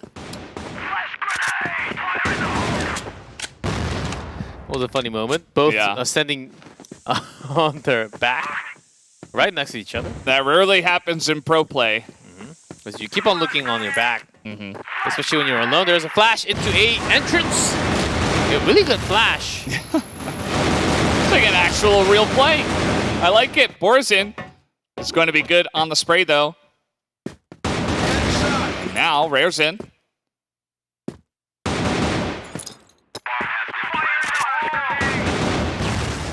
Yeah, they're grenade doing some damage. Let's see if it helps. He's back in. There's one going down. Rarezen 3-1, 3-0. He is solo. He's going to be looking for that headshot. And it's not enough. Notson will be able to at least bring 11th round for the team. Omar with the golden round on Ankara. Seems to be the map of lots of extra rounds. And here Black Dragons marching down the lane into the B bottom, searched by RN. Oh, MG lined it up. Juan was right behind him. Yeah. You blocked my sight, and she got a kill on me. Oh, even with those two deaths, Vincent Gaming actually rotating into A through the connector. And there's GK. Yes, okay. Tried to keep his aim together, but just wasn't there. Rarezen slightly too late, but with that information, okay, quarters empty. It's got to be B rotation. Might catch him here. Couple shots go down, but not enough, and so they are on to the B site now. At least the rotation is pretty quick onto B site. There's a bomb, Rafał in the bait spot, MG in the site. And the perfect smoke to buy some time. Yeah, Borzin and Rarezen. Oh, no smoke, no flash, no grenade. MG saw him check there really quickly, but let's see if this actually comes through. 13 seconds. There's one headshot. Over the top comes Rarezen. He doesn't quite have enough time to take him out as he will go down, and we will have our golden round between Black Dragons and Vincent Gaming. You know, G-Cluff, when two teams are very closely and evenly matched, we get to even rounds, we get to the golden rounds as well. It has to come down to the golden round between these two because they've got a really fierce match to go. Third, fourth placement match. It's a real deal. That's going to be going on tomorrow, but today they're just feeling each other. Who's playing hot, who's playing not. So far, it's been lots of rifles back and forth, and also what's interesting is that a lot of them even switching guns. Yeah. Just trying out new stuff, you know, maybe a little bit of practice in some other stuff can help you out as well. As the map is loading up. Any thoughts on who's going to take it? The winner will be the winner. Thank you, G-Clef, for that small seed of wisdom there. Just really fantastic stuff. But yeah, I just want to see. I think VG probably will have it. They are on the GR side, and they would be my guess. But who knows what'll happen as the map has loaded up. Let's hop into that and see who will take down the round. Yeah, but for Black Dragons, though, if they actually stay still and wait for Vincent Gaming to come to them. Oh, in this case, quick B bottom push. Vincent Gaming, 4-man A top. One alone. Snipe. He's feeling it. Okay, heard the sounds. That is a very big flash. Going to buy some time. He hits one, but immediately traded back. They need the smoke to get the C down. Rafael getting one. Oh, slightly more for Black Dragons. Here we go. That is it. Quick. Wow. Game towards that B site, and Black Dragons winning the map finally. The 13-12 score. There you go, 13-12. We had our golden round. Black Dragons will pick up the victory at the end of the day. So I suppose our predictions were right. Although it might have been the same as flipping a coin. It does come to the way that it was played out. Pretty fun stuff, back and forth. And I will be curious to see who will take it in the match tomorrow. Yeah, to be honest, I don't think this match showed much of what's going to happen tomorrow. As I said again, we have hiding strategy and just getting the hands warmed up because it is their first match tomorrow. We did have some really cool highlights, especially for Juan and a few of the riflers. Multi-kills. Yeah. Sometimes when you go really fast, you get some of the most impressive stuff because, of course, everybody's kind of just running and gunning. And you can see their really cool aim and plays. And also, what was fun is to see how fast these maps can be. Yeah. When they rotate so quickly. But of course, you rotate a little slower because once you go faster, you miss a lot more. In this case, when both teams are moving fast, that's why you see this kind of flash everywhere. Yeah. A lot of big moments where they were kind of just running into the enemy because the GR side was obviously very set up for the crazy pushes that were coming. Another big take was MG actually doing really well with the rifle.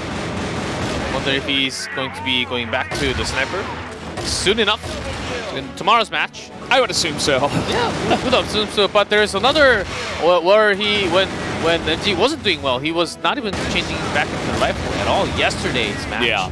So there's a secondary option, and he should be feeling confident with the rifle, though. So I think that might actually affect what he's going to do tomorrow for the team. Yeah, I mean, clearly he's well-versed in the rifle and can pull it off if it's very necessary. Question is, will he feel if it's necessary? Will he feel that it's necessary in the match? We'll have to wait and see. Yeah, if it's necessary, that means the game's not really going for them. Yeah. So let's see if that is the case for the team. Yeah, very excited for this rematch in the real playoff tomorrow. Yeah. Not quite the 10-2 that Black Dragons were able to do to them in the CFEL, but a win is a win, and they secure third place with that victory. So congratulations to the Black Dragons for getting third place. Vincent, unfortunately, not able to win any of their matches that they have had here in the group stage. So if they can fight through the gauntlet, it would be pretty interesting for them.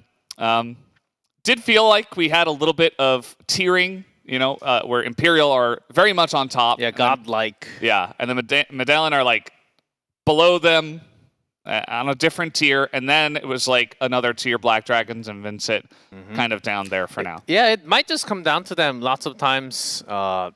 in the gauntlet, it does work like that, but there has been some incredible run, like Team Myth, even during CFEL playoff, that was the case, and also, and we've had those amazing runs, not often, but at least one within the past 2 years during NA. So I think not NA, Americas. Yeah, that was. Yep. I think there was only once. Yeah, where third place team actually running through all the way to the top. But certainly not as common from any other region, because there seems to be somewhat of a gap between the third, fourth, and second and first placement team for the group stage. Yep. And I can't imagine, even if Medellin does go up against Imperial, as I was saying, it's kind of like boom, boom, and then a couple of guys on the bottom. Even if they go up against Imperial, the last specified they played, it was a 3-0 to Imperial. So I would like to see them kind of change the story, maybe make it a little bit more interesting, because as it stands, yes, Black Dragons took a map off of them. Finally, somebody did it. But can anyone take a best-of-5 series against them? Oh, there were a couple more best-of-3s, and Black Widow might just be... No, can't be banned because it's best-of-5. Yeah. Depending on the order of the maps, it might actually change. And also, yeah, depending on how Gouken is actually feeling on that day. Yeah. Because today he feels fine, but yesterday, well... It seemed like he was running away from lots of things. Little bit of trouble, for sure. A little bit of trouble, but they have... there was another member of their team that was pulling out the sniper from time to time. I know that Fefe did it a couple of times, but somebody else... I'm trying to remember. Lucao? Or... Can't really recall exactly. Yeah, I'm like... I don't know. After the hurricane, our brains are... Yeah. But either way, guys, enough of that. We do have the results. Let's take a look at a bunch of different slides to show us where we are here in this tournament. And starting off with the match summary, we did actually have one explosion of the bomb in round 20. But other than that, just a pretty straightforward run and gun, 13-12, golden round. 3 in a row for Black Dragons at the end. And one C4 explosion, and Nathan, the MVP, of course, he was left alone so many times. Had to deal with lots of members. And not just for that, pretty high KD, 1.5. Delivered a lot, and results. After set 2, we thought, okay, set 3 could also be somewhat one-sided, but slightly more towards Black Dragons, but that was totally not the case. Yeah. And here are your standings. Imperial way up on top. Medean Games in second. Black Dragons in third. Vincent in fourth. After the results of that last match that we did just have. Yep. Clean standings. Yeah, 3 wins, 2 wins, 1 win. And a 0, so no need to really think about the set differential rounds and all that. But Imperial really showed within the first 2 days that they do stand on top of everyone else. And that's what they get for getting the first place, to be in the grand finals directly. Yeah, they'll just wait for any one of the other 3 teams to come up against them. Of course, 3 matches tomorrow, 2 of them best of 3 to start off through the gauntlet, and then 1 best of 5 at the end there for Imperial up against one of those guys. I'm expecting Medellin, after what we have seen today, and the fact that they were able to also 2-0 Black Dragons. But who knows? Yeah, we'll see. We will see, because we don't make the predictions tomorrow. But yeah, I'm following you right there, and likely Imperial to take it. But I do love a upset story, underdog story. Yeah, might just happen. Absolutely, and keep in mind, guys, that tomorrow will start 1 hour later than it has been starting. That's right. The last couple of days, so make sure you set your clocks to be ready for that. But that's going to do it for us here on this day of the group stage. Make sure you join us for the final day of the Americas division, and thank you for watching once again. Have a great night.